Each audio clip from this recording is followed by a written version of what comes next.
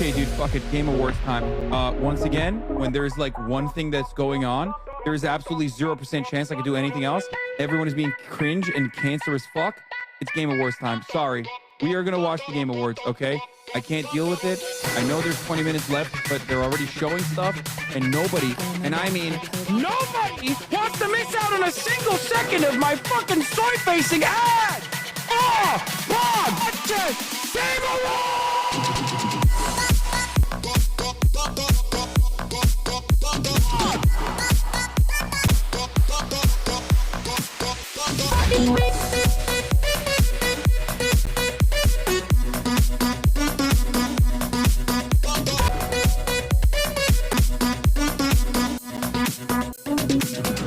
I can't focus on this anymore because all you motherfuckers keep talking about the PlayStation event. You did fucking Mommy, sorry. Mommy, sorry. Mommy. Dude, Megaphonics is literally just like hitting the levels of parasocial that previously people had never heard of before. What's going on, everybody? I hope everyone's having a fantastic evening, afternoon, pre-noon, no matter where you are in the world. I'm Hasan Piker, and this is Dawson. I'm broadcast coming to you live from rainy California, Los Angeles. Folks, we're live and alive. It's not rainy, but it's mostly cloudy here in California, Los Angeles. I'm alive, and I hope all the boys, girls, and MBs are having a fantastic one because today's a beautiful day. Today's a wonderful day. Today is, regardless of the rain, today is Thursday, May 29th. 2025, and I am early. I'm early. I'm not late. People are saying you're late as a joke, but I'm actually early.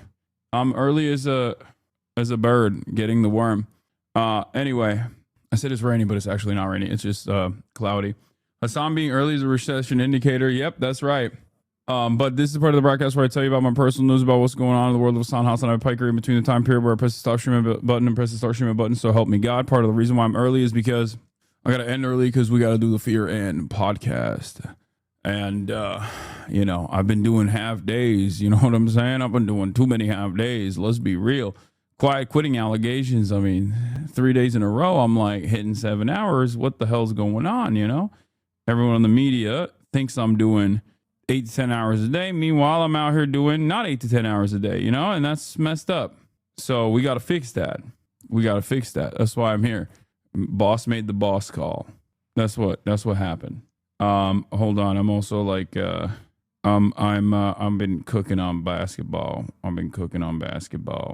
I'm just posting a basketball video, because honest to God, who you got winning it all in the NBA finals? Knicks, New York Knicks, baby. No, in my heart, it's the New York Knicks. There's comeback possible. They're in. They're gonna do it. What the Halliburton? What the Halle Berry? What the hell? What the helly? Told my girlfriend if Knicks win, we go to New York for vacation in wintertime. Let's go. Yeah.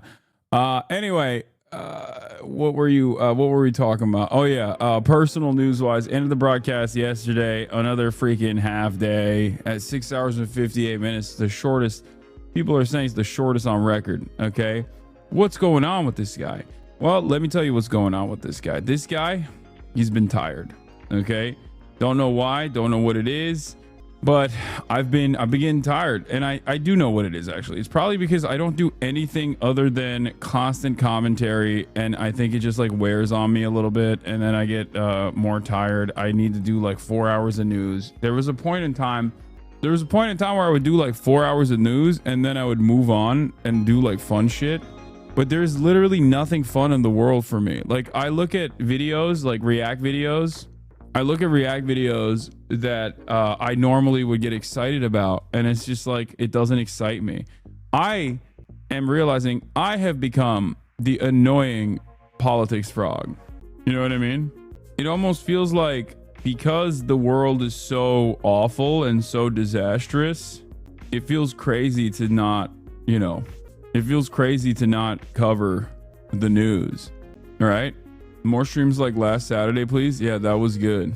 You getting old after all the genocide coverage? Yeah, that's probably what it is. Start doing basketball practice streams. No one would care about the basketball practice streams. Okay.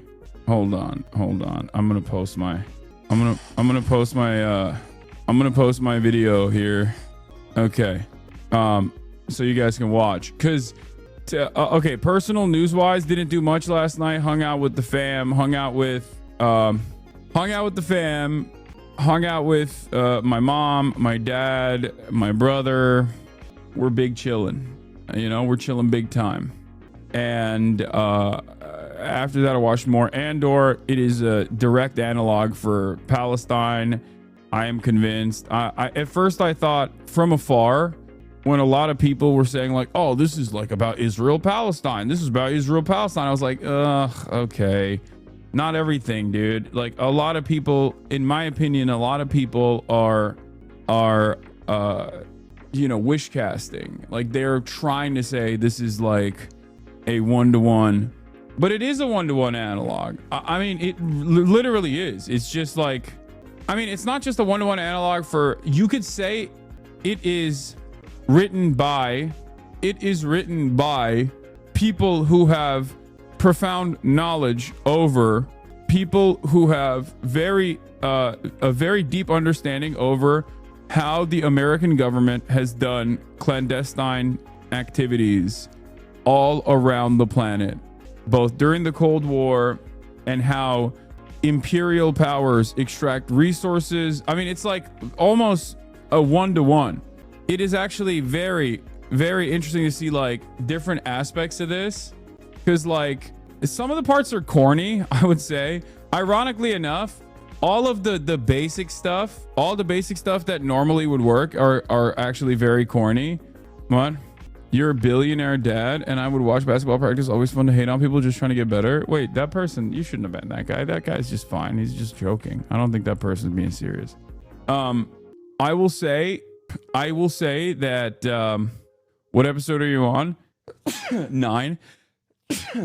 I think I'm on episode 9. I think I'm almost done.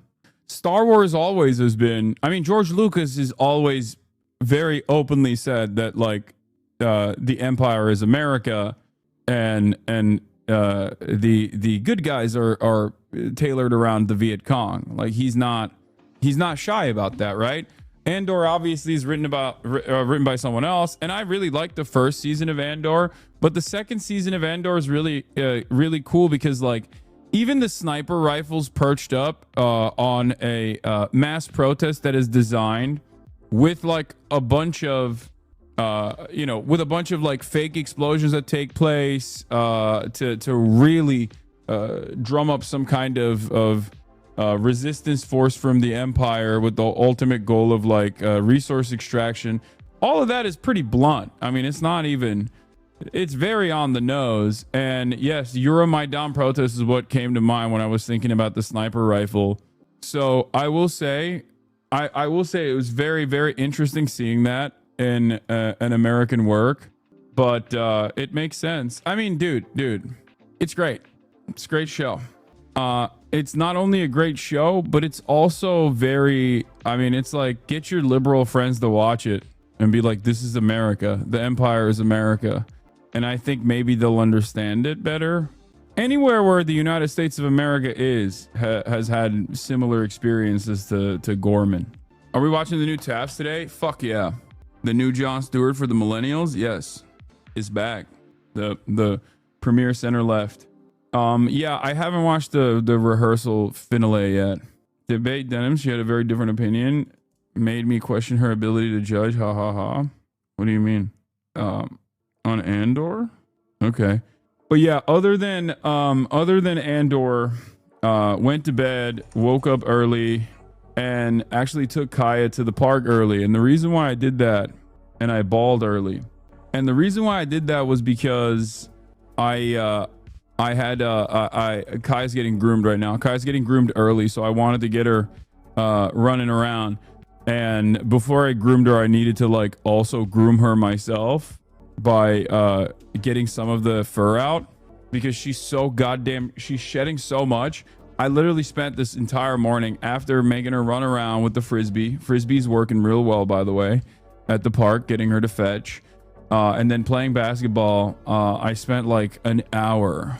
I spent an hour going through Yeah, I got the Piers Morgan Israeli ambassador video here as well. We'll watch it. He's cooking. But yeah, I spent an hour basically trying to get some of her fur off before she gets groomed. And the reason for why I did that is because like the groomers, whenever they take care of her, they never get all the fur off. Anyway, so here's also me bawling. Hold on. Good pick. The boy is out of control. Okay, the boy is out of control. I played 5 games today, and I won 4 out of all the 5 games, and only one of them I lost by like 1 point because I was just, you know, I was cooking today. I was balling. I was Osama bin balling. I mean, this is basically sequential. Okay, this is exactly what happened. My 3s were going in. Unc, hope you ready to show why Duke should have picked you up. I don't think it would have worked that way, but you know, I got those 3s on me. We're really big pants again, bro. I can't. I love wearing the big pants. They're comfy. They're cozy. How's your game in the paint is what's important. Don't worry. I got the paint. I got the paint job. Bro, practicing with miscellaneous unks for the big game. No, miscellaneous unks. The people that I'm practicing with are like, they're actually pretty good. Like the people that I play against are actually pretty solid. You know what I mean? So did you see Trump's reaction to his trade policy being called taco on Wall Street? Yeah, I did. It was fantastic. MAGA has been melting down at Mon Mothma's speech, feeling that it's targeted at them, and Trump is a self-report if they relate to the speech. There are plenty of TikToks and Reels about it. Oh, really? What? Sydney Sweeney is selling 5,000. Wait, is this real? Sydney Sweeney is selling 5,000 bars of soap that contain drops of her own bathwater in collaboration with Dr. Squatch. What the hell? Bro, she is an immensely famous A-list actress. What the hell? Why is she doing that? I mean, like, I'm gonna buy one, but it's just like weird that she's doing it. You know what I mean? Like, if an opportunity presents itself, you gotta buy one, right? Like, obviously, but like, still odd that she's doing that. You know what I mean? Like, when I say I'm gonna buy one, I mean like I'm probably gonna buy as many as I can, right? I assume there's a limit to how many they let you buy of those things, right? But like you got a cop, you have to dribble lower and tighter. You're gonna get stripped like they're throwing money at you. She's desperate for money. She said before that money she made from Euphoria wasn't enough. That's crazy because I send her money every week. Like, that's weird. That's odd. I thought it was enough, like with nothing in return, no demands in return, you know, just like to make sure she has like spending money, like walk around money, that type of shit. Cause like, I think she should be able to have that. Like, she is a fantastic actress, and it's a real shame that we don't fund the arts enough. And I fund the arts because I'm a feminist. And you guys are saying a lot of mean stuff in the chat right now, and I don't understand why you're coming at me for wanting to fund the arts directly. Okay, that is very messed up. Some of you act like you want this socialism shit. I'm doing the socialism shit, being an ethical multi-billionaire, as I am a multi-billionaire, as you guys know. And yeah, you ain't even asking for feed pics. It's like, if she wants to send feed pics, that's fine. That's like that's on her, right? Like, that's just, it's like she doesn't have to. Okay, all right. In any case, let's move on. Did you forget to do something with yourself this morning? It's too early for this conversation. It's never too early. All right. How come you never do stuff like this for your fans? What do you mean? I give you feet for free. What are you talking about? I give you feet for free.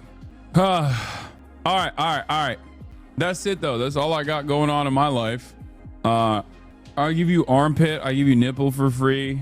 Hasan is a fraud. Okay, I don't have bath water, but okay. Second court blocks Trump tariffs as unlawful.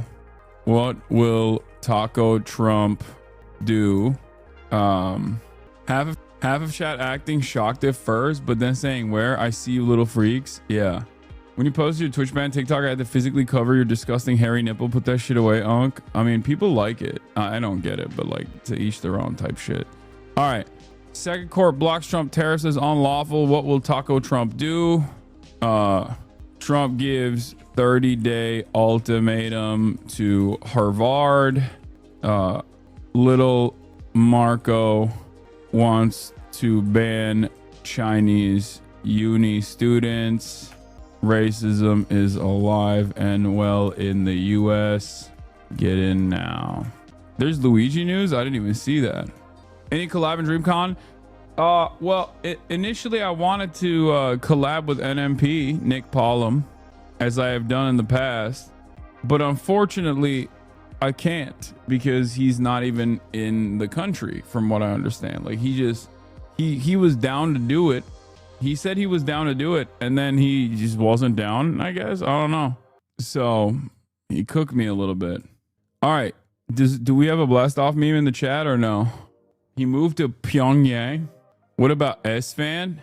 What about S-Fan? I don't think S-Fan's gonna wanna do a collaboration with me, considering that he's out there trying to farm the no politics on the website likers on Twitch, on Twitter. All right, I got the blast off. Let's go. Second court blocks Trump tariffs is unlawful. What will Taco Trump do? Trump gives 30-day ultimatum to Harvard. Israel ceasefire. Little Marco wants to ban Chinese uni students. Racism is alive and well in the US. Get in now. No politics, only reacts, please. Collab with Extra Emily. Ooh, that could be sick. Blast off. What the hell is this? Cine or Extra Emily, please. Extra Emily would be dope. I'm gonna hit her up, but she's probably doing stuff. These guys are all too big. They don't want to collab like that. I'll hit up Extra Emily. Cinna or Emily? I think Cinna's doing stuff already. Pretty sure. Luigi news. You need to go to San Francisco for this. Luigi the musical? No. Cinna's big time now. They're all big time, bro. They're all big time. But this again, remember, DreamCon is in like, it's not in Austin. It's in Houston, which is very far, I think, from Austin. So Cinna's in France right now. Is on. No, they're going to DreamCon. I know she's going to be at DreamCon. What about Ray? They're all collabing with each other. They're doing their own thing. You got to play Night Rain. Are you still dodging that gamer label? No, I would love to play Night Rain. It's just that it's coming out when I'm in. It's coming out when I'm not at my base, at my station. You know, but when I get back, I'll play Night Rain for sure. What about Nephew? I don't even know if Nephew's going. Is Nephew going to DreamCon? I think he probably is.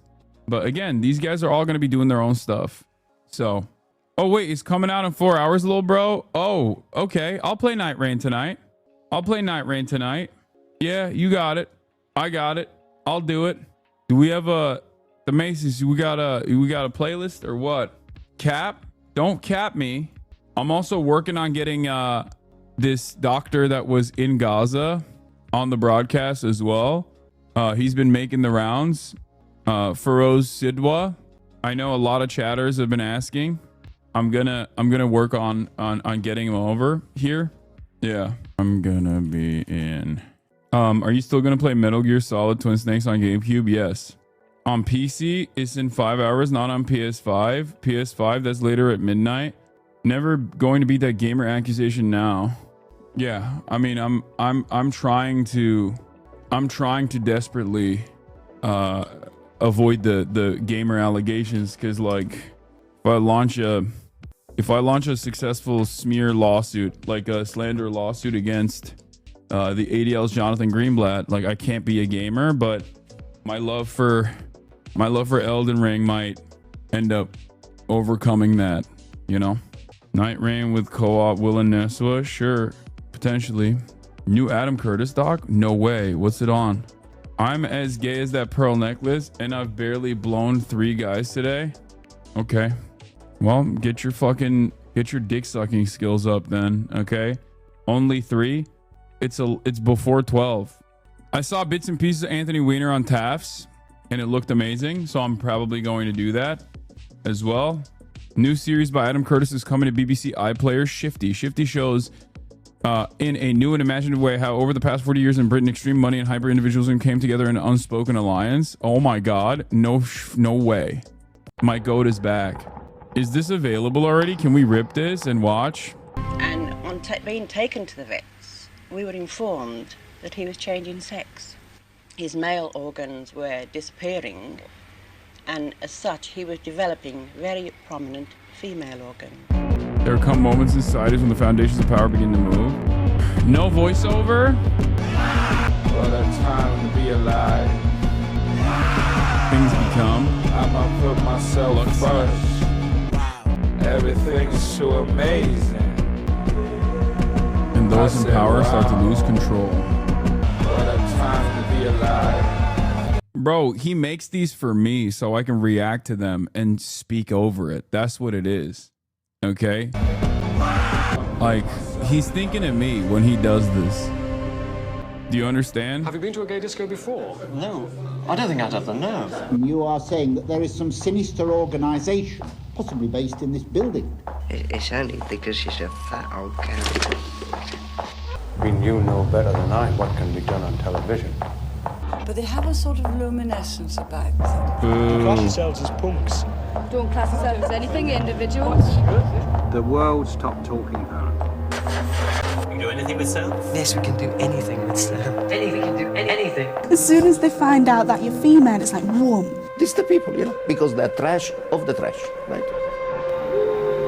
You decided not to watch Trauma Zone because it had no voiceover? Why do you have to lie again? I don't know, man. I'm just fucking memeing. Why do you have to get super serious about everything I say? It's all part of that Hideo survivalist Kojima culture. offliner, like the absolute worst chatter, so consistently. Taking things way too fucking serious. Why do you have to lie again? God damn, bro. He got a shotgun and he decided the best way for all of them was to shoot them all. Oh, well, what can you name him? Have you any suggestions?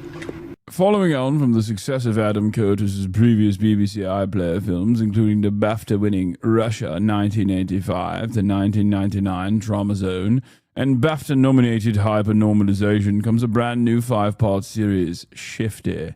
The series shows in a new and imaginative way, new prem story, in a new and imaginative way how over the past 40 years in Britain, extreme money and hyper-individualism came together in an unspoken alliance. Together, they undermined one of the fundamental structures of mass democracy, that it could create a shared idea of what was real. And as that fell apart, with it went the language and the ideas that people had turned to for the past 150 years to make sense of the world they lived in. Oh my. Oh dear. Indeed, indubitably. As a result, life in Britain has today become strange, a hazy dream-like flux in which no one can predict what is coming next, while distrust in politicians keeps growing, and the political class seem to have lost control.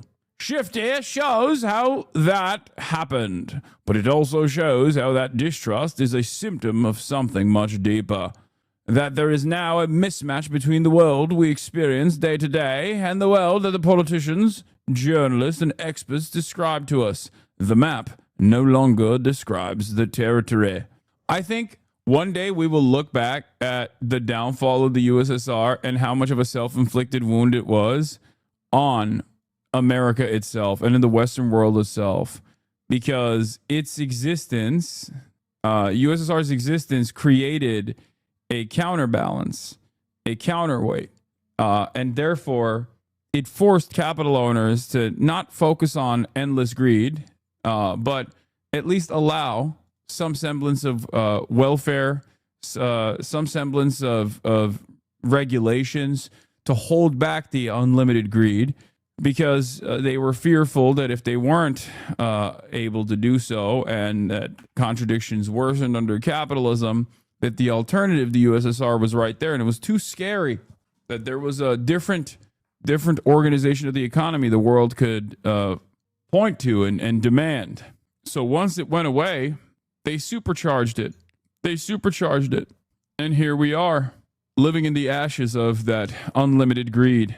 Ironically, it created competition in the political market. Yeah. All right. Do we have the playlist? Do we have a playlist or no? Because if not, I'm going to get started. We got a lot to talk about. Can you please invite Vanilla Mace on Fearan? That seems great. Oh, we do have a playlist. Is this green tea? No, it is not green tea. This is coffee. I'm drinking this coffee. A cold brew coffee. Cold brew concentrate mixtured with water. Out of my commemorative King Charles III mug. This vestibule for the consumption of coffee comes directly from the heart of the British Empire. To commemorate the ascension to the throne of His Majesty, King Charles III, September 8th, 2022. That's right, look at his beautiful mug. And that is not a double entendre. I am, of course, talking about King Charles, the bloody lad. What's great about the mug is that it commemorates the day his mum died. Yes, indubitably. Very nice. All right. Today, we're going to start talking about Trump's global tariffs being blocked by an American federal judge. More accents today? Thank you. Don't worry, I got you. Court has blocked his tariffs on China and other countries, ruling that the president had overstepped his authority under the law. Chief White House correspondent Mary Bruce starts us off. Good morning, Mary. Good morning, George. And this is a massive blow to the president's trade war. For months, Trump has argued that the world is ripping America off, defiant in his executive authority to impose these staggering tariffs. But now a federal panel says the president is overstepping his authority and that his tariffs are illegal. Overnight, a staggering setback for President Trump's aggressive trade agenda. A panel of judges on the U.S. Court of International Trade blocking most of Trump's sweeping tariffs on China and other trading partners, determining that they are contrary to law. The move effectively bringing Trump's trade war to a screeching halt. In April, the president declared a national emergency to impose his so-called reciprocal tariffs on goods from every country that trades with the U.S. without seeking approval from Congress. My fellow Americans, this is Liberation Day. As markets roiled, Trump defiant. I know what the hell I'm doing. But overnight, the federal panel ruling that the law does not authorize the president to use emergency powers to issue tariffs, and that his executive orders exceed any authority granted to the president. The judges appointed by Presidents Reagan, Obama, and Trump also blocking tariffs Trump imposed on China, Mexico, and Canada to combat fentanyl trafficking because they do not deal with the threats described in the president's order. The Trump administration overnight quick to appeal. The White House rebuking the court. I think the court's coming after our big, beautiful boy that simply wanted to molest the money, and stopping his money molestations is really messed up. The judges that have played a role in blocking this so far as I understand, are Reagan judges, Obama judges, which is, of course, lame. Obviously, Obama is a communist, but also Trump appointees. So it's not like these guys are all woke libtards, okay? Down to the Obabe judge. So they're just saying enough is enough. Your money molestation must stop. And it's really messed up. I was thinking about this. As you guys know, I don't entertain conspiracy theories. I do like conspiracy theories. I like analyzing conspiracy theories, but I'm not like a big conspiracy theorist. Having said that, this has played out so perfectly that it almost feels like a psyop to make it seem like if there was ever an opportunity for real trade protectionism, if there was actually a real socialist in charge, that the court system and all of our legal processes will destroy that, because Donald Trump has gone through this in the most idiotic way possible, that it almost feels like we just wanted to make sure that the judicial process could just like eliminate any kind of initiative from the executive office in the future.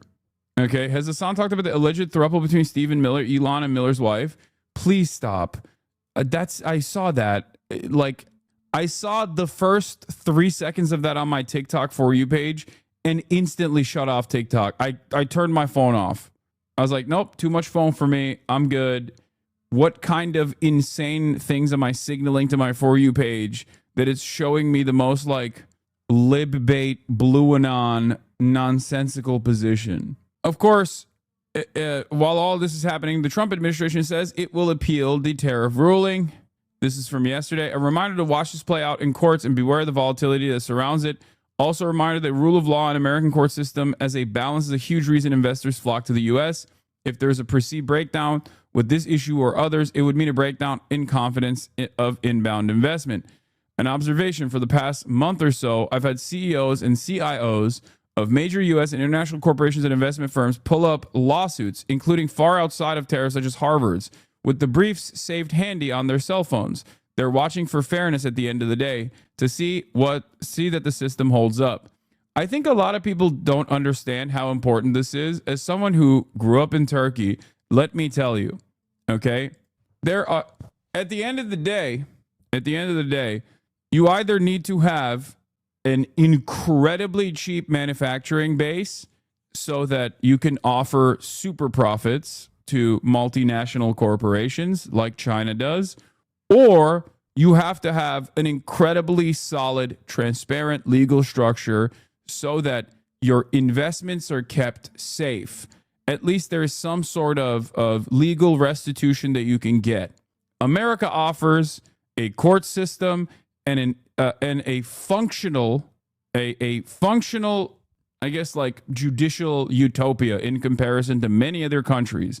The reason why I'm making this comparison with Turkey is because when I was at Bloomberg in Turkey, Bloomberg Habertürk in Turkey, this was one of the things that came up quite frequently when I think this was like the era of privatization for Erdogan. I mean, there's never not been an era of privatization for Erdogan, but I remember vividly there was one meeting I went to with like MBA students. There's something above an MBA. I forget what it was, but the most important thing that they were talking about,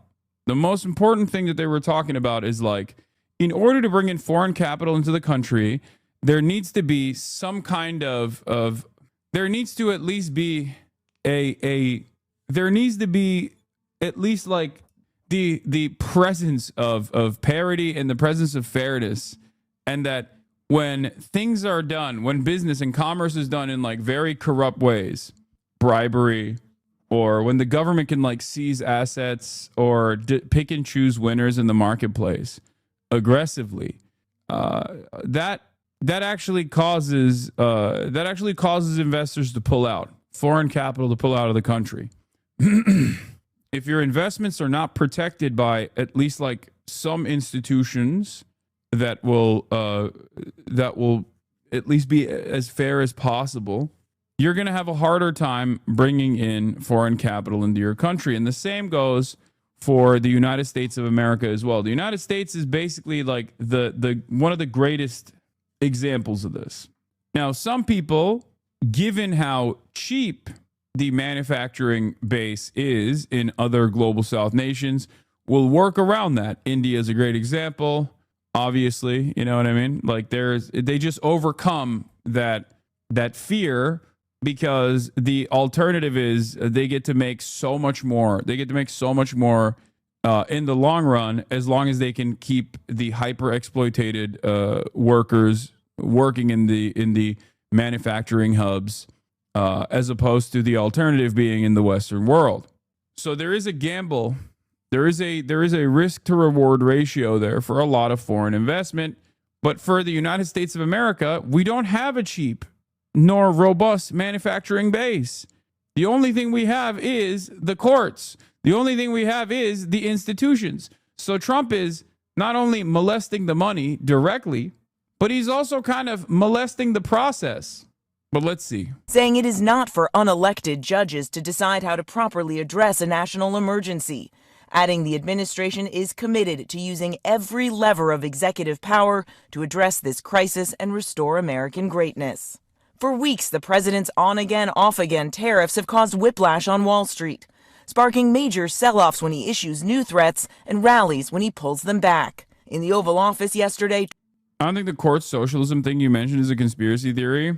Is it not true that the American legal system is wrapped around capitalism and would have to be fundamentally changed in many ways for allow for institutional socialistic policies? Yes. That's why I said I'm joking. It almost feels like he's like trying to eradicate any kind of opportunity for a potential like social democratic leadership to come in to make some changes unilaterally from the the executive office. I don't think that's the case anyway, though. All right, let's keep going. Trump lashing out when a reporter asked about a new term for his turnarounds. Mr. President, Wall Street analysts have coined a new term called the taco trade. They're saying Trump always chickens out on your tariff threats, and that's why markets are higher this week. What's your response? I'm not kidding when I say this. This, I think, originally came from the Financial Times reporting, and Financial Times has been kind of carrying the entirety of Legacy Publishers of the West on his back for the past year and a half. I kind of feel like the taco shit is dangerous, but I would be lying to you if I wasn't excited. If I were to tell you I'm not excited to see where this goes, I'd be lying to you. And I kind of feel like a lot of people that have been, that feel as though they've been fucked over by these systems also want to see how badly Trump can blow this shit up. I'm scared. I'm cautious. I think that it's not good if we had a fucking Great Depression. But also at the same time, don't you kind of want to see where he will take this a little bit? Like, there is at least for me, there is this morbid curiosity. And I want to see, like, how badly could he molest the money? How badly could he fuck the bag up? It's almost like I think there are a lot of people who, like, deep down inside, there's a lot of people who are like, I kind of want to see where this goes. That's because you're a rich asshole. Yeah, if he fucks the bag up, he fucks the bag up for me too. What are you talking about? The rich assholes are the ones who are freaking the fuck out over Trump's money molestation policies. What do you mean? The rich assholes are literally the people who are like, do not fuck this up for me. I am making so much money right now. Who do you think is more freaked out? I know everyone is saying that's because you are a rich man, you are privileged, you won't end up in the streets. But like, chatters. I know. That's why I'm saying I'm cautious. That's why I'm saying it's like, that's why I said it's a morbid curiosity. And it's almost like a, what do you call it? It's almost like it's bad. It's like the call of the void. Okay. It's like, when you step next to the ledge and you're like, there's just like a brief moment where you're like, that's crazy. It's the call of the void. So I know it's bad. It's an intrusive thought. It's an intrusive thought. Exactly. But it's funny when people go, you are privileged. But it's like, it's the most profoundly privileged people on the planet that are literally actively trying to stop Trump from fucking the bag up for them. Do you see what I mean? Like, on the one hand, I recognize Trump nuking global trade is destructive, as I've covered extensively. On the other hand, there is this like, this system is so fundamentally flawed. On the other hand, there is this like weird little inkling inside of me, this weird little voice that's just, an intrusive thought that I'm being perhaps a little too honest about, that goes, how far could he take this? Like, how far? What would he do? What could he get away with? Do you see what I mean? And I think there are a lot more people out there that genuinely feel this way, not recognizing the immediate impact because they're stupid, okay? And not recognizing the damage that this would do to them individually, that are so resentful towards the consolidation of wealth and power, even if they themselves are little capitalists in training, okay? They have the same fucking like Sigma grind set. One day I'm going to be a capital owner. I'm just a temporarily embarrassed millionaire attitude. And yet still, they are so angry and so understandably resentful for the consolidation of power and wealth at the tippy top that they are also going, yeah, just fuck it up a little bit. Fuck it up. Fuck them. This was what I think happened with the first tariff initiative, where there were a lot of dummies that were unironically talking about how this was a great wealth transfer. It wasn't. Money is fake. And he was just removing zeros from the end of it, okay? That's all he was doing. The first tariff initiative, when it first launched, he just wiped trillions of dollars of value out of the American stock market, and it just went nowhere. It's like it just erupted in flame. And yet people were still trying to present it as like a big W. And I think there's a desperation. There's a desperation there. Like, people are so angry, so resentful, and so interested in change that they're like, change in any direction is good. The reason why I'm describing this to you is because I need you to understand like what the anger, like what the motives are for people who like Donald Trump, like where this comes from. Like, what are the different factors that contribute to his popularity? Because I believe that if we actually fully comprehend what those factors are, we can at least use it to our advantage and hopefully get these people on board and redirect them towards more productive points of anger and resentment. Okay? Anyway, let's continue. To that. I kick out? Chicken out. Oh, isn't that nice? Chicken out. I've never heard that. 6 months ago, this country was stone cold dead. We had a dead country. We had a country people didn't think it was going to survive, and you ask... He's so mad. He's like, this is the most disgusting. This is the most disgusting. This is the most disgusting question anyone has ever asked. No one has ever asked such a nasty question. A nasty question like that. It's called negotiation. The court has now given the administration 10 days to halt these tariffs, and the Justice Department is now appealing, setting up a legal fight that could soon reach the Supreme Court. George. And Mary, the Washington Post is reporting that this Qatari plane deal, which the Defense Department had said had been finalized, actually hasn't gone through.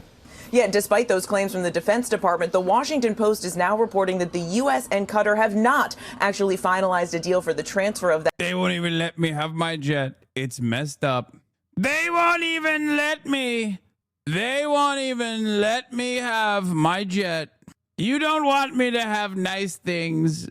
They don't. The Democrats hate you and they hate me. They don't want me to have nice things. That $400 million luxury jet that Trump plans to use as the new Air Force One before being transferred to his presidential library. Now, according to the Post, Qatar still wants to clarify the terms of this deal, including making it clear that the transfer of this jet was initiated by the Trump administration. None of this, though, is expected to derail this deal. The plane's already in the U.S., but it is sure to continue and to spark those legal concerns about this transfer, George. It's all about those legal challenges.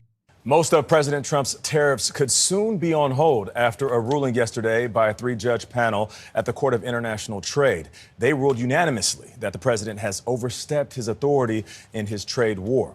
In response, the White House said, quote, "It is not for unelected judges to decide how to properly address a national emergency," end quote. CBS News business analyst Jill Schlesinger is here to break this all down. Jill, good morning. Good morning. So what does this mean for President Trump's tariffs? Does this mean that they are off? Well, it means that we have another chapter in the story. This story is not over yet. Okay. Because what this ruling does is it says it clamps down and says you've got 10 days to go through a bureaucratic process to take away these tariffs that were announced on April 2nd.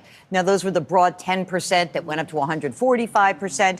Other tariffs on steel, aluminum, and cars, those were done under a different law, and those remain in place.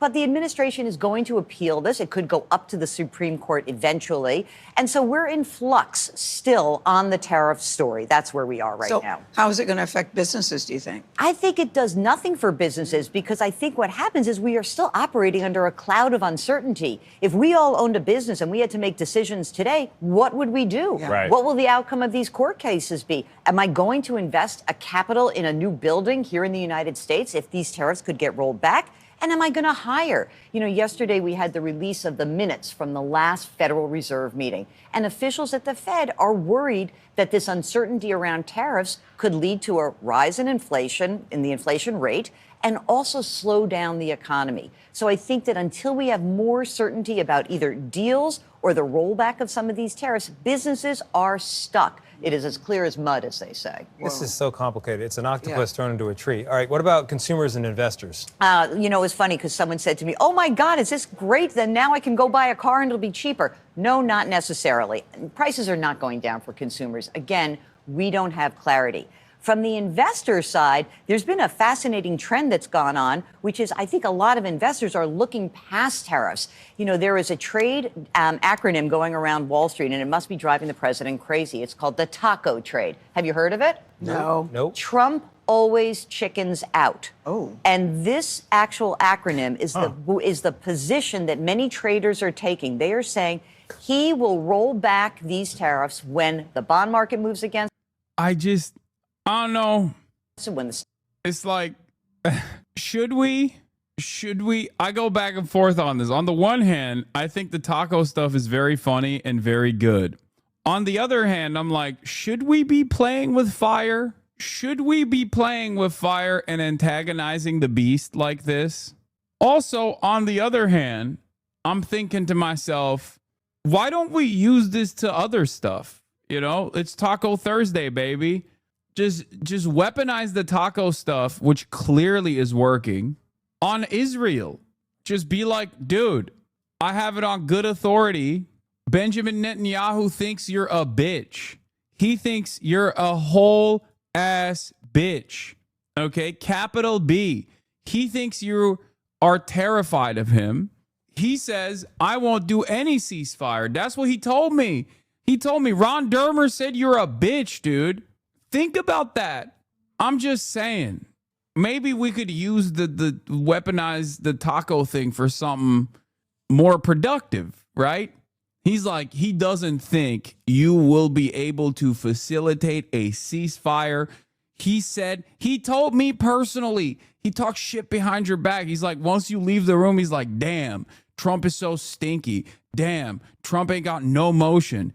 He said he liked Joe Biden more.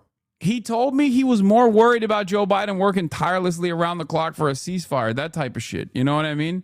I'm out of options, man. I'm out of options. Okay. You know, do you have a better alternative? I don't think so.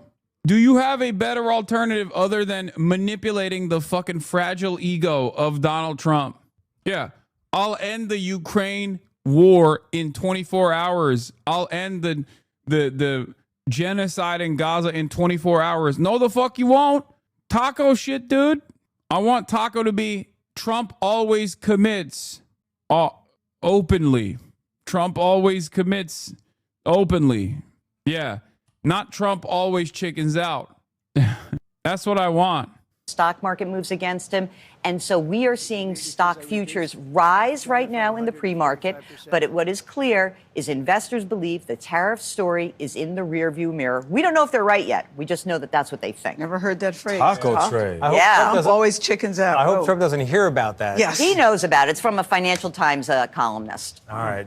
Dr. Navarro, welcome back to the programme, sir. First of all, I think we've got to get into the ruling overnight. Have you spoken to the president? And ultimately, what's his reaction to what we heard? Haven't spoken to the president yet, but this is the libbest you've ever been, maybe. Because I'm desperate, man. I'm desperate. Okay? I'm desperate. What are you talking about? It's literally the same reason why I was like, look, man, I don't really care. Obviously, it's a bribe that Qatar gave Donald Trump a $400 million plane. Like, it's not, that's a bribe. Like, everybody knows that's a bribe. This is just how he operates. If that bribe moved him even marginally in the direction of a ceasefire in Gaza, like, I don't care. It's awesome. I'll fly to Qatar right now, you know, and kiss the feet. Do you see what I mean? It's more so coming from a place of desperation rather than joking. You're spot on that anything that drives him insane is great. Yeah, I mean, that's funny. It's funny that it drives him insane, but it's also like when you're that desperate, you'll use whatever you can to your advantage. Why is the view count so low? What's going on? I started early today, and when you start early, it just like cooks. I've trained my audience to basically watch me after 11 a.m. And instead I started at 10, which implies that it probably doesn't send out notifications to many people on Twitch. Anyway, let's keep going. I've spoken to the people who have spoken to the president. Look, we're in a situation now. Big picture here is IEPA. We were using the International Emergency Economic Powers Act. There's no question that there's an economic emergency with respect to both uses that we had. One is we are in a world where China has killed over 1 million Americans with fentanyl poison.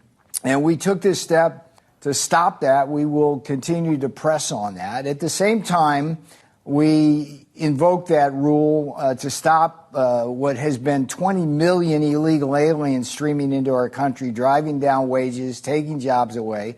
That's an economic emergency. And on top of that, the world continues to steal about $1 trillion a year as measured by the trade deficit.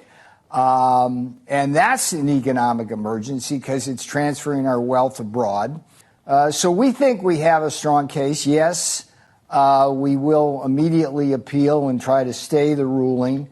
But at the same time, the court, interestingly enough, basically said we were right, just use different rules and laws.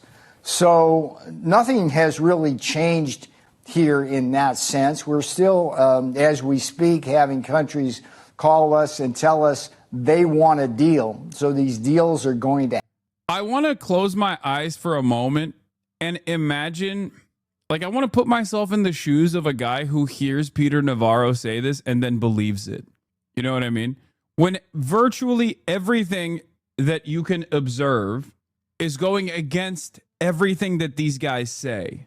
Like, I want to know what kind of, like, who is the type of dude that watches and goes, hell yeah, they're doing so many deals, dude. They're doing so many deals. America's on the up and up, dude. Trump brought in $100 gazillion, dude. And you're like, Dad, that's not a real number. You just heard that on television. Like, what? Who told you this? Nah, you don't understand. America's on the up and up. It's the hottest it's ever been. Everyone on Facebook is unironically that guy. React to the necessary conversation. What's that? Like, who's listening to this and going, yep, sounds good to me. Sounds like we're winning, okay? Big time. At this point, there is like, it's gotten to a point where it's like hard to, I don't know. Like, what is the purpose of all of this? They just lie about everything, like, all the time with great frequency. And I guess people kind of believe it. You know, people just believe it. They want to believe it, so they believe it. We're moving into a new formation. We're moving into a new formation where it's just like AI, cults, politics is just cult-like. It doesn't matter. No more interest in the truth whatsoever, even when things directly impact you. But I guess you can always lie, and then once push comes to shove, and once, like, you start recognizing the impact of these statements, the impact of the actual harm, once you actually recognize the real harm that you're experiencing from these decisions, well, then by that point, they'll move on to the other thing. They'll move on to another thing to get mad about and redirect your attention to something else. Happen.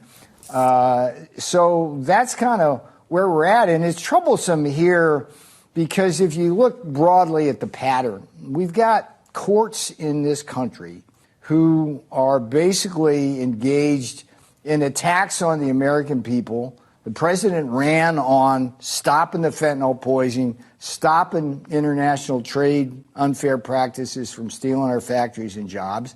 And courts keep getting in the way of that. The courts get in the way of our trying to deal with the border issues. Now they're getting in the way of our trying to deal with the fentanyl crisis.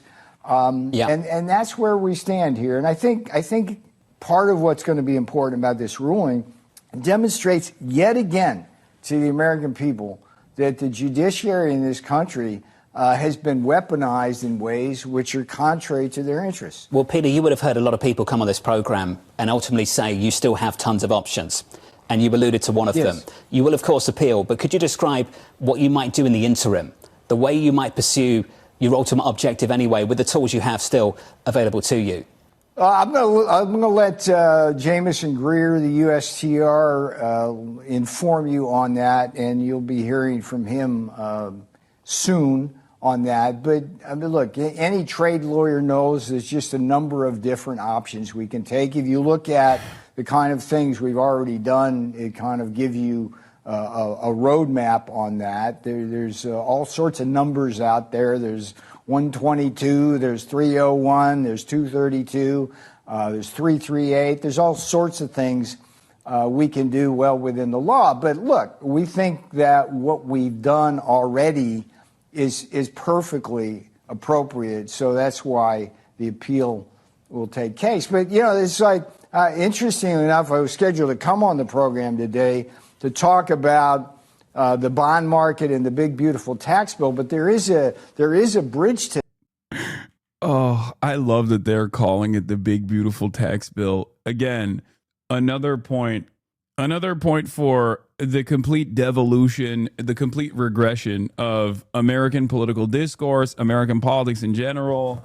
It's just so, it's signaled to the dumbest guy you know. Everything that this administration is doing is signaling to the stupidest person you've ever encountered, okay? Incredible, fantastic, phenomenal.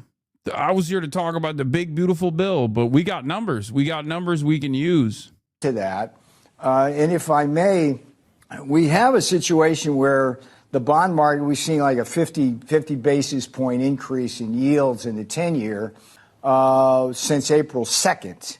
And a lot of the hysteria around the big, beautiful tax bill centers on the Congressional Budget Office scoring that bill in a way which says there's going to be a $3.7 trillion addition to America's national debt over the next 10 years. And so, of course, you got to finance that, and that drives interest rates.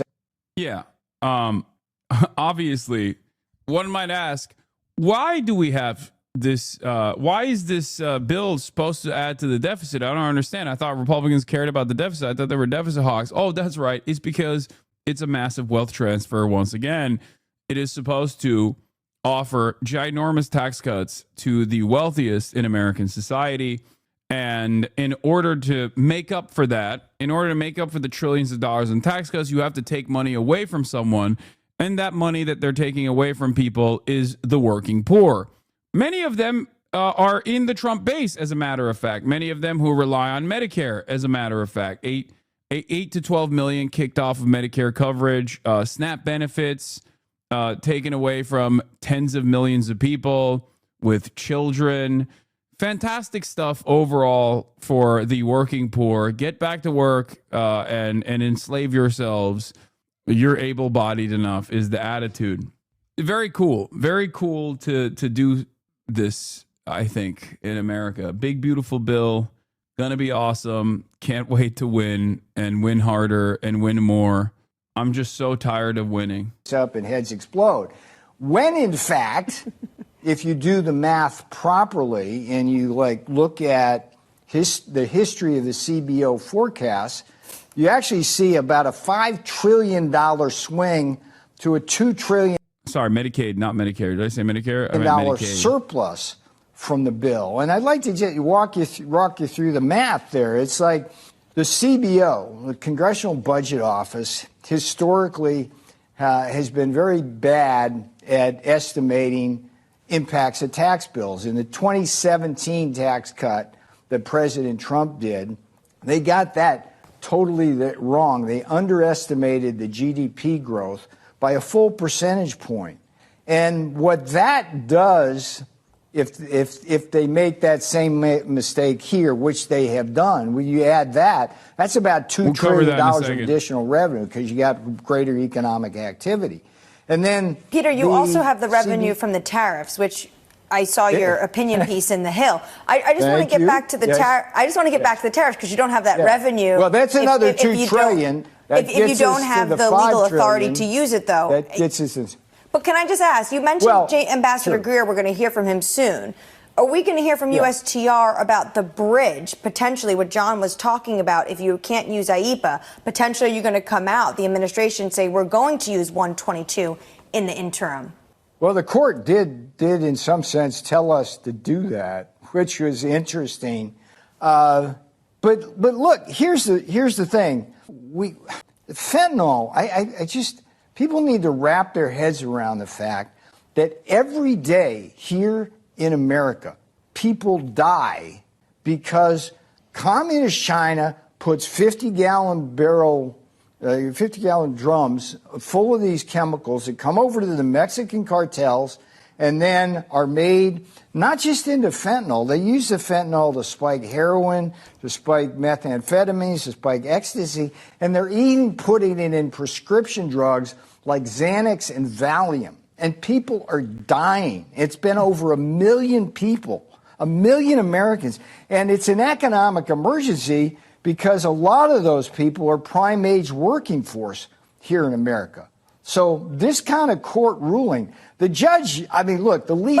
Does anyone believe that the Trump tariff stuff is for fentanyl? I feel like obviously they wanted to do this in a way where they could declare a national emergency so that they could have even more power. Because normally a lot of the tariff stuff, especially if it's directional, especially if it's like industry specific, is usually left up to the executive authority. Congress has historically allowed the executive office, the White House, to make decisions on tariffs. But Donald Trump knows, or at least Donald Trump's advisors know, that he can't make these broad declarative, and not industry-wide, but broad declarative tariffs on every single country in the way that he has. Obviously, as the courts also have ruled, you do not have that kind of power, right? And therefore he had to find, like, I guess his advisors had to find a devious way to give him this awesome power, this extraordinary power, right? And part of that comes from declaring things a national emergency. If you declare something a national emergency, then the White House has more power than it did prior. Okay, so in order to declare something a national emergency, or in order to use the tariffs as a weapon to wield, he basically said, like, oh, this is the fentanyl. It's because of fentanyl. Fentanyl's coming over the border. And that is a national emergency. Too many people are dying because of fentanyl. And then he turned around and said, that's why we're tariffing fucking Canada. And I feel like when he just did it on Mexico, it was one thing where most people are like, yeah, it is coming from the southern border, even though ironically, a lot of the tariffs are, a lot of the fentanyl is coming from China by way of regular points of entry, okay, through, normal routes of commerce, okay? But having said that, when he was like, oh, that's why we're actually putting a tariff on Canada because of fentanyl, everyone was like, what the fuck do you mean? Like, it's just, none of it makes sense. None of it makes sense. It doesn't, like, I don't know why he's even, like, who believes this? Who's like, yeah, this is actually a great way to deal with the fentanyl crisis by adding tariffs, by basically slapping a sales tax, a broad sales tax on all consumer goods. We are combating fentanyl. But if the court said, if the ruling said, Peter, and we've been talking about this, page 34, 35, they say, basically, you are in your right if you use Section 122. Why didn't you guys do that from the beginning? Well, Section 122 only gives you 150 days. So there's your answer right there. So, Section 122, if you use this now for 150 days, would it be a bridge to 301 or a bridge to 232? What are you thinking more long term? You can be the strategist on that, but those are the kinds of thoughts. And look, if anybody thinks this caught the administration. That's not, you guys are throwing up question marks, but again, the president has, by Congress, through precedent, broad powers on directing trade. Okay. So the question that they're asking Peter Navarro here is not the wrong one, where it's like, you already have these powers. Why wouldn't you use those powers? Why are you instead trying to do this unconstitutional way of, or this illegal way of applying these broad tariffs across the board? And I guess it's maybe a trial balloon. I really don't have a good answer for it. I think that's they didn't use it because they didn't know. No. That's not true. I don't think that. Like, yes, Trump is stupid and Peter Navarro is stupid. A lot of people at the top are stupid, but they have actual advisors. Stop. They have actual fucking advisors. Please. Especially Republicans. If you think Republicans don't have devious methods, no shot, dude. No shot. This is all they do. like Donald Trump right now is following through on 40 years, almost 40 years of the Republican agenda. It's not out of pocket at all. Every action that he has made in terms of creating this unilateral power structure in the hands of the executive office, in the hands of the White House, that is not new, okay? That is just a continuation of the unitary executive theory. It's not, this is following the Heritage Foundation's project that has been around and been implemented slowly but surely for almost 40 years. This is not new. It's not new at all.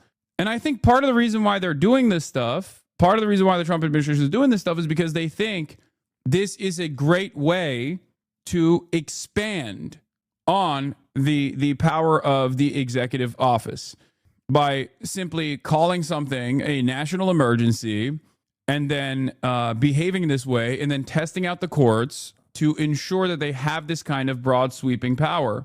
I think that's the reason why they're doing it.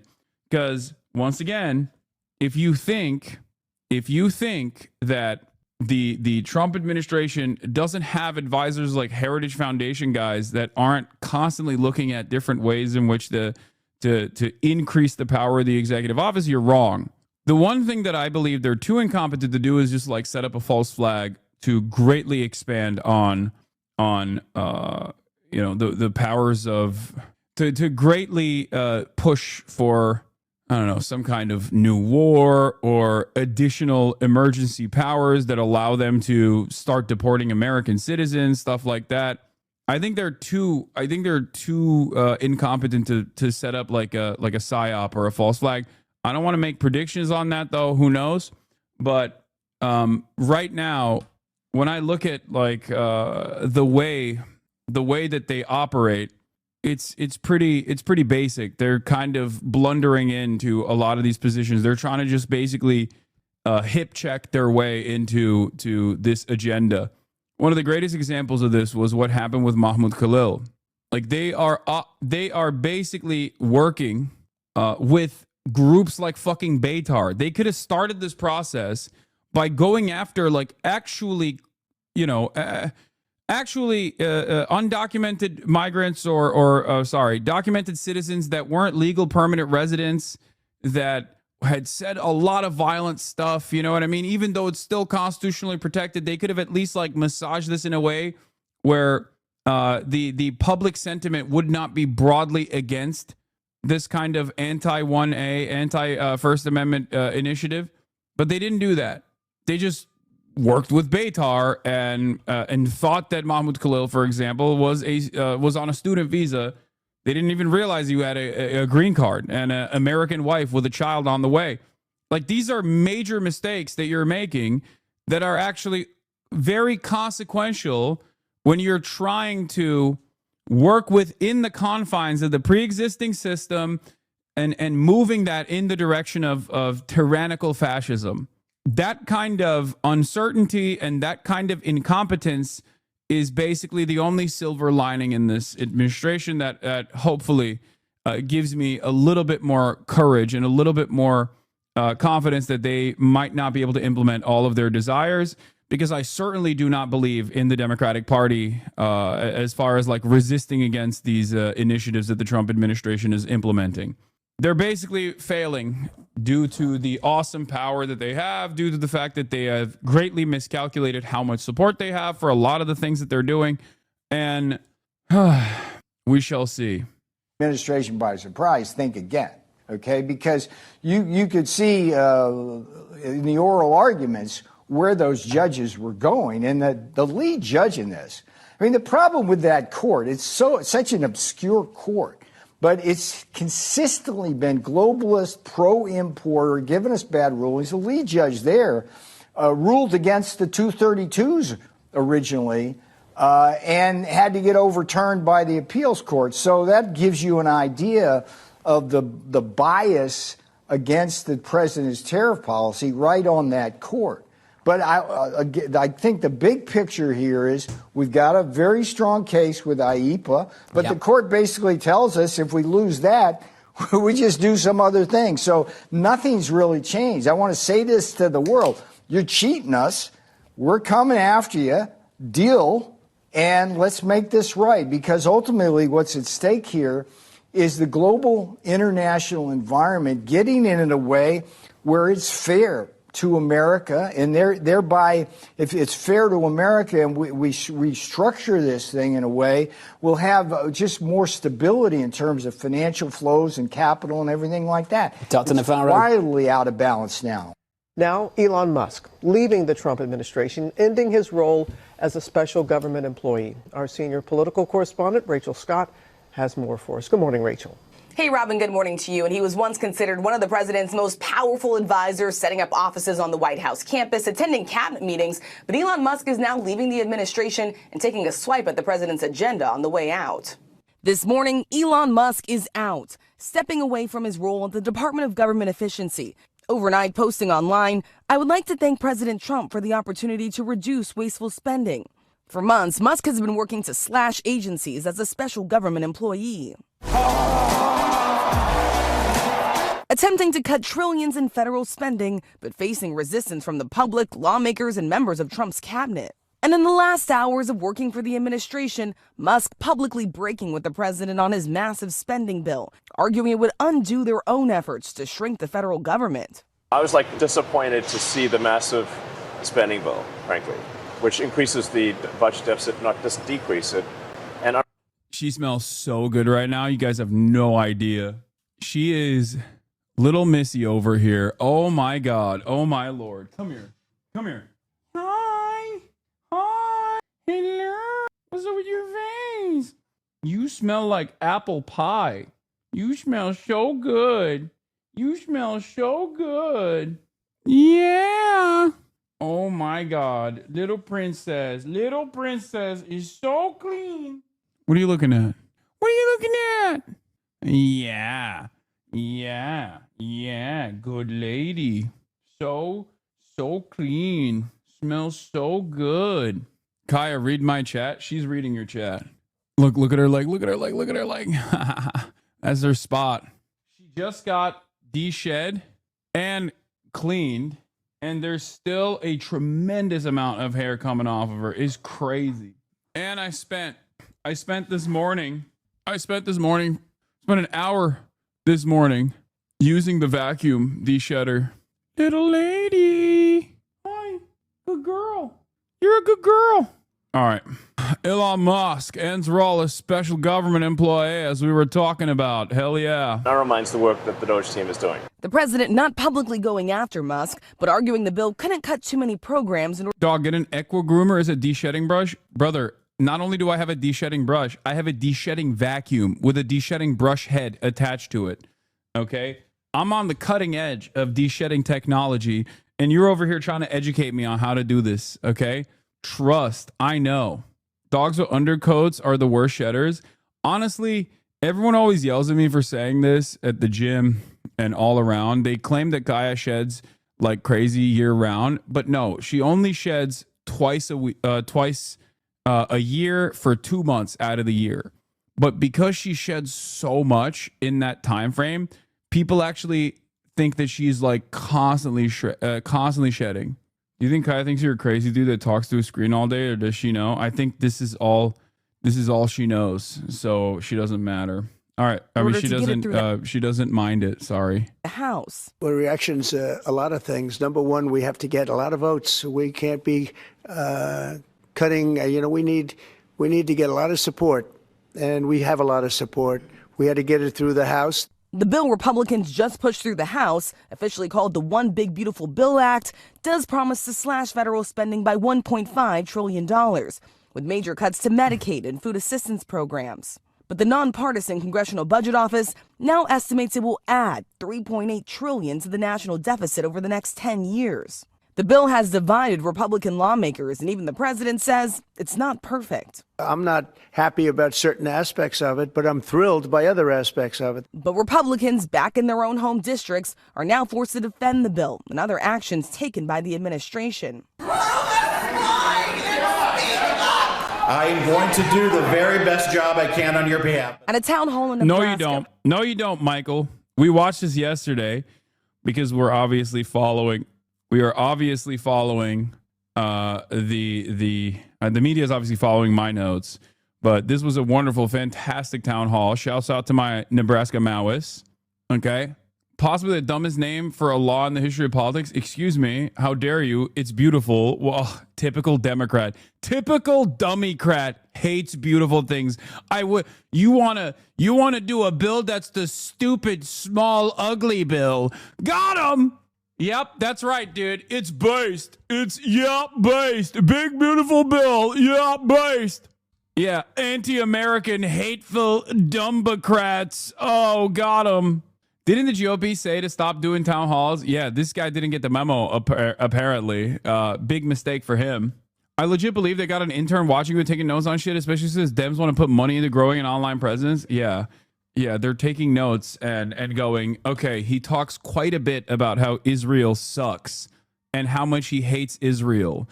And how angry and resentful he is towards the Democrats for constantly propping up Israel as the most moral democracy. I guess we have to spend our $20 million elsewhere. Yeah, they take notes to do the exact opposite of what I've been doing. What would you say as civilians we could do to stop this big, beautiful bill from passing? What's the most impactful way to make a change? Protest, call your representatives, continue going to town halls, continue making a big fuss. I don't think it's going to pass in the current ways it has been presented in the Senate regardless. But Democrats are, I am not seeing a lot of motion from the Dems right now. I have not seen any major Democrats on television talking about this idiotic bill. It's like shocking. Very little anger and resentment over this otherwise completely fucking insane bill. I don't know what's happening. Cory Booker, I guess, is too busy writing a book about his filibuster. So Schumer said he isn't voting for it, so it probably already has the votes. No, it does not. No. Don't be crazy. It does not. Part of the reason why it doesn't is because Republicans in the Senate, being insane, think that the bill doesn't fuck the poor harder. Like, there are Republicans in the Senate that are like, I'm not seeing enough death and destruction to the working poor. We need to cut more. Okay? Think about how insane that is. There's also the Trump side of this equation, which is why Trump will say there's good parts of the bill, there's bad parts of the bill. The reason why Trump is saying that and not going, I love this bill, it's the greatest bill of all time, we should do the bill in the way that it is presented, even though he goes back and forth on that too. Don't say bless you. We are not blessing anymore. Science you, okay? Logic and reasoning you, okay? Empirical evidence you. I don't want to hear bless you. This is an anti-Christian space. You know this already. Yes. Peer-reviewed research you. I'm not welcome here. Yes. Christian Saint Dior. No. No more Christianity. We got no more Islam, no more Judaism, no more Christianity. We're doing science. We're doing logic. We're doing reasoning. We're doing empirical evidence, okay? Zoroastrianism is fine. That's the only one that I'm allowing. This is an anti-religious space. I'm a r/atheist, okay? I'm a Reddit atheist now. The only one that's allowed is Zoroastrianism. Nothing else. Only because it's badass and pretty crazy. Like the Towers of the Dead is a wild concept that I learned in Theology 101, and that's it. No Scientology either. Republican Congressman Mike Flood admitting he wasn't aware of everything that was in the bill when he voted for it. That's like that's so gross. That's so gross. Oh, sorry. I didn't realize there was a poor child annihilator provision in the bill. My bad. Is insane. It's like, you got one fucking job, asshole. The fuck do you mean you didn't know there were these things in the bill? Like, what is that? Oops, all austerity. Didn't read it though. No, he did read it for the right. I mean, he knows the broad strokes of it. Okay. That's why he came into the town hall being like, we got to cut our spending. We got to cut our spending. We got to be fiscally responsible. We got to be fiscally responsible. And then people that actually read specific provisions of the bill that were like, hey, why do you want people who are poor? Why do you want children who are born into poorer families to die or to not have access to food? Because that's what you're cutting. He was like, I don't know. It's just we're fiscally responsible. Fiscal responsibility. This provision was unknown to me when I voted for the bill.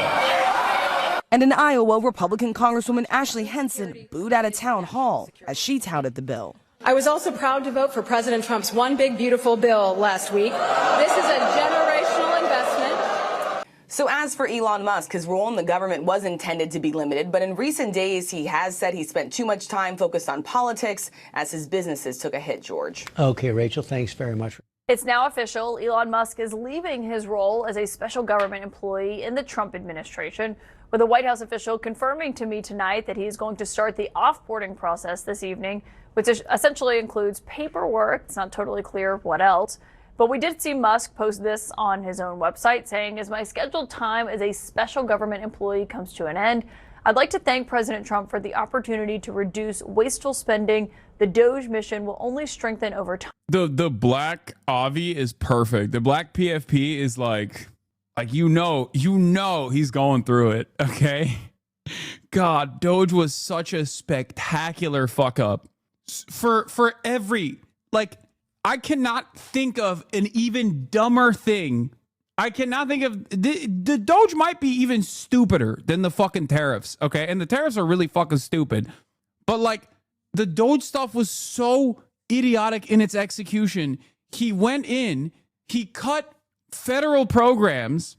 Turns out discretionary spending that was already allocated is not actually fucking putting a dent in the deficit at all, which anyone could have told Elon Musk or any number of different people if they were to, listen to reason.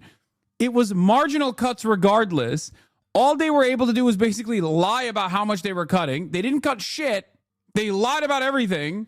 They found a couple idiotic US aid allocations that were $8,000 to make people in Zimbabwe fucking eat vegan or whatever, which is nothing. It's not. It's I assume, CIA agents basically trying to hide money for their own personal benefit in these stupid programs. Okay. All the while they cut the National Weather Service. Okay. They cut the National Weather Service for no reason. They cut the Department of Energy, which handles the nuclear program, which handles the nukes, and then had to go back and be like, oh my God, we're so sorry. Can you please come back to work? Vital services. They cut a bunch of vital fucking services. Everyone got mad. Everybody was like, what the fuck are you doing? Doge is literally one of the most popular government initiatives in history. 73% of Americans say they support cutting government waste. Trump brought in the smartest man on earth to do it. The left destroyed Elon for it. The GOP won't vote on it. I can't believe this. Did my best. Sigh.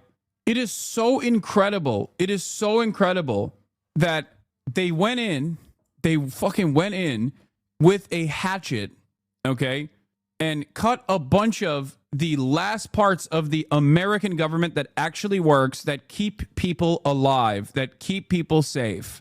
And they did this in this haphazard manner in broad daylight. And the person that was supposed to communicate this initiative is, I'm sorry, this is not ableism, the most autistic man on the planet. And on top of that, he's not even cool autistic in the way where it's oh, he's brilliant. Let the maestro do his thing, but also insanely repulsive on top of that. Okay. Which is why he is not a very good communicator of anything. He's just horrible at marketing in general. And everyone was like, what are you doing? The fuck are you doing? Stop doing these things. He just fucked it up so poorly, so bad. Amazing. It was spectacular. An incredible failure. Just a fucking failure from start to finish, And now he had to leave in disgrace after everybody was like, we hate you. You are the least popular figure in the administration. Hasan, you're so ableist. You might be the most ableist person. It's true. And again, I have to repeat this. They did not even accomplish even marginally one of the main goals, which was to cut government spending. They did not accomplish this at all. I need you to understand, half of the programs that they discontinued had already run out of funding. The discretionary spending that was allocated for those programs, they just shut off.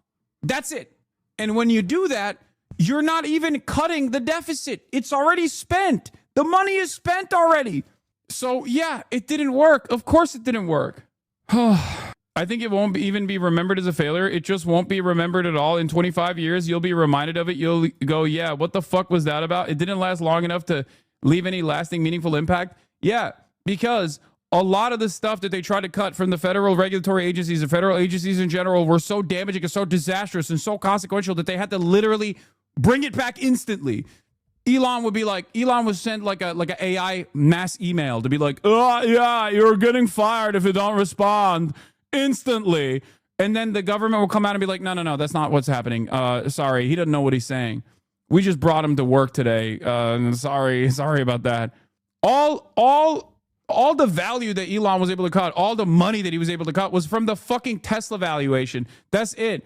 The only thing he was able to burn was Tesla stocks in the process, because as the key man, he is associated with that brand.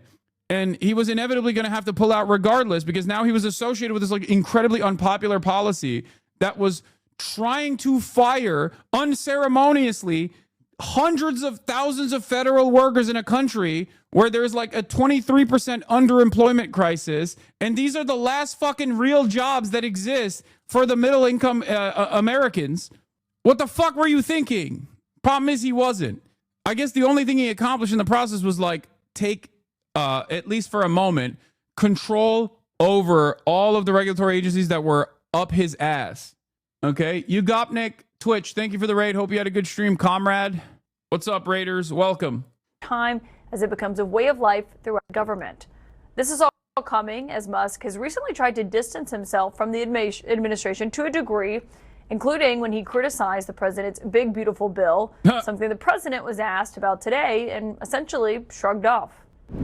Well, reactions, a lot of things. Number one, we have to get a lot of votes. We can't be cutting, we need to get a lot of support, and we have a lot of support. We will be negotiating that bill, and I'm not happy about certain aspects of it, but I'm thrilled by other aspects of it. That's the way they go. It's very big. It's the big, beautiful bill, but the beautiful is because of all of the things we have. Here's what Elon Musk had to say about that bill, which the Congressional Budget Office has estimated would add more than $3 trillion to the federal deficit. I was disappointed to see the massive spending bill, frankly, which increases the budget deficit, not just decrease it, and undermines the work that the Doge team is doing. I think a bill can be big or it can be beautiful, but I don't know if it can be both. My personal opinion. My source on all of this tonight is the veteran tech journalist, Kara Swisher. And Kara, it's great to have you here. What do you make of Elon Musk officially leaving his role that he is tonight? Well, it's a long goodbye, isn't it? I mean, he seems to be leaving and going out. He needs to work on his company. This was inevitable that he was not going to stay there very long. And it pushed along by the fact that his businesses are a bit in distress. And so he needs to pay attention and do his actual job. Do you think he's actually leaving? I think he's probably frustrated by the pace of government. And when he goes back to his companies, he says jump and they say how high. At the government, they don't do that. And I think he found a lot more difficulty in finding real cuts and everything else. And I think they're only sending $9 billion in Doge. Yeah, all of the Elon Glazers now turning on him, fake friends, you know? Like, didn't Kara Swisher basically fucking ride Elon into oblivion? Like, this was her job. So many people in mainstream media have made careers out of talking about how awesome Elon is, how he's like basically Tony Stark. Cuts to, which is nothing. It's a drop in the bucket, which means pretty much his effort was a failure. Yeah, that's what they're planning to send up to the Hill based on what we know so far. But I mean, $9 billion might sound like a ton of money to someone who's watching, but when you think about his stated goal of $1 trillion to cut coming in, $2 trillion at first, $2 trillion initially, then that was halved to be more realistic. Yeah, I think that puts it more in perspective of how much there was this high bar that they did not reach. No, it's what they spent on paper clips. I mean, it's really not a lot, and he didn't find it. He was able to do it because he made cuts in particular areas, some of which were regulating him, like foreign budgets, maybe attack NPR, attack things like that. But it wasn't significant cutting that they were talking about, which is reforming government extensively. And as he correctly pointed out, you can't have a bill that's big and beautiful. You can have one or the other. And Musk can do math, I think, and he understands the deficit. This $2.3 billion or more raising the deficit is very dangerous for this country, which was something I think he genuinely wanted to help fix. Did the president's response when he was asked about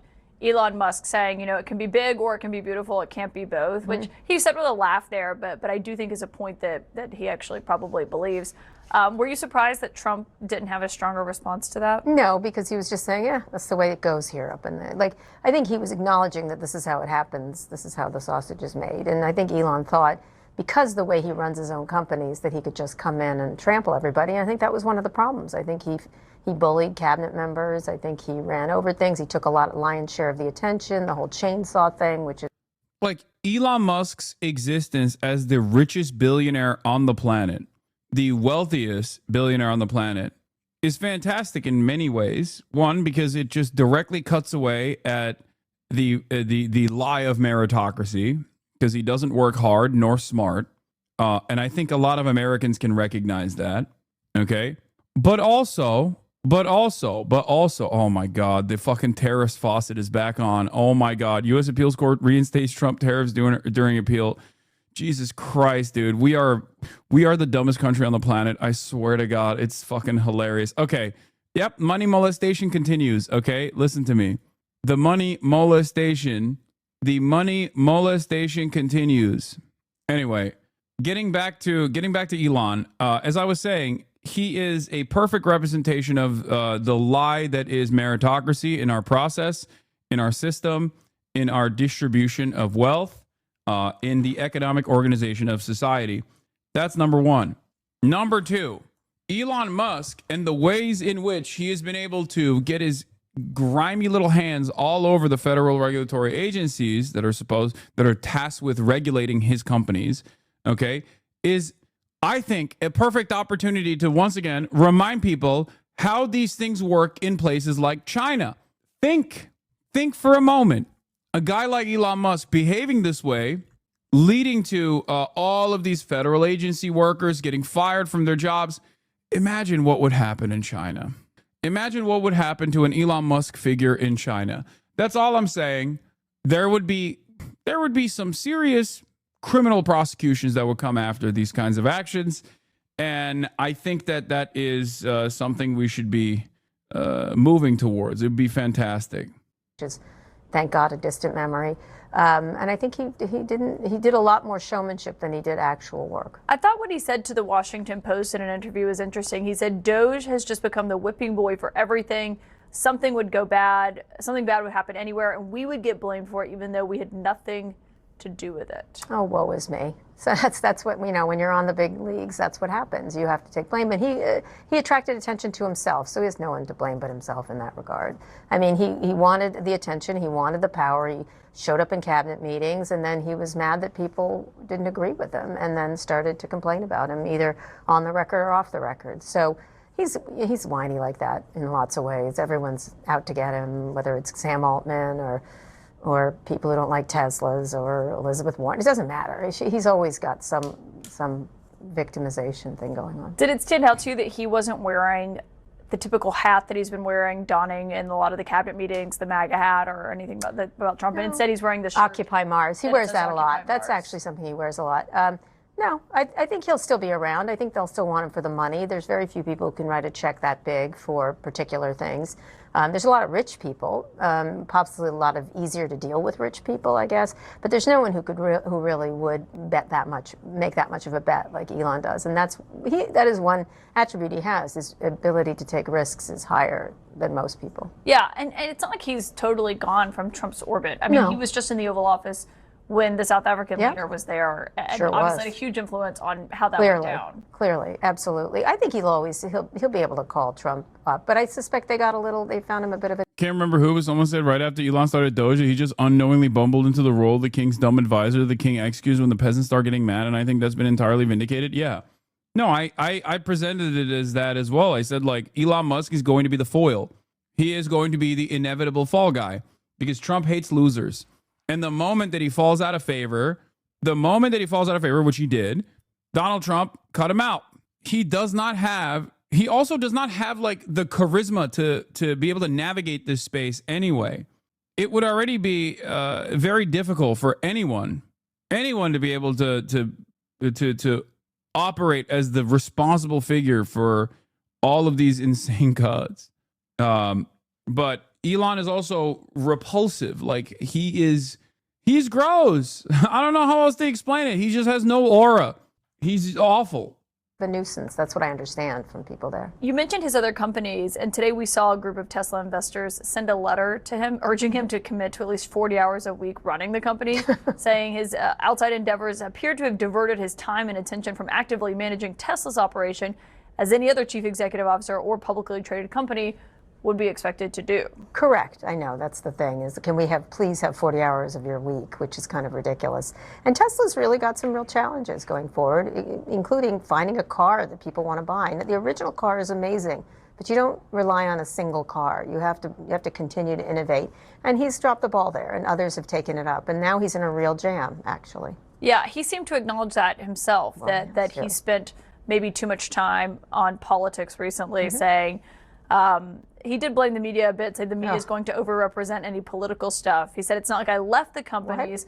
It was just relative time allocation that probably was a little too high on the government side. Oh my God, he was tweeting every 5 minutes all about politics. Come on, he always blames other people. Look at his Twitter storm that he used to have all the time. Now he's tweeting about his businesses mostly, but he spent all his time in a look at me situation. Here I am in the front row of the inauguration. Here I am jumping up and down on a stage. Here I am doing the Nazi salute. Kara, say it. I feel like we kind of just brushed past that far too quickly. I don't know why the media is not even entertaining that.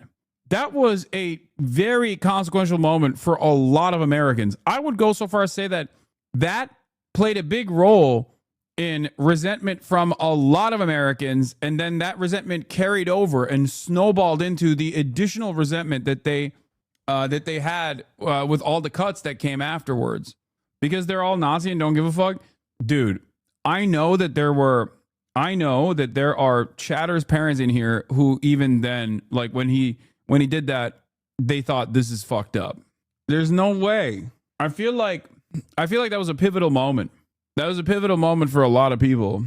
I think you're discounting for the average people, like for the average boomers. I think you're discounting how much that image actually played a role in them going, nope, I'm out. I'm in the cabinet meeting. He has no one to blame but himself on the problems at Tesla. And the fact that competition exists, and that's what's happened here. Well, and on the I think some people may hear this and say, well, he was trying to do good. He was trying to find fraud in the federal government. But I was... It's really dangerous to conflate that action with anti-Semitism. Yeah, Sig Heiling with anti-Semitism. Everybody knows anti-Semitism is when you say Israel does not represent all Jews and it's doing a genocide of primarily children. That's anti-Semitism, not when you Sig Heil.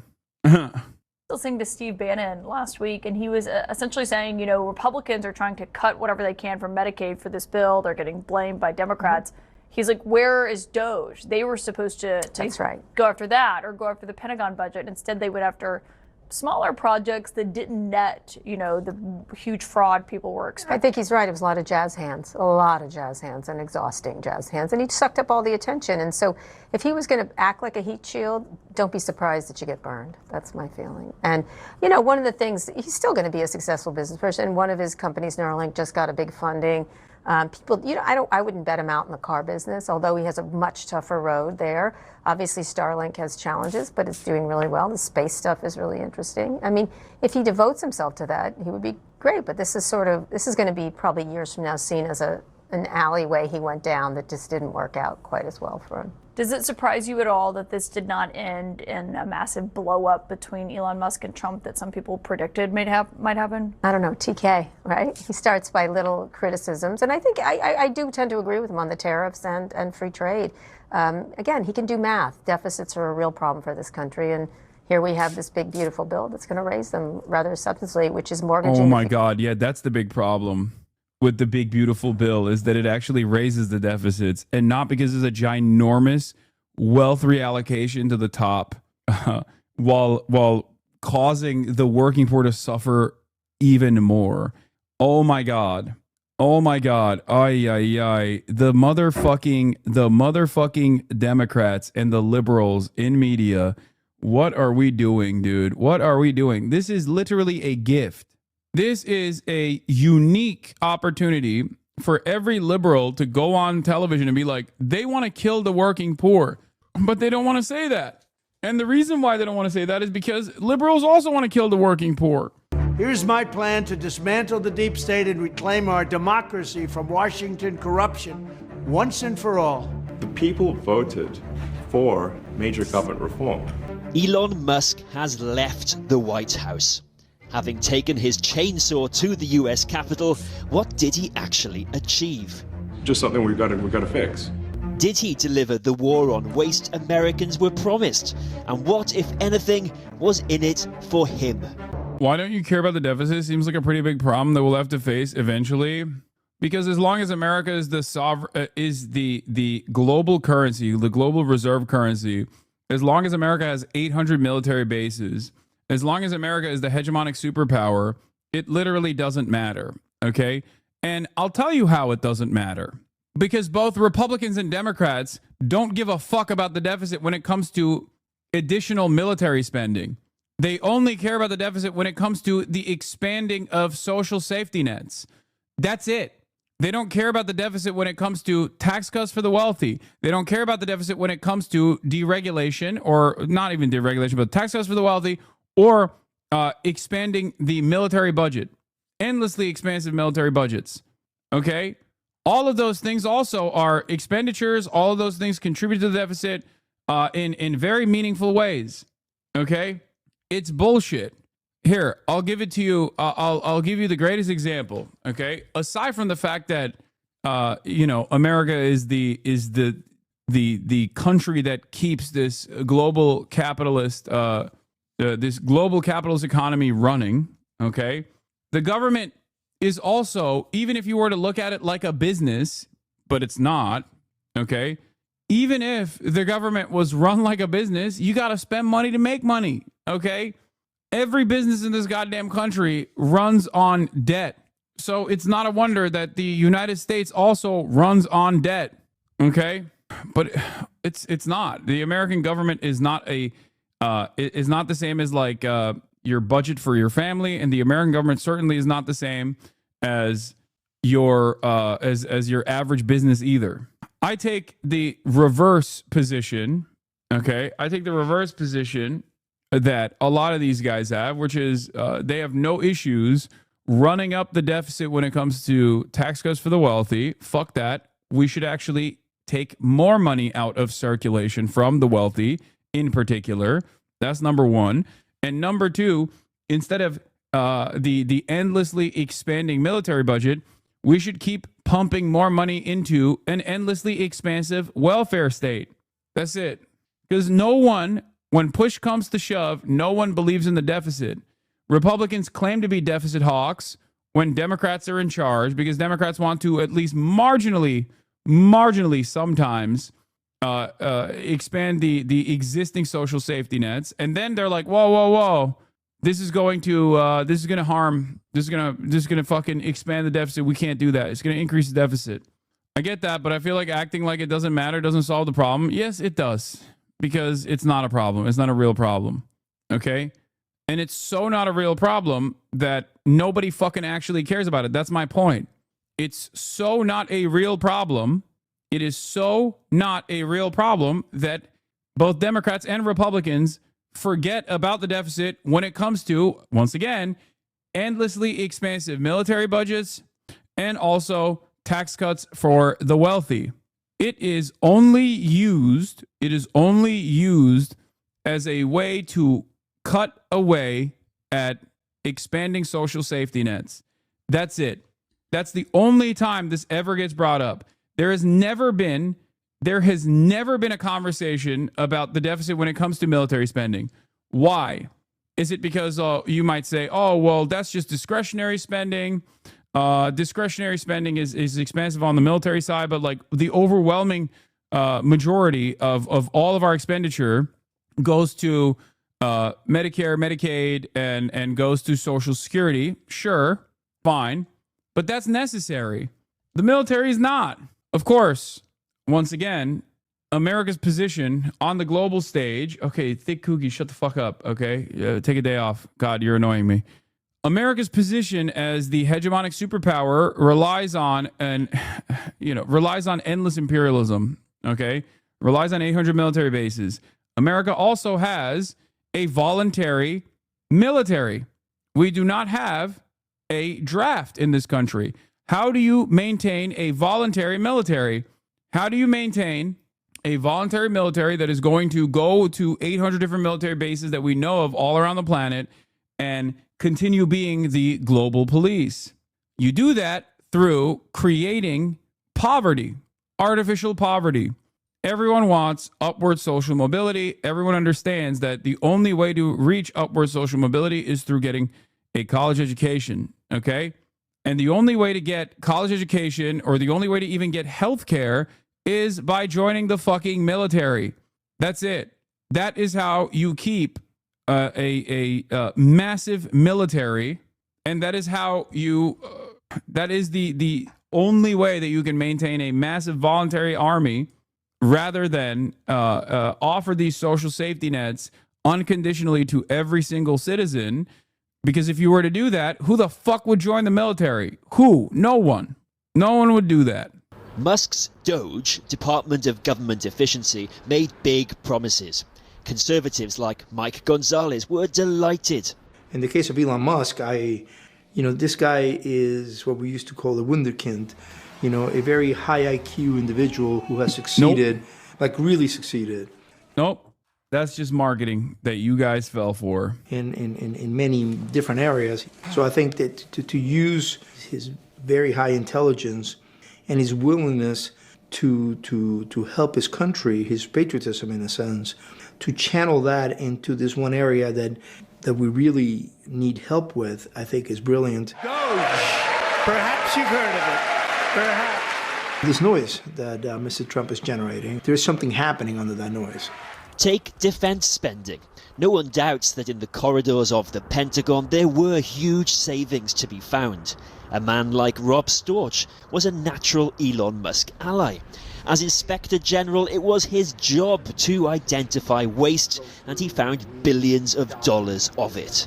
We identified approximately $10.8 billion in monetary savings for the Department of Defense. I believe the total amount saved by Inspectors General exceeds $100 billion every year. Over at the Department of Interior, his counterpart, Inspector General Mark Greenblatt, was making big savings too. Well, when the presidents first started talking about the Department of Government Efficiency, which we call DOGE here, when he first started talking about it, and Elon Musk was being bandied about, and there was all this sort of hubbub, I was actually excited. I was the chair of the Council of Inspectors General at the time, and I said, well, these are going to be good allies for us in the fight against waste, fraud, and abuse. This is a good thing for us and for America. But their mission has turned out to be very, very different. Different because, despite saving the taxpayer huge amounts of money, President Trump fired Rob Storch, Mark Greenblatt, and at least 15 of their waste-watching counterparts. How could we have known that the Department of Government Efficiency would be inefficient? Well, I don't know. Maybe because there already is a pre-existing government office dedicated to... There is already a pre-existing government watchdog that is dedicated to, cutting inefficient spending.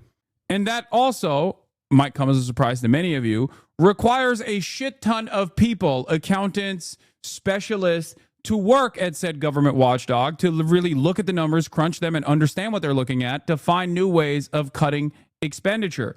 You can't just go in there with a fucking hatchet with like 8 losers hopped up on Adderall and with AI to get in there and be like, yeah, we're just going to cut everything. You can't do that. That's not how this works. Hundreds of millions of people rely on the government working efficiently. Hundreds of millions of people rely on the government working at all. You can't just like go in there and be like, nah, we're cutting everything. There are people on Social Security payments that are 130 years old. Yeah, you're a fucking moron. Good job. At other agencies. Obviously, after 37 and a half years in the federal government, that's not the way I wanted my career to end. I think what happened is a big loss. It seems like for Doge, it's not improving government efficiency. It's just cutting government, which is a different goal. So how successful has Mr. Musk been in his cost-cutting goal? Just listen to how his promises have changed over time. Well, I think we can do at least $2 trillion. Yeah! That we can actually find $1 trillion in savings. Thank you. $150 billion. What happened? What happened, dude? I thought you had it. I thought you had that dog in you, man. That's crazy. I really thought we were cutting trillions of dollars in spending, dude. I'm so surprised. Sick of this. Yeah. It's 160 now. Yeah, 160. And at what potential cost has this come to Washington's system? Also, I can't stand how much we reward loser shit when it's like a rich person doing it. Like, if your broke ass was this incompetent at whatever broke ass job that you have, you get fired. Like, can you imagine? Like, what's the equivalent of like you're supposed to do at McDonald's, you're supposed to, I don't know, whip up 50 fries a day. And you're like, yeah, I'm going to do that. I'm going to do 50 small orders of fries not a day, fucking, I don't know, 50 orders of, let's say one fry order per minute, 60 an hour, okay? Or 50 an hour. Let's do 50 an hour, okay? Not a day. 50 orders of fries an hour. And you come into that job and you're supposed to be doing 50 orders of fries an hour. And instead you end up whipping up 3 orders of fries an hour. You get fired. You would get fired so fast your head would spin. They'd be like, what the fuck are you doing? There is a pileup of cars a mile long. Button up your privileges showing, my guy. What? It would be like whipping up 3 orders of nuggets instead of fries. I'm just saying, like, they let you do so much when you're rich. When you're already rich, they're like, yeah, he's just a little guy. He's just a little crazy. He doesn't know what he's saying. It's fine. Wait, what? Isaiah Thomas? Man, when I'm on these flights, I'll be farting so much law, especially these overseas flights. It's all bad if you sit by me. Okay. I don't see an issue with this. What? Why are you pointing this to me? Why are you presenting this? He's just being brave and honest, and he should be. Y'all yelled at me when I said the truth, much like Jesus. Just saying. Of checks and balances. Here's the former head of the U.S. Office of Government Ethics. The gutting of agencies and personnel with decades of experience and expertise, it really takes us back almost to the 19th century. The legal system that we have in place to govern against conflicts was one of the many ethical reforms that took place in the wake of the Watergate scandal in the 1970s. It takes effort on the part of the government officials involved, and it takes a certain amount of goodwill and norms of behavior, which the Trump administration in both its first iteration and in the first 90 plus days of this administration tends to ignore. With such privileged access and power, could Musk really disentangle his business interests? His supporters say he's a patriot, not a profiteer. Take Tesla. Despite money can't buy advertising from his boss, the car maker's performance has hardly been stellar.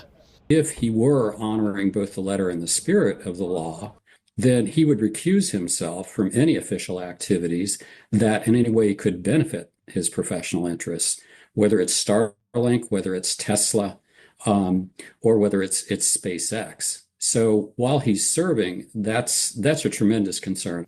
Starlink is Elon Musk's satellite internet business, connecting hard-to-reach places around the world. And some in Washington say it's a prime example of where his business interests conflicted with his government role. Why, for example, did the Trump administration make cuts to a multi-billion-dollar project to provide broadband to some of America's most rural communities, including big Trump-supporting areas?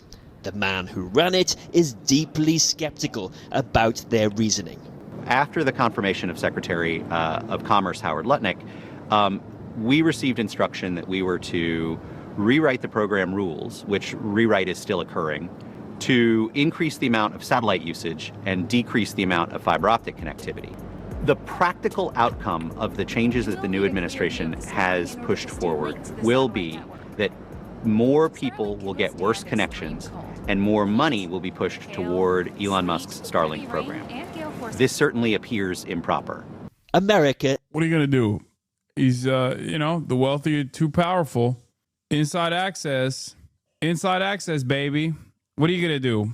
It's all, dude, they are getting way more open and way more brazen with their rampant corruption, where it's just like, it's all might is right politics all the way down. Did vote for change in Washington. But with Doge's figurehead now leaving the building, its achievements unclear, and with no let-up in opposition from the courts, Democrats and sacked federal workers, has the president got the stomach to finish Elon Musk's job? And Harvard president gets a minute-long standing ovation as commencement program starts. Ugh. Yeah, we got the Trump admin doing aggressive revocations of Chinese student visas. But before we do the Harvard stuff, I will dive into a couple different things. Number one, where is it? Yeah, we already covered the Mamdani train. The Republicans in my life essentially have said to me, it's okay if they're corrupt as long as my team is winning. Yeah. There's a couple different things I want to talk about. Number one, Israel accepts new U.S. proposal for ceasefire with Hamas, says Israeli official. And lo and behold, this is yet another instance where there is real Brandonization taking place. Before you celebrate, understand that this new Israeli proposal is not a real proposal. Once again, Hamas on Thursday said it was reviewing the new Witkoff proposal and was responsibly studying it in a way that serves the interests of our people, provides relief, and achieves a permanent ceasefire. The Israeli official told CNN the proposal calls for the release of 10 living hostages and 18 deceased hostages, as well as a 60-day truce. The official provided no details about the beginning of negotiations for a permanent end to the war, a key Hamas demand that Israel has refused to accept. According to the Hostages and Missing Families Forum, Israeli Prime Minister Benjamin Netanyahu told the hostage families earlier in the day that he had accepted Witkoff's proposal. During her briefing on Thursday, White House Press Secretary Caroline Levy confirmed that Special Envoy Witkoff and the president submitted a ceasefire proposal to Hamas that Israel backed and supported, and that discussions are ongoing. We hope that the ceasefire in Gaza will take place so that we can return all hostages home, and that's been a priority for this administration from the beginning. Earlier on Thursday, Israel's far-right finance minister Bezalel Smotrich said accepting the proposal would be sheer madness, writing on social media that he will not allow such a thing to happen, period. But Israeli opposition leader Yair Lapid urged Prime Minister Benjamin Netanyahu to accept the proposal publicly and immediately. He said he would support the government even if its far-right members abandoned it.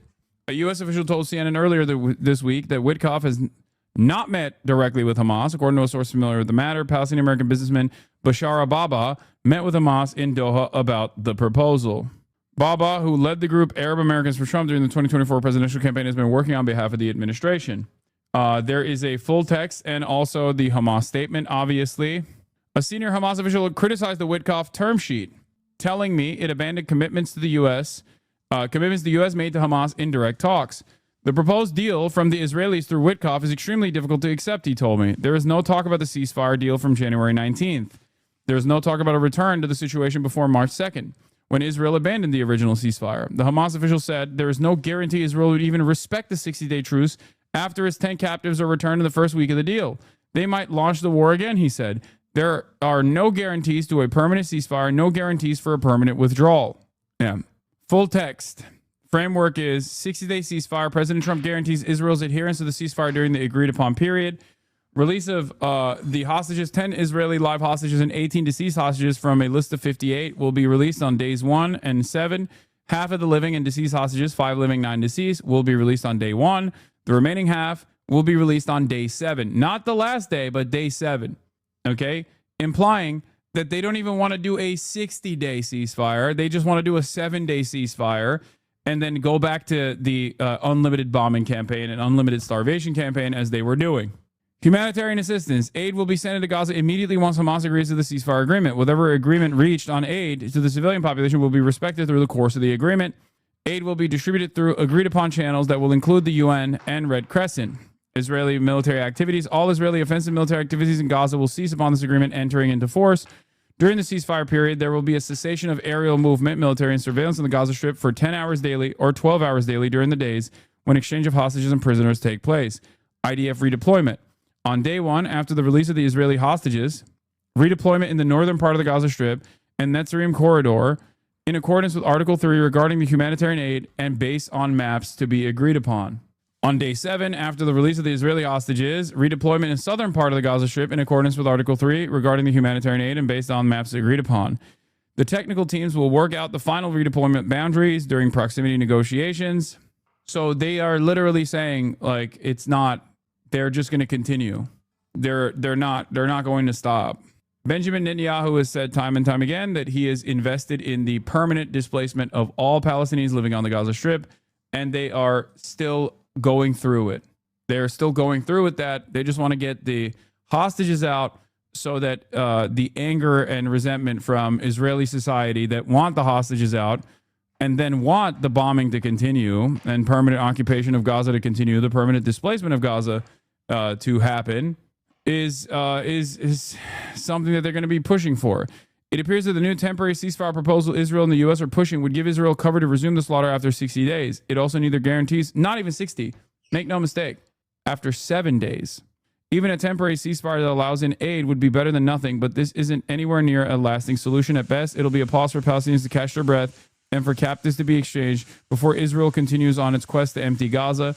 At the end of the day, Israel isn't going to accept anything less than a permanent Israeli occupation and the expulsion of Palestinians from Gaza. The only thing that can stop that is international intervention. Every couple of weeks, this happens where Hamas will say, we want a permanent cessation to hostilities, which is, of course, an understandable desire, a totally reasonable desire.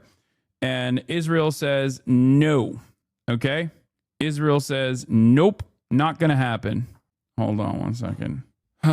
As you know, as we have shown through the latest polls that have come out, that many Hasbara agents have actually tried to disparage, but done a very shitty job of doing so, like Benny Morris or Boner Box. Israeli society has a lot of appetite for permanent displacement of Palestinians in the Gaza Strip. 82% of Israeli Jews, or 87% of Israeli Jews, want a permanent displacement of all Palestinians, ethnic cleansing of the Gaza Strip. They want that. 47% of Israeli Jews actually are fine with Amalek-style complete ethnic cleansing of and death of every single person, child, baby, man, woman, elderly, that currently lives in the Gaza Strip. Total extermination. Okay? The only thing standing in the way of the only hurdle in the way of this like permanent ethnic displacement campaign is the hostages. The very fact that there are still alive Israeli hostages that are in the Gaza Strip and their friends and their family members and other members of Israeli society are making a big fuss. They're making a big fuss about this. Okay? It's not about the genocide. It's not about the live streamed Holocaust. It's not about the victims of said live streamed Holocaust. It's simply about the Israeli society's resentment towards Netanyahu revolves around, one, immediately after October 7, not being able to secure and actually defend Israel when that veil of security was penetrated. And then shortly after that, the anger and resentment was because Benjamin Netanyahu was just like killing their family members and their friends at a rapid clip with Israeli bombing campaigns, sometimes directly shooting and killing them. 3 of the Israeli hostages that had escaped literally got shot by the Israeli military with small arms. Like, they shot them point blank. So that's the situation at hand. They want to do, I think, 7 days, pull out as many people, pull out all the remaining hostages, and then continue bombing and continue the death and destruction and continue the live streamed Holocaust, knowing full well that the international community is not even getting together to recognize the statehood and sovereignty of Palestine. Okay? Because remember, European leaders are pushing in the direction of recognition for the Palestinian state. This is seen as a major danger for Israel because that comes with additional legal protections for all Palestinians. Okay? But that in and of itself is not moving the needle, especially considering that there is one European country that has recognized Palestine as a state, Ireland, and Ireland itself recently actually failed on a measure to stop doing trade, to stop to do boycotts and divestment from the state of Israel. So clearly there isn't enough material pressure that even states that recognize Palestine as a sovereign state will apply. Poland recognized Palestine too. Again, Poland is another great example. Polish leadership has gone back and forth and even has said that Benjamin Netanyahu can actually violate the International Criminal Court and visit Warsaw without, yes, Spain as well. Yes. Okay. It doesn't matter. My point is the public is resentful. The public is angry. Okay. Broad majorities of regular citizens in all of these Western nations are very angry at Israel and angry at their own government for collaborating with Israel. This is true. So European leaders are trying to do their very best to manage the situation, to appease the public sentiment. Okay? They are trying to do their very best to be like, no, we're trying our best. Part of that is this Occupied Territories bill. What's in it? How it has changed and what the implications might be. Even without some of the provisions contained in Senator Francis Black's original bill, it could face opposition. The government has decided to approve drafting of the Occupied Territories bill, but is it not drafted already? Independent Senator Francis Black first tabled a bill to ban trade with Israeli entities based on the occupied Palestinian territories back in 2018, long before the current conflict in Gaza. The then government blocked it on the basis that as trade is an EU competence, the legislation would be illegal under EU law. Last year, however, in light of the conflict in Gaza and a decision from the International Court of Justice about the occupied territories, the government had a rethink, and the Attorney General advised the legislation could now be possible. Officials will proceed to draft the heads of the bill, a summary of what each section of the bill contains. The bill basically bans imports originating from the Palestinian territories that are, under international law, illegally occupied by Israel. It's like it's the bare minimum, basic like BDS provision. It's huge if it goes through, because it actually causes significant economic harm to Israel. Okay? And other nations could potentially follow suit. But the reason why I'm bringing this up, even though they hardly do any trade with the occupied territories in Ireland regardless, even then, this basic bare minimum push is a bridge too far, and it's already, even if it was implemented, it's one might say it's too little too late, a day late, $1 short. But it's crazy that even this day late, $1 short provision is still seen as impossible to push through. And this is for Ireland, a country that has already recognized Palestine as a sovereign state. So my point is, a lot of these European leaders are basically finally coming to the recognition that what Israel is doing is wrong. This is creating a permission structure for the media of said countries to actually cover the situation on the ground with the honesty that they should have applied since day one, that they chose not to until it was 19 months into this live-streamed Holocaust. And while the conversation is shifting against Israel, this will create even more pressure. It's an endless cycle of additional pressure. So there are some good things here, okay? There are some good things here. I need you to understand. This is moving in the right direction. This kind of pressure is good. So I'm not going to cast this aside, but I will warn you that it's still at this stage purely for optics and offers no material penalties to Israel, no significant material penalties to Israel. Meanwhile, I will relitigate something that I have maintained since, you know, everyone is now coming on the it is a genocide actually tip. Once there are now in mainstream media, in Washington Post. Wait, what? What the helly? Okay. Okay. A Washington Post journalist wrote an article about how it is a genocide and people should start saying it. Shadi Hamid wrote, a new consensus emerging. Israel is committing a genocide in Gaza. We should say so. Words have meaning, and they should be used when they describe reality. My essay in the Washington Post. This is a Washington Post op-ed. Never in my life did I think that we would actually see a Washington Post op-ed that openly says that Israel is doing a genocide. Okay? That's huge. That is a huge, huge difference. Yes, Shadi Hamid, not exactly a radical leftist, is calling it a genocide in the Bezos own Washington Post. If you haven't started using the term, which at this point is considered factual by mainstream human rights organizations and scholars, it's probably not for a great reason. A tide shift is happening. The people that are better at reading the room, like the Piers Morgans of the world, are taking advantage of the new permission structure that Western nations are giving. Okay, Western nations are giving to their media by saying you can criticize Israel now. That's precisely the reason why you're hearing from more and more people that previously were terrified of the political, social, economic repercussions that they would face. Okay, there is a new permission structure now. You can openly state that Israel is doing a fucking genocide, which is true. It's been true for 19 months. But now you can say it. So you'll hear a lot more people openly coming out and saying it. And when more people openly come out and say it, there will be more pressure. Okay? There will be more pressure upon our politicians to cut ties with Israel. Remember that. Ethnic cleansing has become the official policy of Israel. The nation's leaders are admitting it without apology.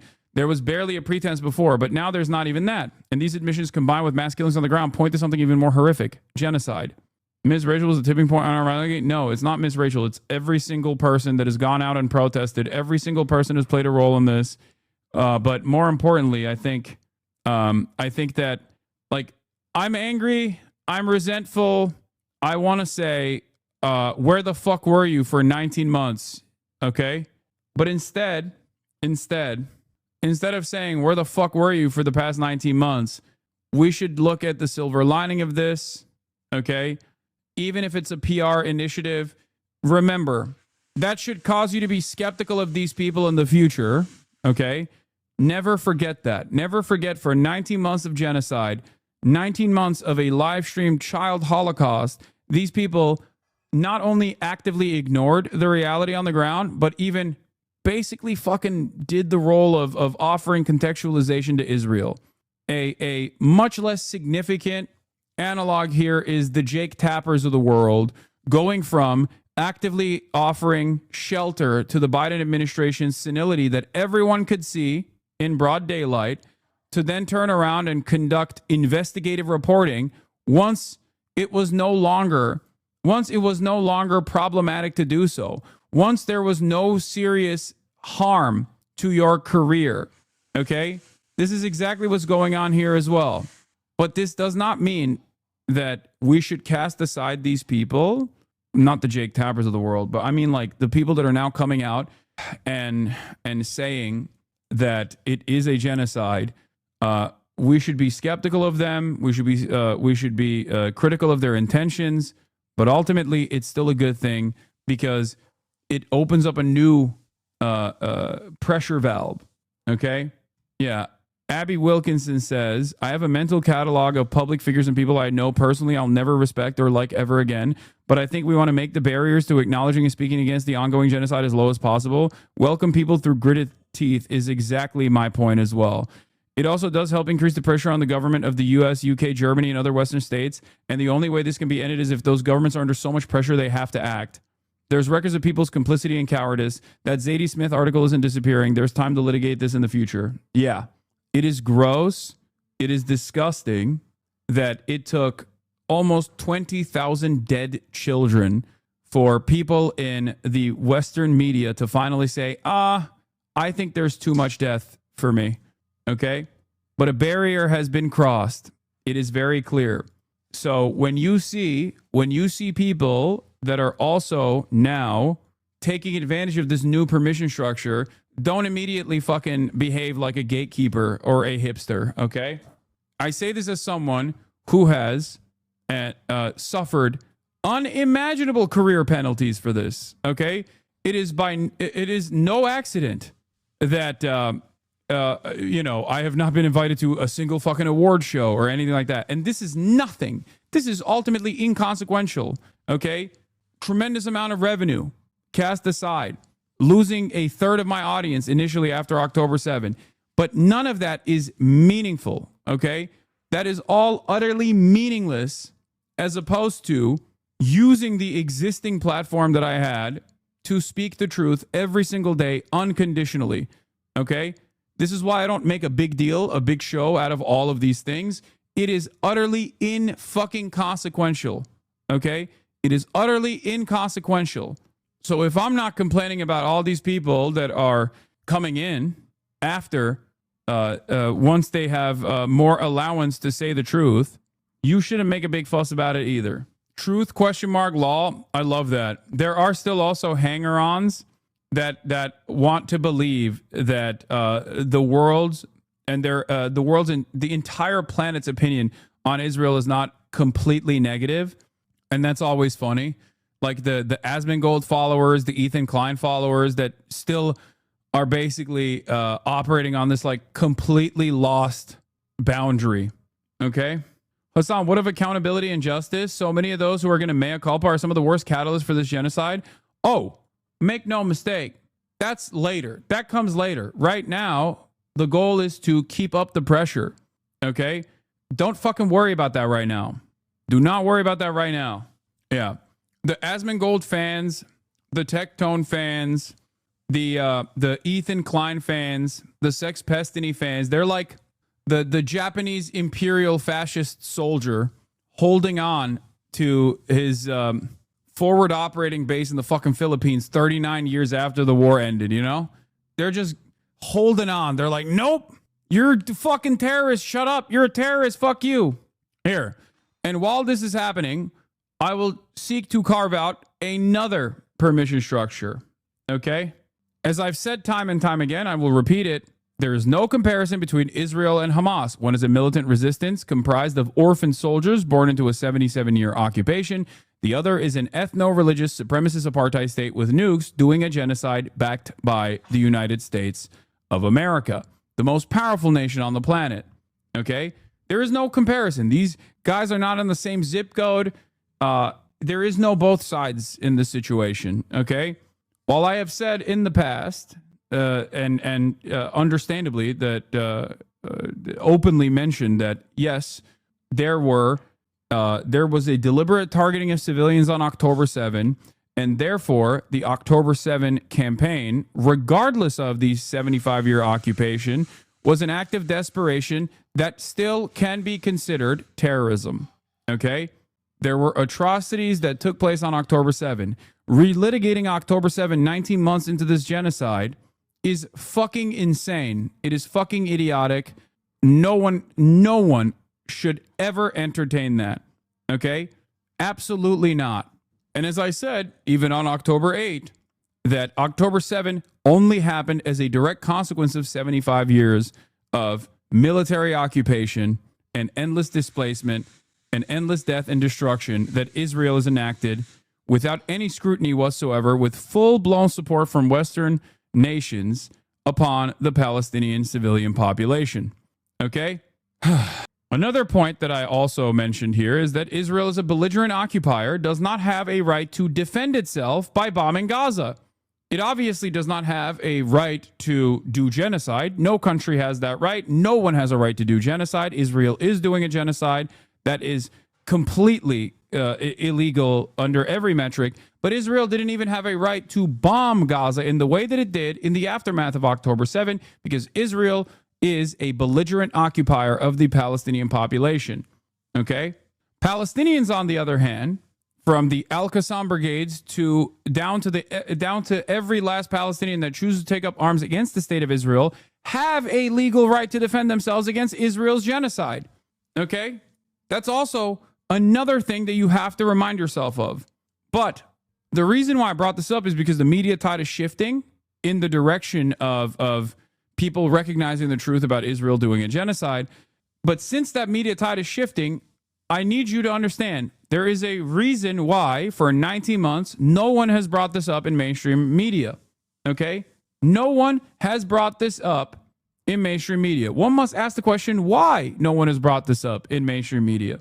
Why is it that this is the only place, this is one of the few places in the Western world where you will ever hear this truth? It's not even a fucking falsehood. It's not an exaggeration. It's just simply international human rights. Okay? What would have been the proper response to October 7th in your opinion? I mean, I've already said it. Dissolve the apartheid instantly on October 8th. That's what I said. I said that on Piers Morgan numerous times. Dissolve the apartheid, end the permanent military occupation, and fire off the negotiations process. All for all, allowing the Palestinians that are under permanent military detention to go free. You say numerous, a weird amount. Okay. Yeah. Anyway, so Alonso Grimendi actually made a video about this. I'm going to watch it. I have it on the docket. Where is it? Hold on. I had it on the docket. Oh, Israel's genocide at Gaza legal analysis. Is Israel's committing a genocide in Gaza?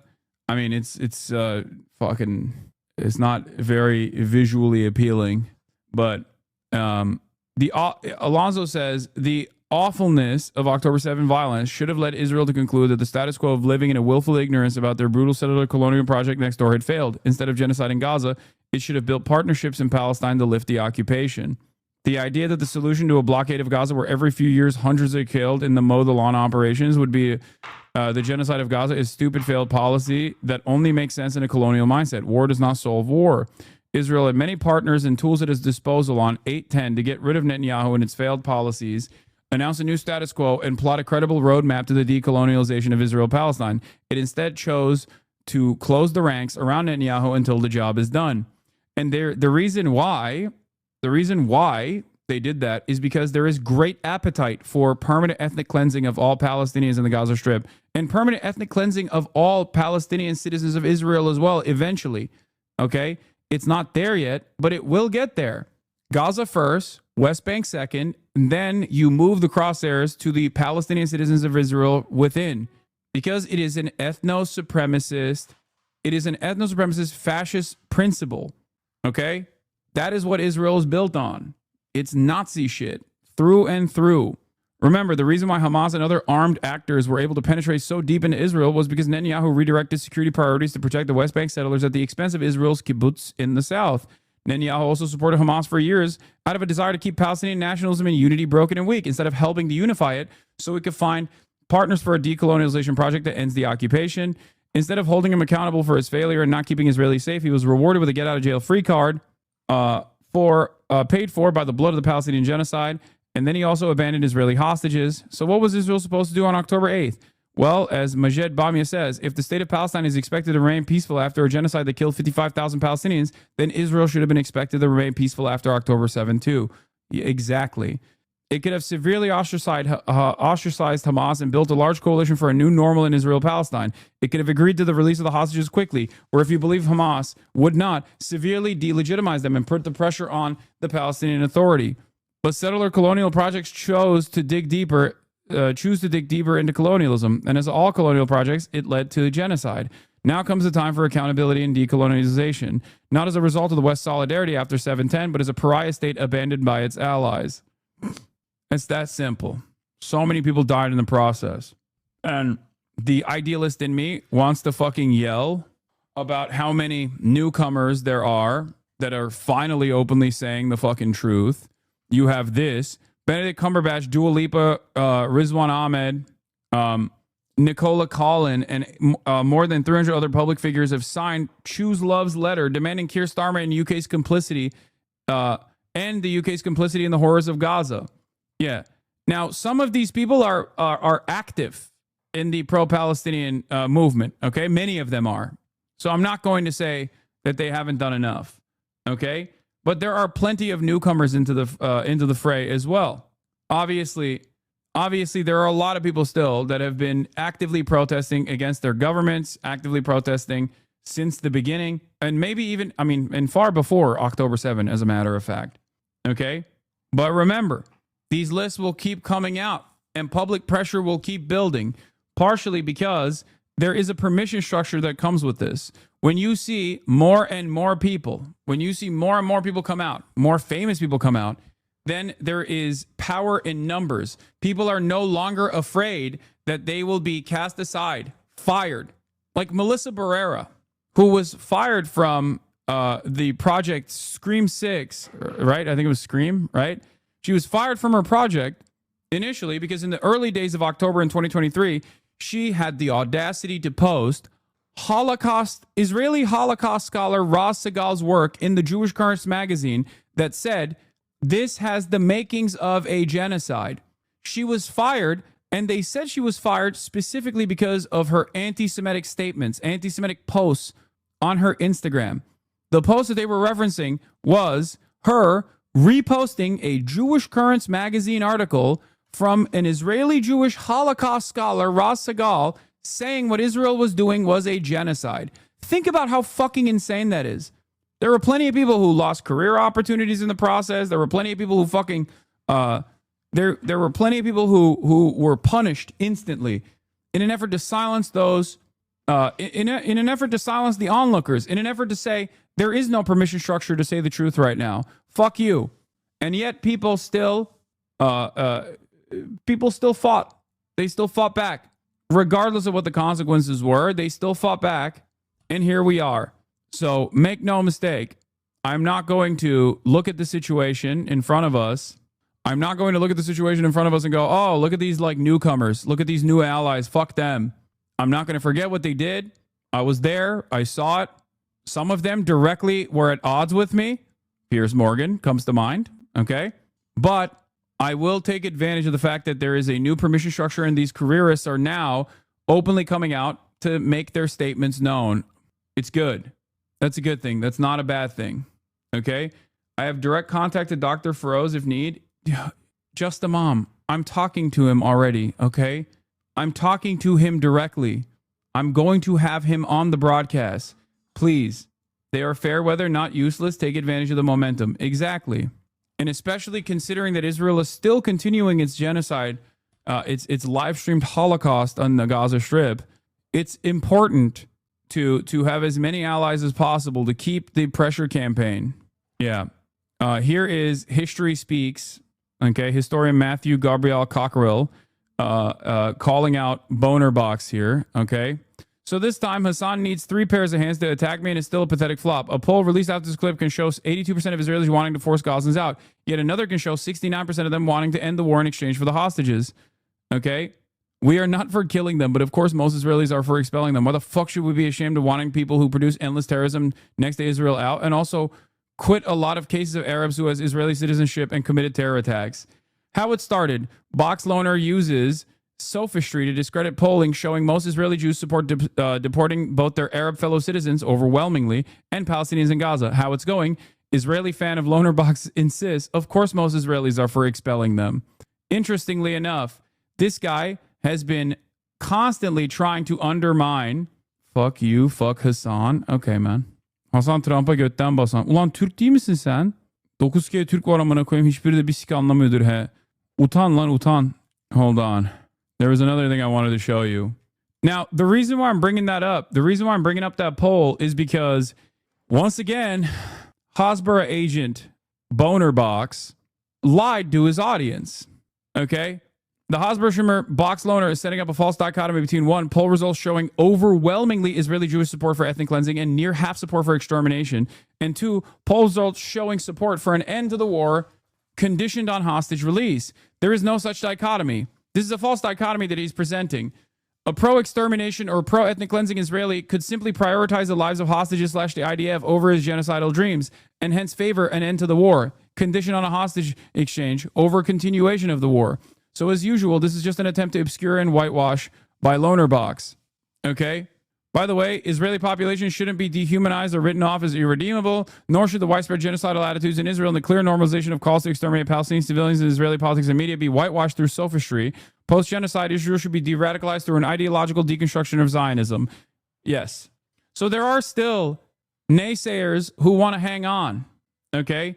There are still naysayers who want to hang on. Careerists who think that they can hold on to being pro-Israel as a mechanism to farm clout to the best of their ability.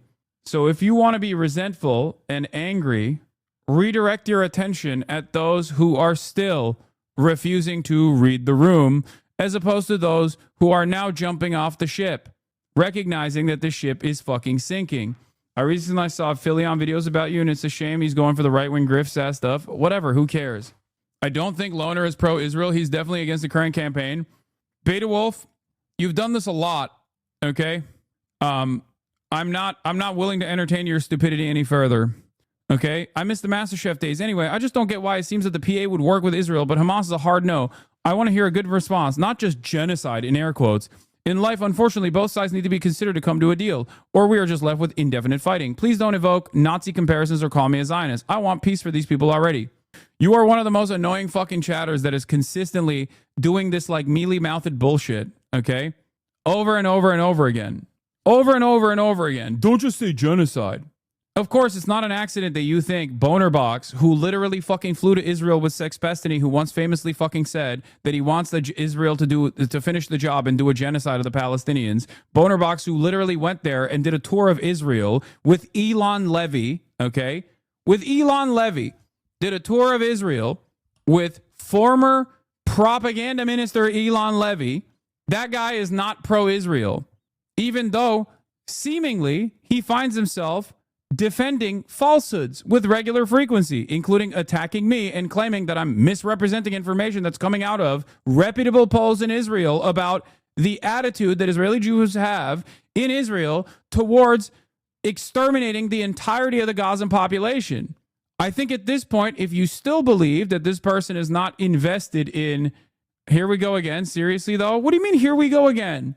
What the fuck? How can you find yourself... you have to have so much motivated reasoning to believe that a person like this, at this stage, 19 months in, is not unconditionally on the side that is being fucking destroyed, and instead still offers credence to the side that is doing the death and destruction. You don't have this kind of fucking attitude towards the Nazis, right? I can't tell if this is you holding on to a crumb of faith that Israel is not a Nazi country because you don't want it to be true because of your previous social conditioning, or if you're that much of a fucking libtard that you are so permanently wired in a way where you're like, well, it's a state ally, it's not an adversary, so they can't do any wrong, right? And if they're doing wrong, it must be a mistake. And those who are defending Israel are also probably defending them because they feel the same way that I do. This is the same 44 months up from the other day. Yes, a faith. Okay. Yeah, okay. Your faith is fucking idiotic. It's so idiotic that it actually comes across as you being, it comes across as you running cover for the Nazi state of Israel doing a live-streamed Holocaust of mostly children. Sorry, that's just the truth. And the reality is, if you even for a little bit believed that the Palestinians were human beings, you would be utterly embarrassed to come in here with this kind of statement. But you don't, okay? A part of your brain, I think, still thinks, well, they are barbaric, You have to kill that part of your brain that says, oh, they're a little parasitic, they're a little barbaric, because the moment that you recognize that every single Palestinian that has been slaughtered by the Israeli state is a real fucking human being, and not just like a part of a collective hive mind that is simply trying to fuck over Israel because they hate Jews, is the moment that you recognize the depravity of Israel's actions. And unfortunately, that is the primary motivator for a lot of people, the inability for them to see the true horror that Israel has conducted. That is precisely the reason why so many people can take this weird ass position where they're like, well, Israel is doing a genocide, but also no one should really resist against that. Israel's doing a genocide, but how can we trust these Palestinians? I mean, they did October 7th. Israel's doing a genocide, but The Palestinians are also a backwards people. You just simply don't believe that they're human beings that are worthy of dignity, worthy of sovereignty. Even if you say that you believe it, you clearly don't. Because if you did, how can you fucking present this position? It makes no sense. And you will find yourself, nah, dude, it's not a racist thing. I do think they are. I never said anything about that. The reason why I say I don't think you think that they are human beings is because if you are giving any credence at this point to Israel, that means that you are stating that Israeli human beings, Israeli civilians died, and it's understandable that they still have some level of resentment against the Palestinians. They're humans.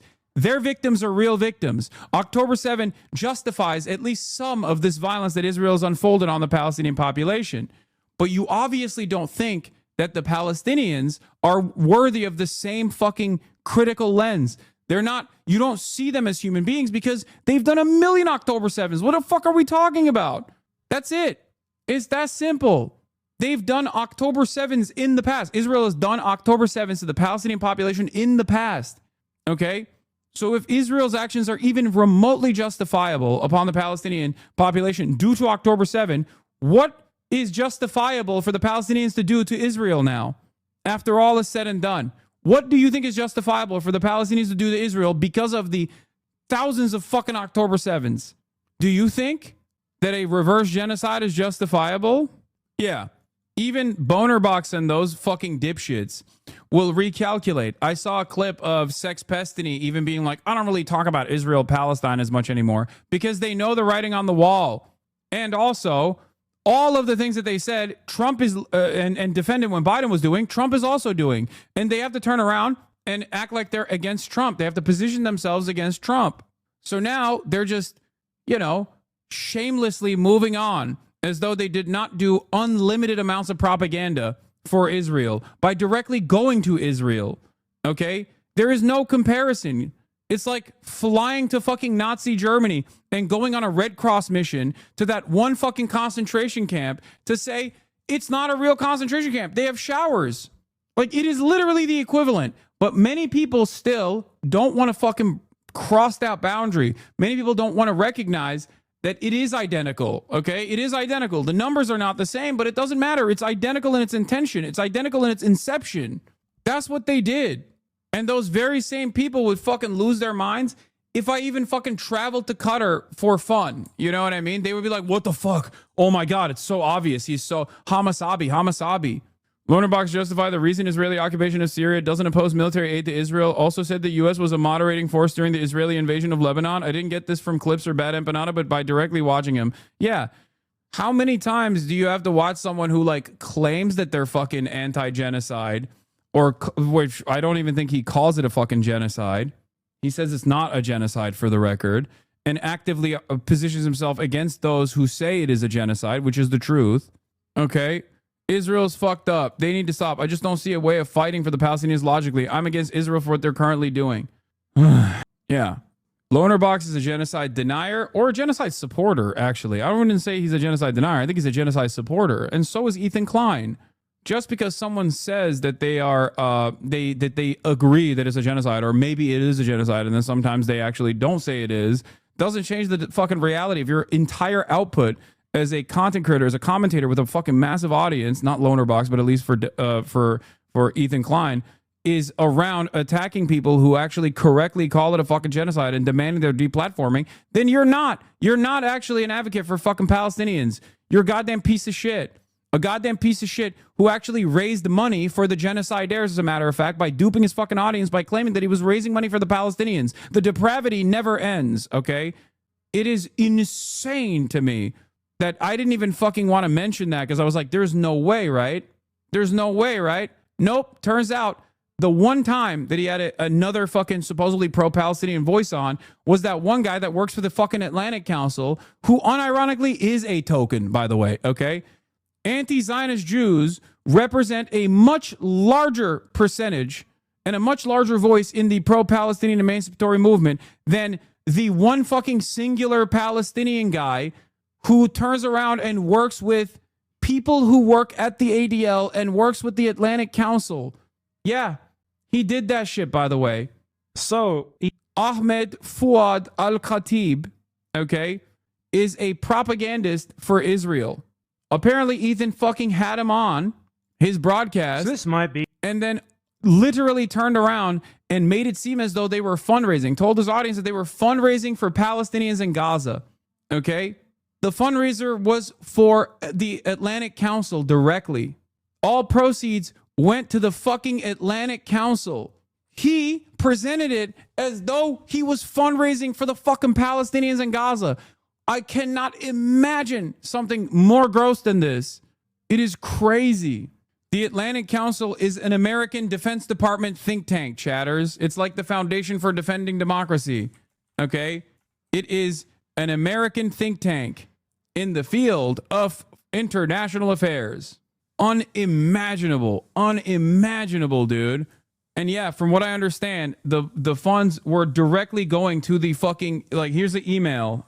Thank you for reaching out and for your question. The donations page on our website goes to support our work through the Atlantic Council. This includes helping Ahmed and our team and to allow him to be able to do many of the media appearances he does, to meet with policymakers and do all the writing and things that have helped launch the work for Realign for Palestine. I hope that answers your question. Happy to hop on a call to discuss if that would be helpful. Thank you, Melanie.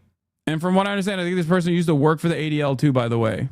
It's not a charity. The donate link does not mention being a 501c3. It's just straight up donating to the Atlantic Council. He had two charity links. One link was for aid, but the first link was for Atlantic Council. This is what Ethan was doing fundraisers for, by the way. The Realign for Palestine project. Amplify pragmatic voices who courageously advocate for Palestinian statehood and self-determination, unequivocally reject violence, terrorism, and extremism, and acknowledge a two-nation solution. It's not a surprise that the likes of Ahmed are oftentimes retweeted and quote retweeted with regular frequency from the Israel Foreign Ministry, okay? The Israel Ministry of Foreign Affairs. They are working in unison. An American think tank that works with the American foreign policy apparatus in the State Department is obviously going to be fucking pro-Israel. And of course, those people that work there, regardless of their background, are still absolutely working in collaboration with the state of Israel. And yes, Israel killed his entire fucking family, by the way. Yes, insane. Plus a mention of working family parties as an afterthought, even though they needed donations. Wait, WFP? A World Food Program. As an afterthought, even though they don't need the donations out of all organizations, they just need the blockade to open, but it was like an afterthought anyway. He presented them both as if they were equally important.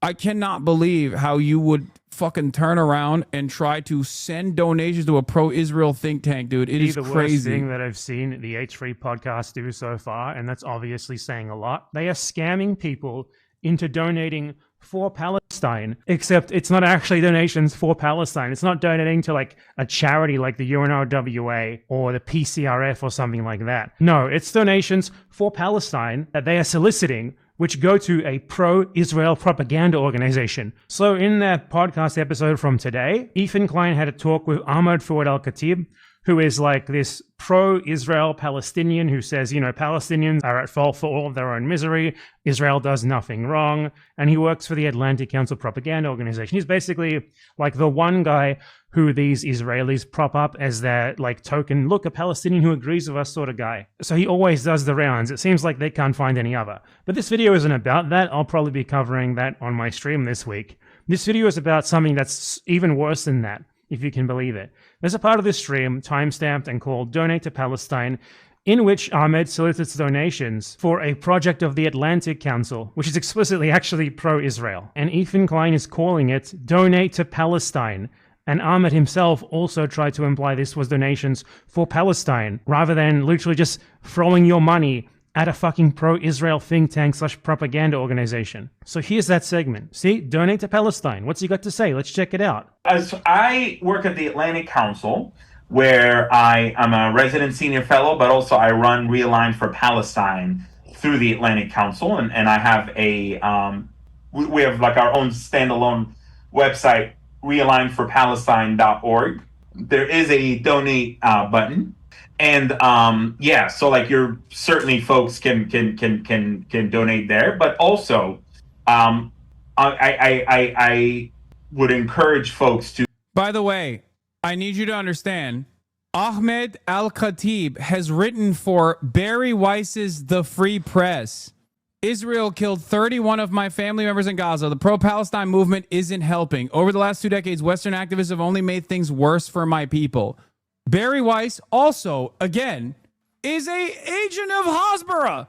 This person basically works for the fucking state of Israel. Maybe not directly, but pretty much as directly as you can get, okay? Unlike the many anti-Zionist Jews that you know that are not fucking tokens, no matter how much Ethan Klein claims that they are, this motherfucker is a token. And he's a paid token. He uses the death of his family as a way to literally do propaganda for the state of Israel. It is insane. There are other versions of this as well. You have the John Aziz, the peace poet or whatever. That's another one of those guys. There's a couple of these dudes. Some of them are more depraved than others. Obviously, the most depraved version of this is the son of Hamas guy who was a fucking Mossad agent. Yeah.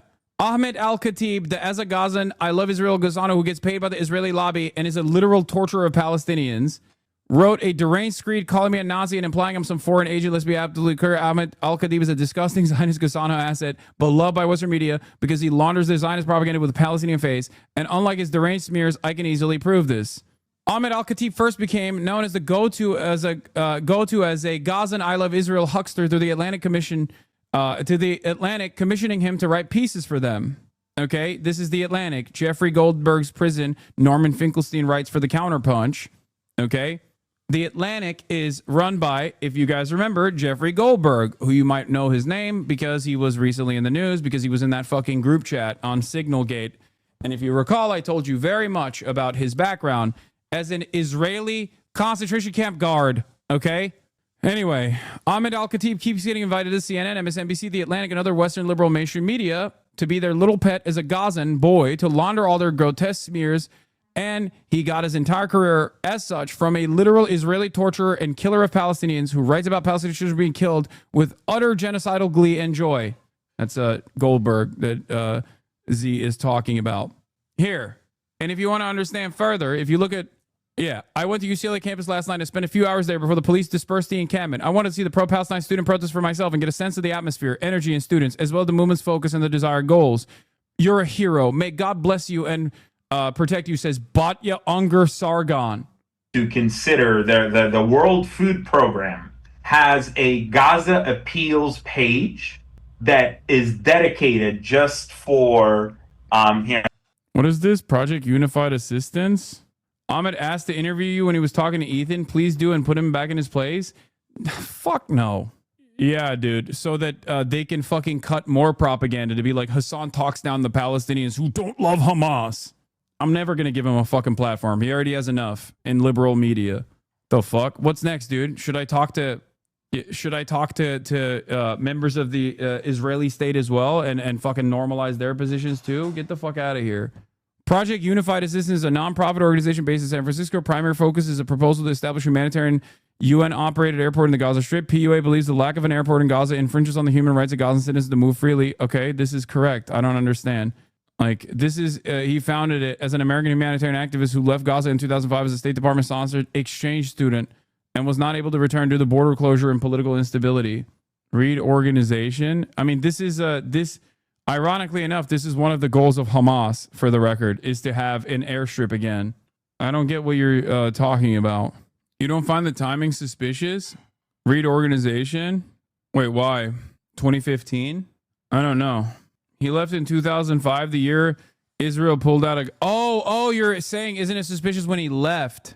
Oh, yeah, okay. Yeah. When Israel pulled out of Gaza. Yeah. Yeah, I mean, he's a collaborator, yes. I mean, he writes for the fucking the Free Press. Like, yeah, he is a collaborator.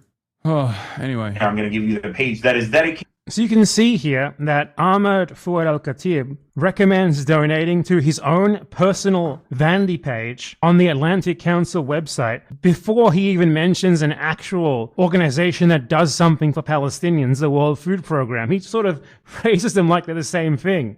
For sending food just for Gaza. And they are incredibly capable. Oh, that's great.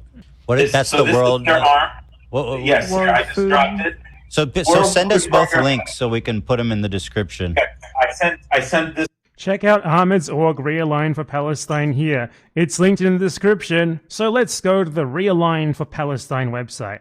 This is a website that's literally just pro-Israel talking points, anti-Palestinian talking points, set up to like masquerade as a pro-Palestinian website. And front and center, you go here, donate to the movement, you click it, donate today to stand with us in building a future rooted in hope and dignity. Each contribution strengthens the movement for peace and self-determination. You know, I notice this is not tax deductible. It's not donating to a charity. It's literally just sending your money to Ahmed Fouad Al-Khatib and the Atlantic Council.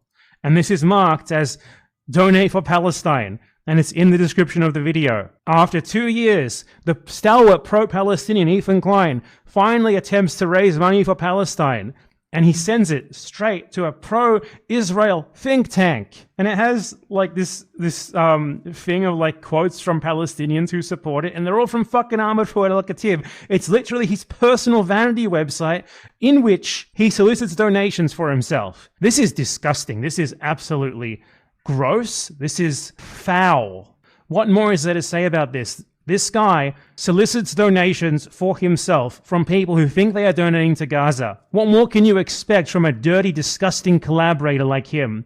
And what more can you expect from Ethan Klein? By doing this, Ahmed Fouad Al-Khatib and the H3 podcast are literally stealing food from the mouths of starving Palestinian babies. And that is not an exaggeration.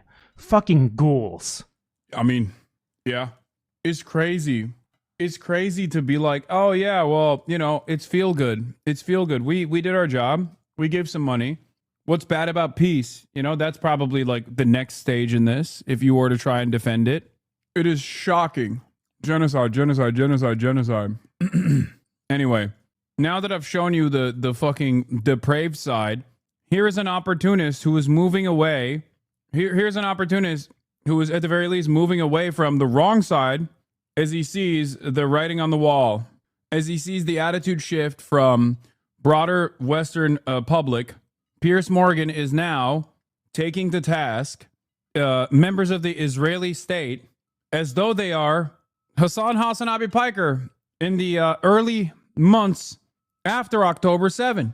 Never did I think I would see this day where Piers Morgan would be, by way of, by way of being a careerist, but still, Piers Morgan would be on the right side of an issue, and Ethan Klein would be on the fucking wrong side of said issue, and the issue being Israel doing a genocide. It is incredible.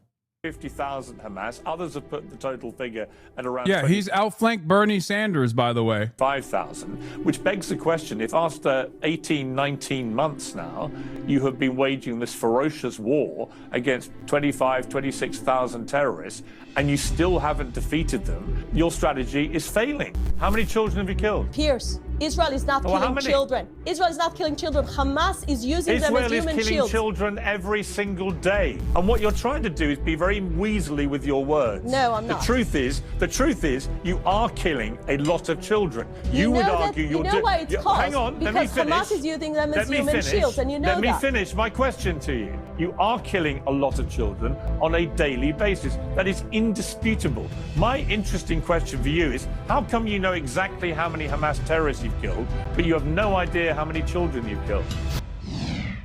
Several key points in the war on Hamas. Former Israeli Prime Minister Ehud Olmert has denied that Israel would kill civilians deliberately and denied the charge of war crimes. He now says this. The statements made by Israeli cabinet ministers, the leading cabinet ministers, that say we should starve Gaza. What is it if not a war crime? I mean, how can a serious person representing the Israeli government can spell it out in such an explicit manner that we should starve Gaza, that there should be no supply of basic fundamental humanitarian needs to a couple of million people living there. They are terrorists that we need to fight, but this is not a war against Hamas. This looks more and more like a political war of the Israeli Prime Minister and the cabinet and the group of thugs which are now representing the Israeli government inside Israel and across the world are committing actions which can't be interpreted in any other way.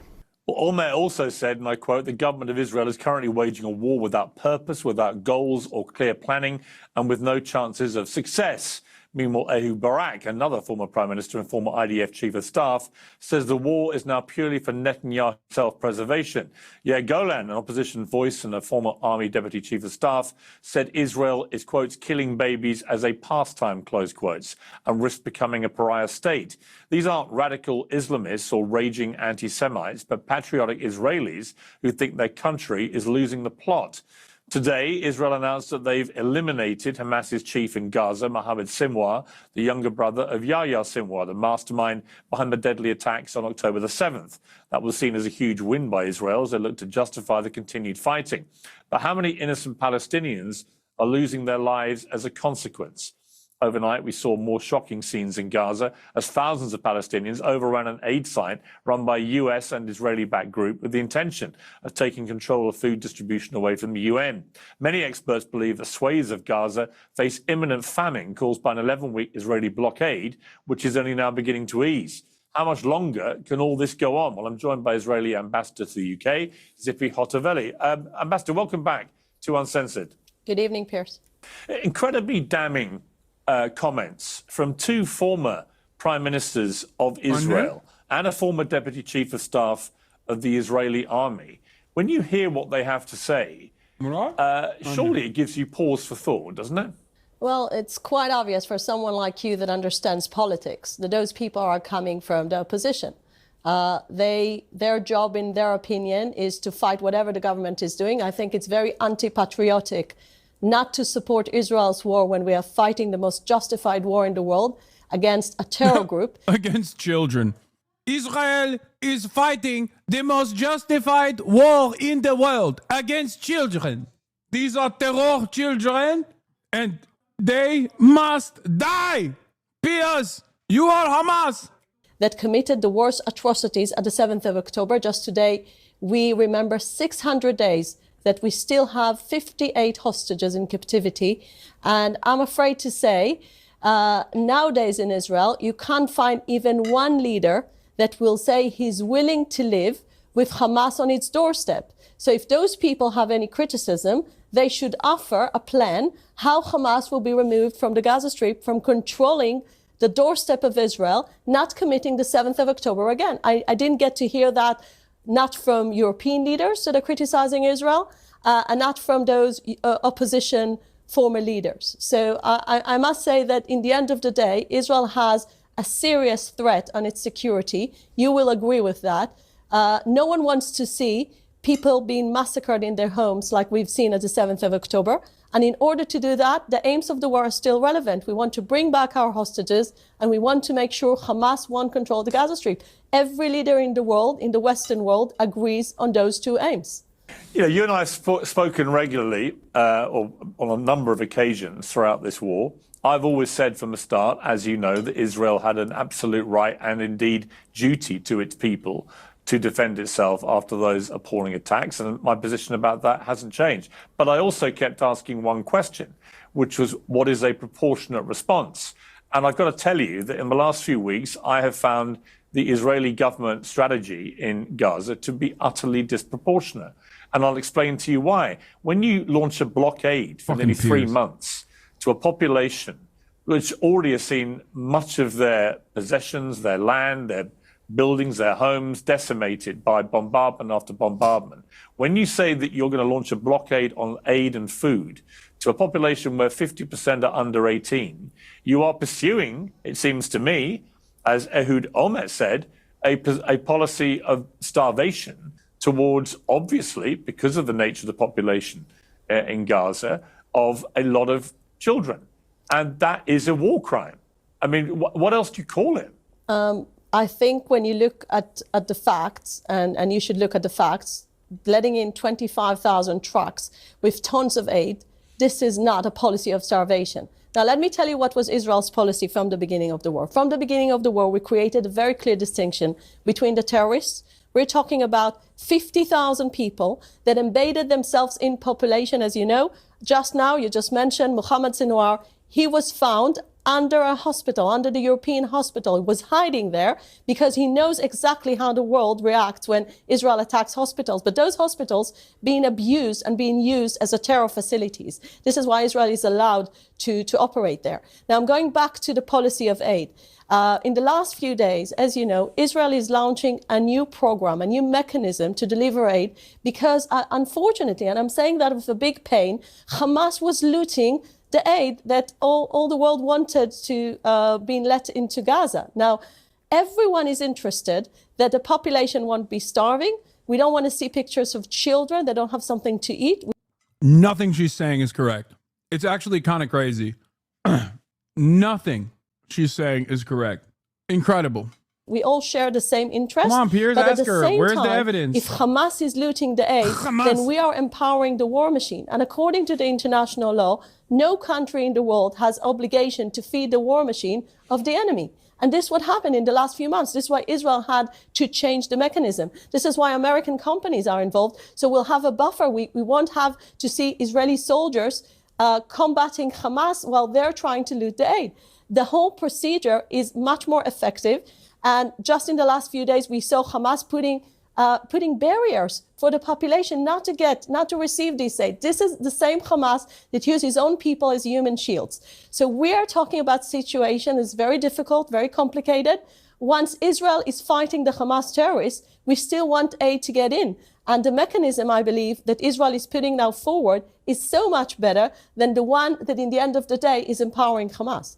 The problem is that whilst you're saying all this and trying to justify it, you've got people like Smodrich coming out and making it absolutely crystal clear what the real plan is, which is to completely clean out Gaza of all the Palestinians and get them into, quotes, a third country. That is a form of genocide. It is the deliberate targeting of people based on ethnicity and displacing them from their homes and killing a lot of them in the process. I don't know what else you would call it. I've resisted using the word genocide about this, but when I watched what Mr. Smodrich was saying and studied the exact words that he said, it is very hard to reach any other conclusion than that he is waging a strategy of genocide and would like to cleanse, as he put it, the whole Gaza Strip of all the Palestinians. So you can try and dress up that blockade, which is what it was for 3 months, where we saw the starving children you say you're concerned about, but you've got Smodrich there actually laying bare the real plan, which is to get all the Palestinians out of Gaza.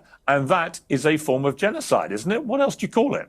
Well, let's begin with the fact that if you listen to the British media, you get the assumption that Smotrich is the Israeli prime minister. Well, he's not. He's not the one who's forming the policy on aid.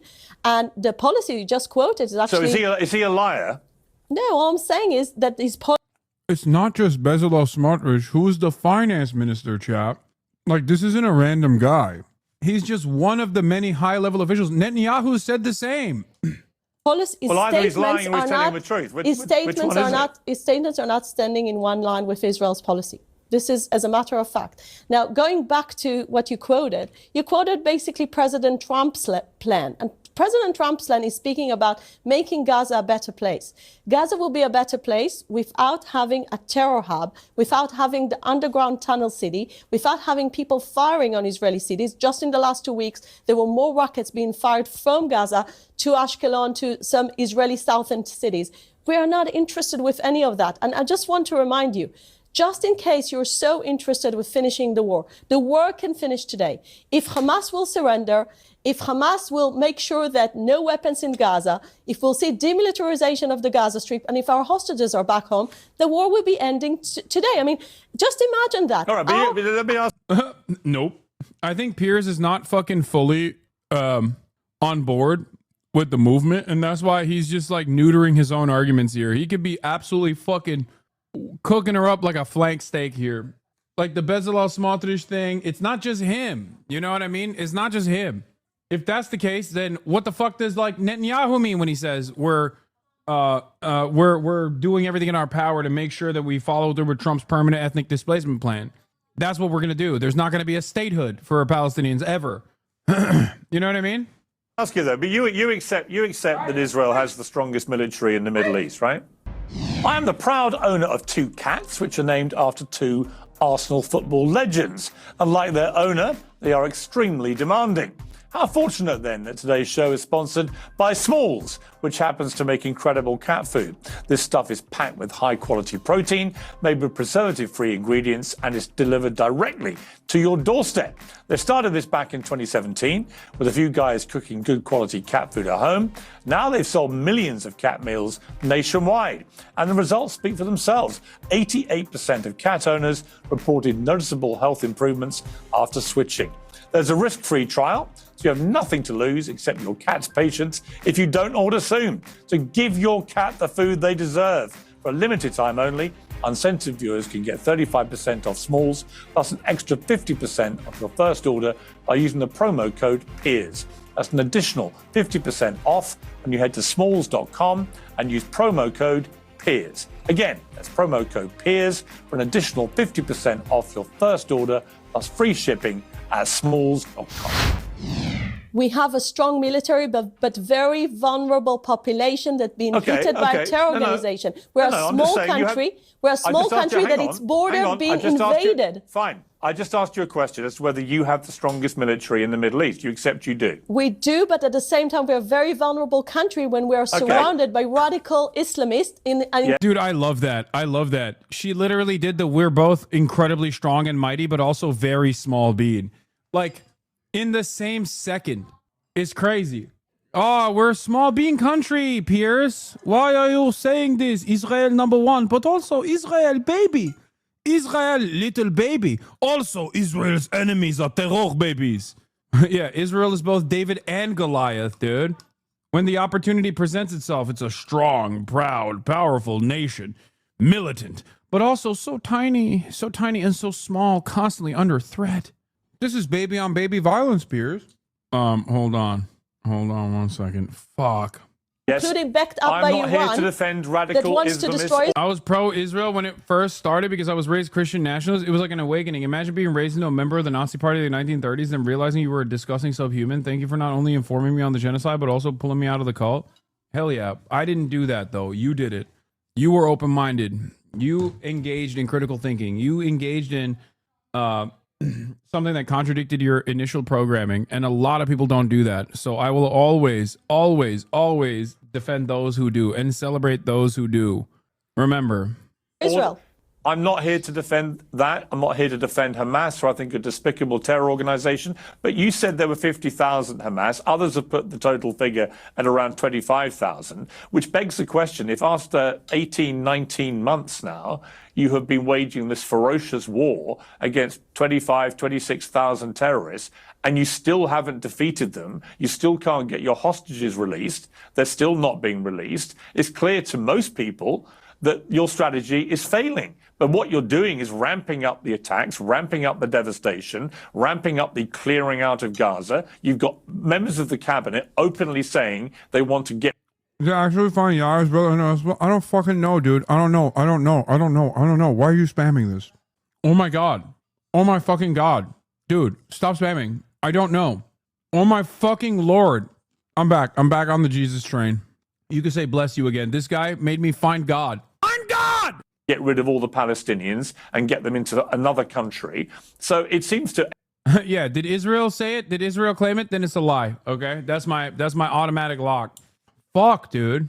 Everybody else, that what you're actually doing is not winning any war against Hamas. In fact, many people think, including intelligence that the Americans have received, for every Hamas terrorist you've killed, they've already been replaced multiple times with people with the same ideology. And that would explain why you can't get the hostages out. And in fact, the hostages, the more you bombard Gaza, the more you would say that their own lives become imperiled. And the overriding picture, which is what's getting Israel so much opprobrium around the world, is that your strategy isn't working. There's no clear plan for what happens at the end of all this. Hamas is still clearly alive and well and thriving. Yes, you've killed another one of their leaders today, but you killed his brother, who was the architect of October the 7th, months ago, and that didn't seem to make any difference to Hamas's ability to continue engaging in battle with you. And the argument remains, how many Palestinian civilian innocent lives, women and in particular children, are you prepared to kill as you continue going after Hamas when it doesn't appear that you're winning that battle? No, of course Piers isn't fully there, and he will never get fully there. Piers' entire career is designed around never fully getting there, Chad. Sorry, didn't mean to spam. I'm new here. It's insane, bro. You know that, first of all, you know you're not supposed to spam because you kept changing the fucking goddamn question that you were asking. Calm down. Strategy is failing. Pierce, how many Japanese children were killed under American attacks, and how many Oh my god. Oh my god. German children were killed? Does anyone believe Pierce is sincere good faith? No, I was talking to a Muslim normie homie of mine about this, and I like to hear from him, like, about his perspective, because he's not like super invested in the online shit, but he loves Norm Finkelstein. Like, he fucking loves Norm Finkelstein. And he was so mad at Piers Morgan. He was like, that fucking piece of shit. He was like, that fucking piece of shit spent the first 19 months shitting on every fucking pro-Palestinian speaker, only to now turn around and act like he was with it the whole time. Is he devout? Yes. What difference does that make? Anyway. The UK attacks in the Second World War. Listen, I mean, if you want to play a fair... Piers has never stopped inviting me on a show. I just stopped going on because I was annoyed. I was annoyed with the spectacle of it all. Okay? I could probably still go on a show whenever. He asks all the time. He has tried to do a one-on-one with me. He's tried to like have me on just by myself when I was in England, outside of England. He has an eye for talent. He has an eye for what drives clicks. He knows having me on the show does decently well. Now he's done this switch up, so maybe I'll go back on his fucking show. Yeah, he's the OG drama guy. If you want to play a fair game, you need to understand how Western armies operated in the past. Israel is not anywhere near to the American attacks on Tokyo that killed 100,000 civilians, and not anywhere near to what the UK was doing in the Second World War. Now, when I'm looking about a strategy, I get to hear all the people criticize Israel today, including yourself, and then I'm asking you this question. If Israel finishes the war today and Hamas stays on our doorstep, what kind of future do you promise my children? A future that 7th of October will happen and again, just like Hamas leaders promised? This is what you expect the Israelis or the Israeli leadership to accept? Hamas should not be allowed to run a Welk stall at the end of all this. They should so how do you achieve that? How do you achieve that? Well, who's volunteering there to demilitarize the Gaza Strip? No, that's different. Demilitarizing the Gaza Strip is a death sentence. Dude, one of the craziest parts about this is like they're both openly genocidal and doing genocidal shit while simultaneously going, why don't you put down your arms? Why the fuck would anybody do that? It would be immoral for Hamas to turn around and demand a demilitarization of all Palestinian resistance forces. And for the record, even if they were to say, yes, we are doing that, not a single fucking Palestinian faction, even the Al-Qassam brigades, would actually put down their fucking arms. Are you out of your mind? What kind of fantasy is this? It's fucking insane. Hey, put down your arms so we can Holocaust you easier is crazy. At least as it stands, a militant resistance exists, which at the very least stops the Israeli military from being able to fucking dominate the Strip to the best of their ability. Because they're terrified that while they're in the process of scouring the underwear drawers of Palestinian women that they fucking killed and displaced, they get smoked. Absolutely fucking smoked. Why do people insist on eating on stream? I eat your mother's pussy off stream. If you want, I can eat your mother's pussy on stream too. Hey, dumb fuck. I'm live throughout the day. What do you want me to do? Not fucking eat? Suck my dick. Piece of shit. Also, you're fucking grounded. I'm your stepfather, okay? Nope. I'm not the stepfather. I'm the father that stepped up, and now you're fucking grounded.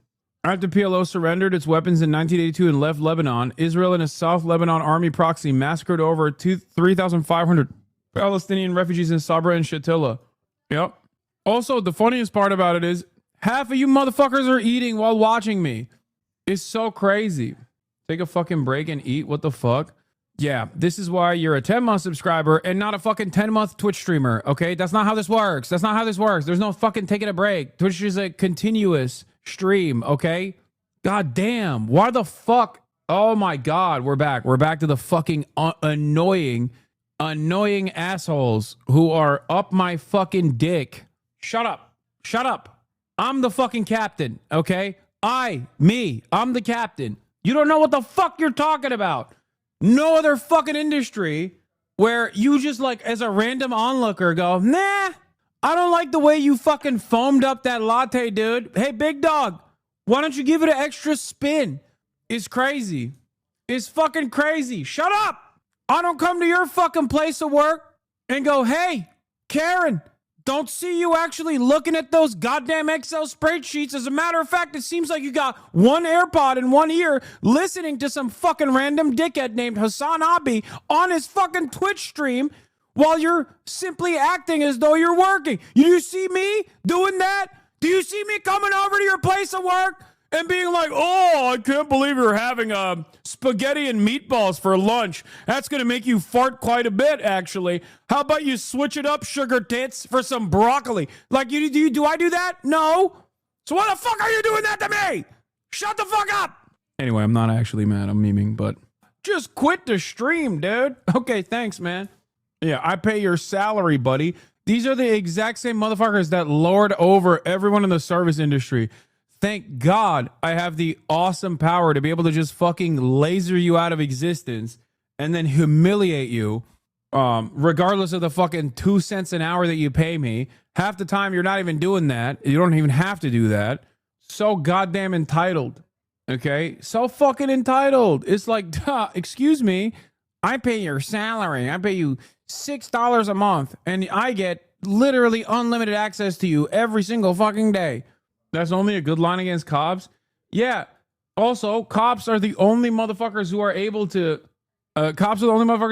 kill you on the spot if you were to say that to them without any accountability whatsoever. Can you imagine how beautiful of a world it would be if, and I've said this before, if you were in the service sector, if you're like a waiter, right? Or if you work in retail, you work at a brick and mortar retail store, and some annoying asshole comes in and is like, I don't like the way you're excuse me, I don't like the way you're presenting these t-shirts. I think there's a different method of folding that you should be applying, and you just basically hit a button and that button automatically teleported them outside of the fucking store. Or even better, that button actually fucking slammed their mouth shut so they couldn't make a noise any longer. How amazing would that be for you? If you ever worked in retail, I feel like, think about that. You go to a restaurant, some dickhead's like, hello, I'm going to tip you. I'm going to pay your salary. So, therefore, I get to make decisions on how you bring the wine. The wine should be brought before the aperitif waiter, garçon, garçon. And then you just go click. You just go click, and then poof, immediately you just shut off their mouth.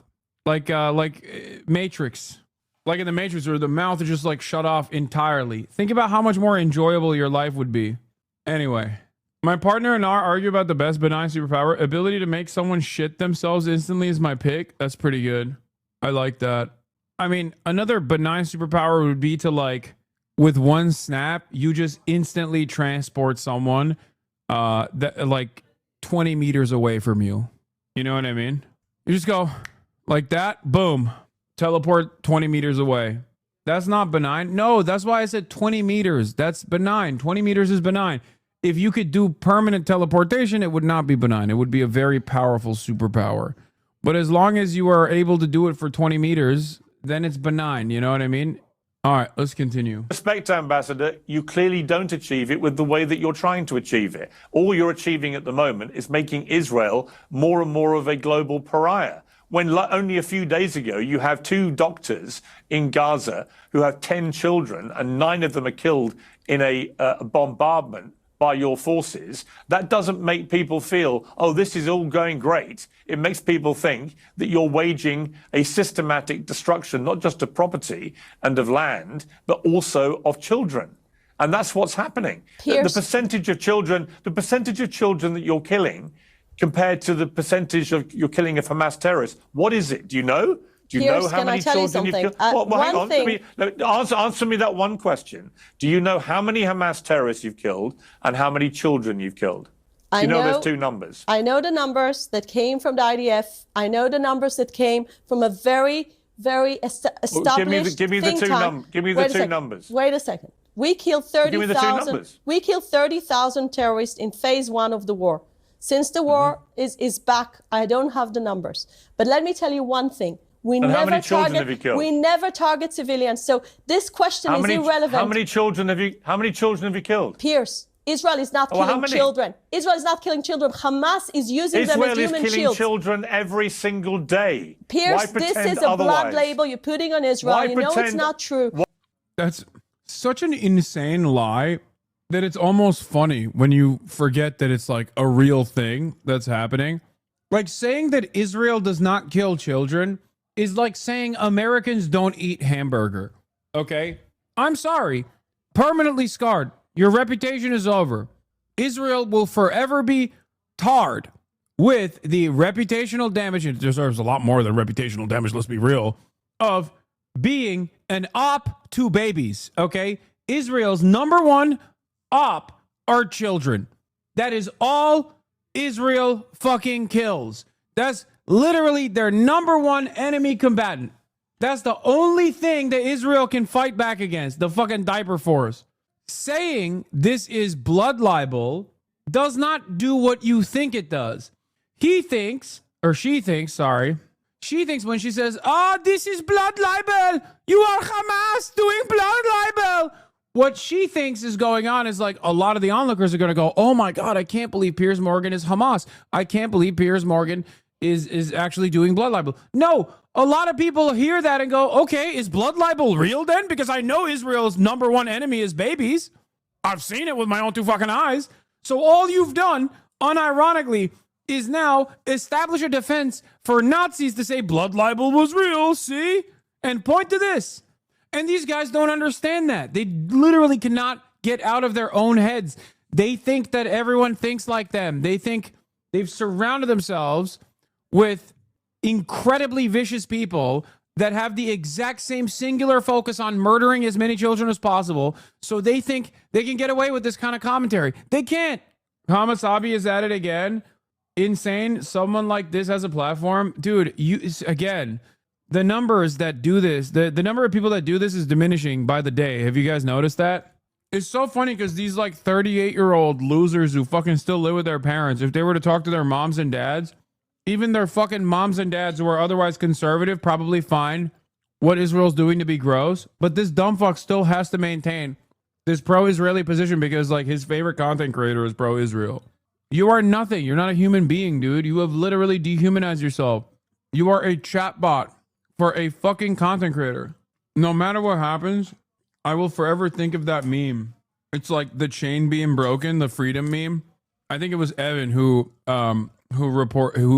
used that as a reply when it's like your mother, when she finally hears the gunshot sound coming from the basement, and it's just like the chain broken meme. It's one of the best fucking responses I've ever seen to like a psychotic neo-Nazi.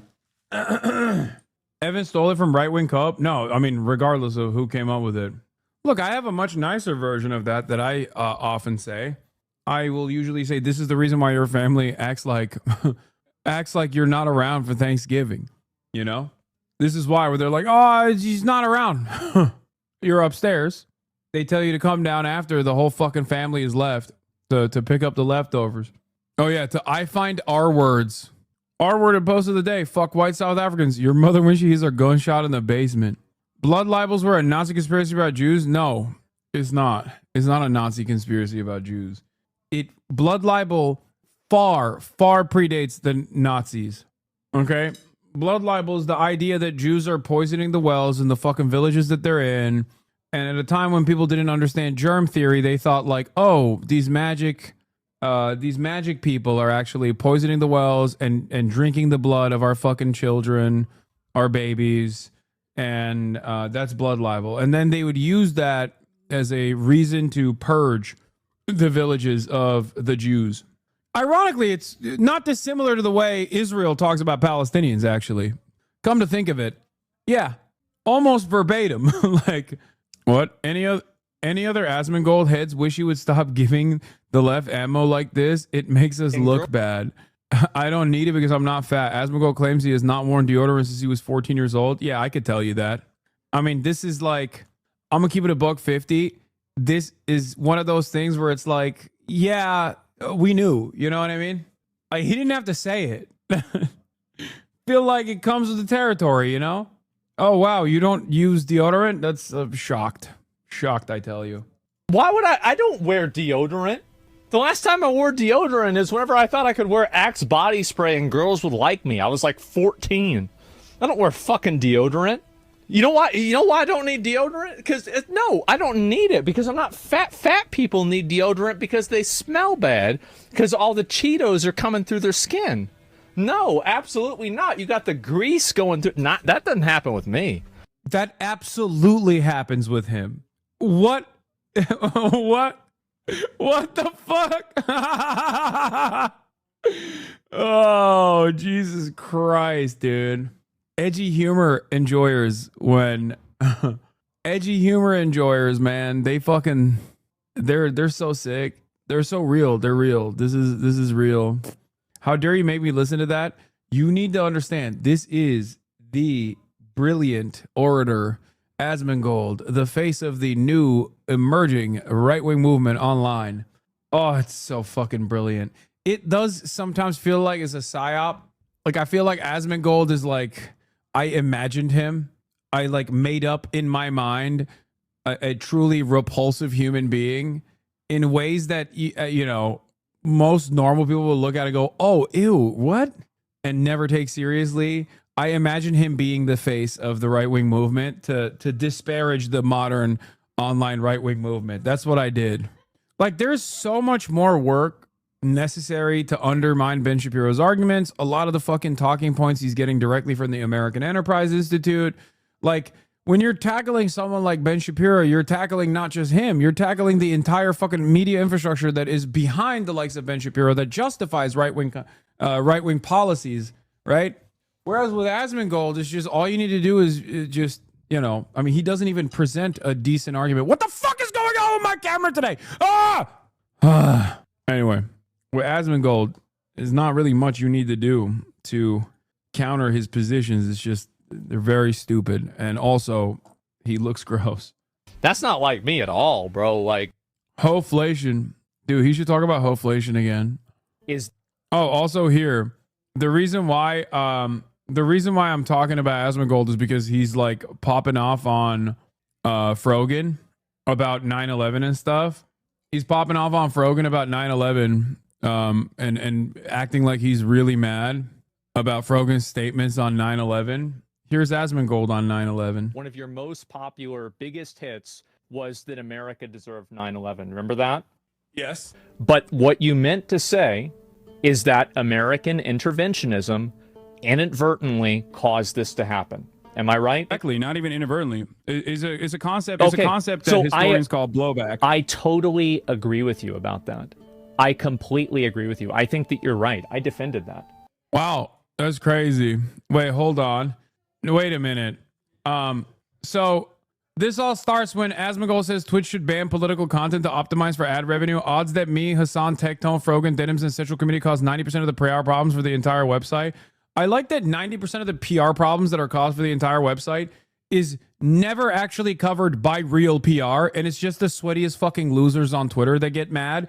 And then those sweatiest losers on Twitter will then try to get like actual outlets to cover it. Like, hey, why won't, CNN cover this? Why is CNN covering Hasan positively?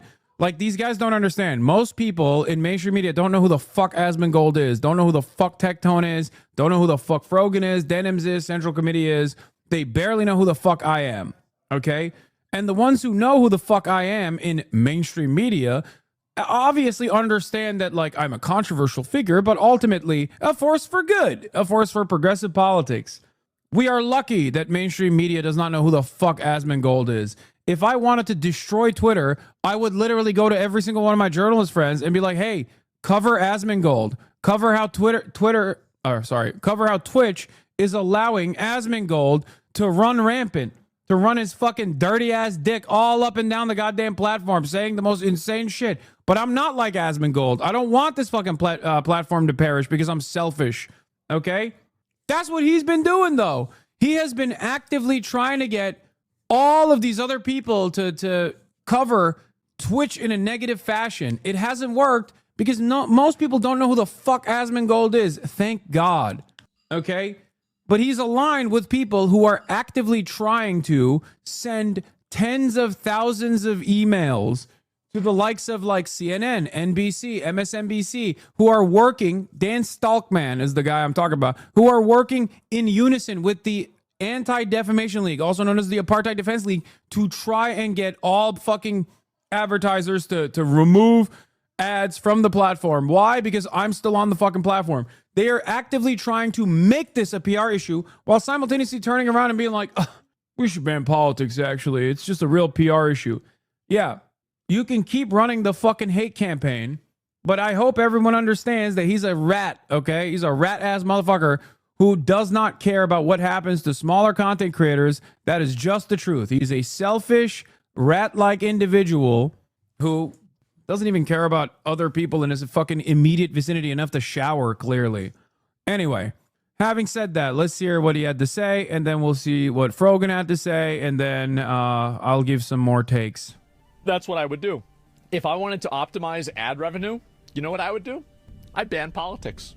That's what I'd do. Just ban it. The odds are that me and Hasan and Tectone and Frogan and Denim... I despise being fucking mentioned alongside the likes of Tectone from the fucking point of view of like being a liability for the platform, okay? That is disgusting, okay? I take issue with that. That is completely unacceptable. Gross. Like, second generation rapist. There is no fucking comparison. Come on. No, Asmongold recognizes that he streams politics. I think he's just saying they should ban politics off the platform.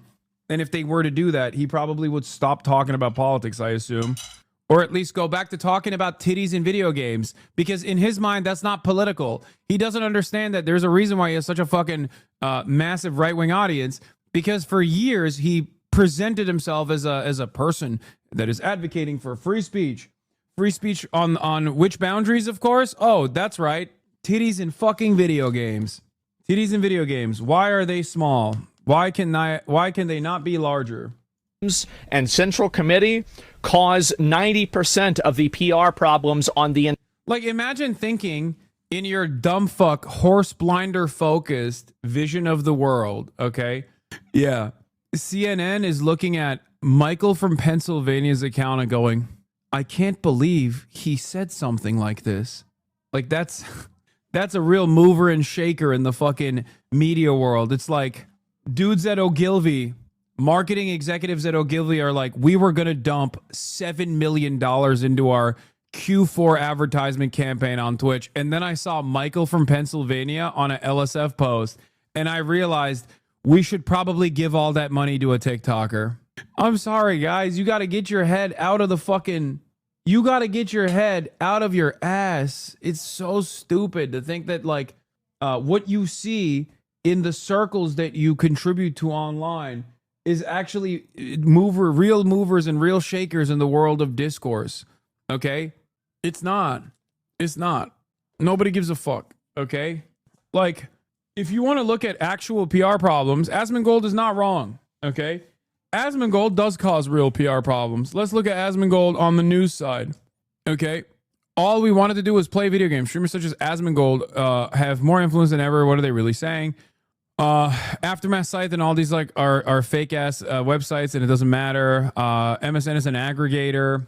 But like Asmongold's Twitch ban is a negative is a negative for the platform. Is negative PR for the platform because he said Palestinians are inferior culture that deserve to be genocided. That's negative PR for the platform. Let's look up Hassan Piker, okay? And I'll tell you what's negative PR for the fucking platform and what's positive PR for the platform. So New York Post saying Hassan Piker back on Twitch after being yanked for comments about DC Jewish museum shooting. New York Post is not a fucking, you know, a reputable outlet. It's no different. It's a worse version of what do you call it? Aftermath's a real site? Oh, no, I was talking about like mainstream. I'm talking about fucking mainstream news outlets. Aftermath is great. Sure. But mainstream news outlets like New York Times, CNN, CNBC, MSNBC, NBC, those are fucking real outlets, okay? Wall Street Journal. Dexerto is not a fucking real outlet, all right? Discourse blog is fantastic, but also not in the fucking mainstream sphere, okay? Fox News is not a reputable and serious publication. It's not a reputable or serious institution, okay? In the same way that like The Guardian is, in the same way that NPR is. So you have to understand, like New York Post is a tabloid and Fox News is a right-wing dish rag. The reason why I pointed that out is because, like, yes, I sometimes have negative PR for the platform when I get banned for certain shit. But ultimately, that doesn't move the needle in any meaningful way as opposed to all the fucking positive PR that I bring to the platform with all these other major outlets. Fox News is irrelevant in the grand scheme of things. And so is New York Post. So is the Free Press. Like, these are not reputable institutions. They're not a part of the liberal mainstream media. So on that front, I don't even fucking agree with this. Yes, if you were to look at like the Fear Buck account or any number of different like blue check power farmers on Twitter that want to make $26 in ad revenue every month. So they're just like constantly fucking pumping the most bottom of the barrel, lowest common denominator takes. Yes, on that front, all of those botted tweets and shit. Yes, very, very, very controversial. Twitch is an incredibly controversial outlet for dudes who are reply guys to Elon Musk. It's a very controversial outlet for people who spend all of their time online and all their time on fucking Twitter. Okay, yeah, for those guys it's controversial, but those guys are not the fucking advertisement executives. Okay, those guys are not the fucking real movers and shakers. Most of the movers and shakers do not know who any of us are, myself included, and luckily not Asmongold. If I was the same type of person as Asmongold, if I was a rat fuck who wanted to screw up this entire platform and then fuck off and, like, I don't know, get a kickback or go to YouTube, then I would literally blow up the platform by doing this SJW nonsense over and over again, by constantly going to my fucking journalist friends and being like, look at this fucking racist. Look at this racist. Why don't you do coverage over this racist? Why doesn't Twitch ban this fucking racist? Who do you think out of all of those reputable outlets would they actually cover with ease? Who do you think would actually get the headlines? Who would actually become a headline? The guy who fucking does unlimited white supremacist propaganda every fucking day to 50,000 people, who has destroyed the Daily Wire's prominence in the online sphere?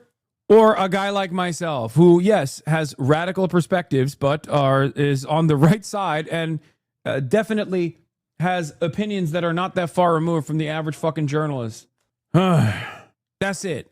But because I'm not a rat bitch like Asmongold, I'm not going to fucking do that. He can now turn around, watch this reaction, watch me reacting to him saying some dumb shit, and then make another fucking YouTube video being like, yeah, it's over, guys.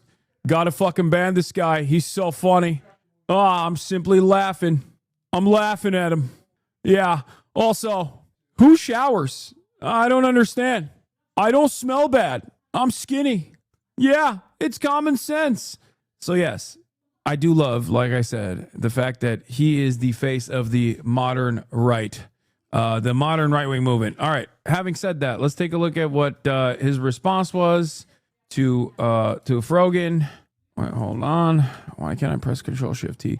Okay, so Frogan responds to that fucking dumbass take, goes, you consider me political because I wear a hijab. I am not like you, and I do not make political content anywhere but typing a tweet once in a while. And that is true. A lot of people think Frogan is political because she is my mod and because she has all of these like pop-off moments that other people hyper focus on.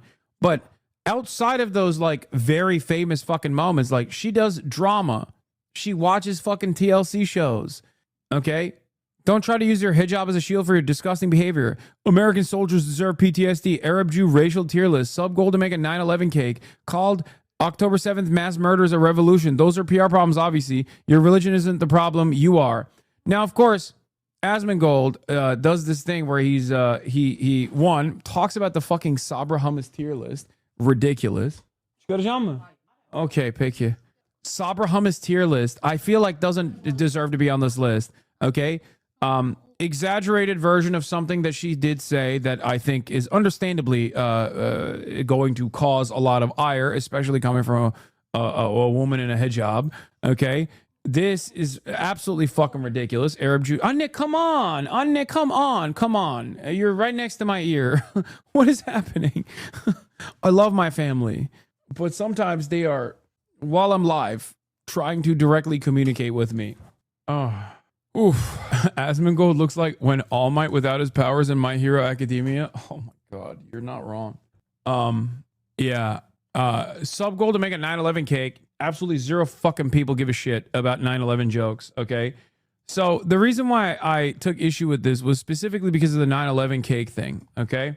Like, you can have disagreements with Frogan, who gives a fuck, right? But the idea that, like, you're adding on the 9/11 cake on there is so fucking annoying. And the reason why it's annoying is because you say heinous shit on a regular fucking basis. And it's always the free speech, anti-cancel culture, edgy humor motherfuckers that lose their goddamn minds anytime your targets are not like trans people or Muslims or any other kind of like marginalized community. When you talk about the American government or the fucking Israeli government, all of these edgy humor motherfuckers lose their mind. They're like, whoa. Can he say that?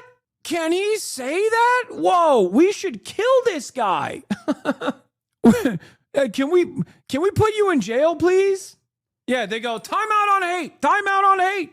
Jay Schlatt was in Asmon's org and has a 30-minute long compilation on YouTube making jokes about 9/11. Yeah, of course. Asmongold himself has also made 9/11 jokes. Of course he has, bro. Are you fucking joking? He's also defended my ban on 9/11, on the 9/11 ban that I received. He was like, yeah, that's not a problem. I agree with you on that. If Call of Duty really wants to do something insane, they need to make the next Black Ops about stopping September 11th. And the end scene is that you actually stop the planes and you stop September 11th. They roll the credits. After the credits of the game are over, it goes back to the game. You look up at the towers and they still fall down. Okay, I'm not going to lie. That's actually unironically an awesome idea. I forgot. That is actually such a banger idea that it literally feels like I forgot that I was angry at him for being hypocritical. Okay? Because the entire point of this was he's supposed to be mad about someone making like a 9/11 joke or something. Okay? Like I can't even entertain being a hater here, okay? Low key, that's not bad. That's not a bad idea. That's actually kind of a good idea. If they were insane enough, they would just literally do it from the perspective of the fucking hijackers, like No Russian. They would never do that, though, of course. Remember fucking No Russian? Like that type of shit. Yeah, he's like, just like Kai Cenat has a reaction stylist, Asmongold's got a reaction stylist as well, because he did not come up with this on his own. And it says to be continued. That would be absolute fucking cinema. Oh my god. I think it would be banned in every Western country. Yeah, it would be. No Russian 9/11 is fucking wild. No, I know. It's not going to happen. To be fair, the ending of the last Black Ops game was about a false flag attack by the CIA to justify a war in Iraq. Yeah, they put stuff like that. Anyway, the point is, only Asmon gets to make 9/11 jokes, okay? What is this? I don't watch Hasan. I don't care about Frogan. I play World of Warcraft and take showers. Who is this person? And I take showers and that makes me diametrically opposed to Asmongold. Yeah, Bovine, Barry, and her deranged sister are coming for our boy, by the way. Dane broke. Yeah. We have officially arrived at the a take too far. too many takes. The take economy has found its limit. I was wondering how we would get here. I was wondering what take would be the take that would get us here. And here it is. This is the take that gets us here. Now, remember, Bovine Berry got her sister this job at the Free Press. And also remember, the reason why she's doing this is because Anthony Bourdain recognizes the humanity of Palestinians. When he was alive, he recognized the humanity of Palestinians. Okay? Let's take a look. Anthony Bourdain broke how a generation of men eat. The cult of personality he left in his wake is frankly insufferable. A lot of what we're seeing in food culture, chef culture today has its roots in the type of eating and journalism Anthony Bourdain did. Bourdain treated ordering soup like a search and rescue mission, and now every man thinks they have to spelunk into some cave in order to get a bowl of pho, and unless they do, they're not really having dinner. Who the fuck are you talking about? This is Bovine Berry Weiss's sister, okay, who got a job at the Free Press, of course. Fake podcast set. Everything about the Free Press is fake. Industry plants are getting old. I know. And it's also like I'm telling you right now, the reason why she's duking it out with Anthony Bourdain, the reason why she dropped this take is so that people obviously come after her and say, you're a fucking asshole for saying this. What are you even saying? And of course, she's going to turn around and be like, oh, so many people are canceling me again. All the leftists got mad. Here's Susie Weiss, sister of genocidal Zionist Barry Weiss, also known as Bovine Berry, who killed Refat al-Rayer, is now writing for her propaganda rag where she focuses on smearing pro-Palestinian students as overly privileged coddle snowflakes. Here's Susie. Here's how Susie reacted when she failed to get into an Ivy. Let's take a look. Princeton, Yale, Penn, and Vanderbilt. Among the reasons... It's like, bro, stop the presses. I did not get into an Ivy League institution. Stop the fucking presses. What goes on in American media? The crimes that American media have committed are untold. They are impossible to count. Okay, Asmonbald already reacting to your comment. Yeah, whatever. Yeah, based. Anyway, take a shower. If you're reacting to the comment, take a shower, Asmongold, please. For the love of all the people around you, like the fucking drive-through worker at Whataburger or wherever you go to get your Diet Dr. Pepper. Did you see Free Press Qatar hippie saying they spent $95 billion on U.S. propaganda? Yeah. Anyway, if you're not gonna shower, just wear deodorant, bro. What the fuck? I've consumed a lot of right-wing media, often against my will, from reshares and from memes I've been exposed to. So much Daily Wire, Tucker, even like Epoch Times. I've never actually fucking seen Free Press shit. It's completely fake, no motion. Yes. I guess Barry Weiss is still mad about this interview recorded a few months before Bourdain's death.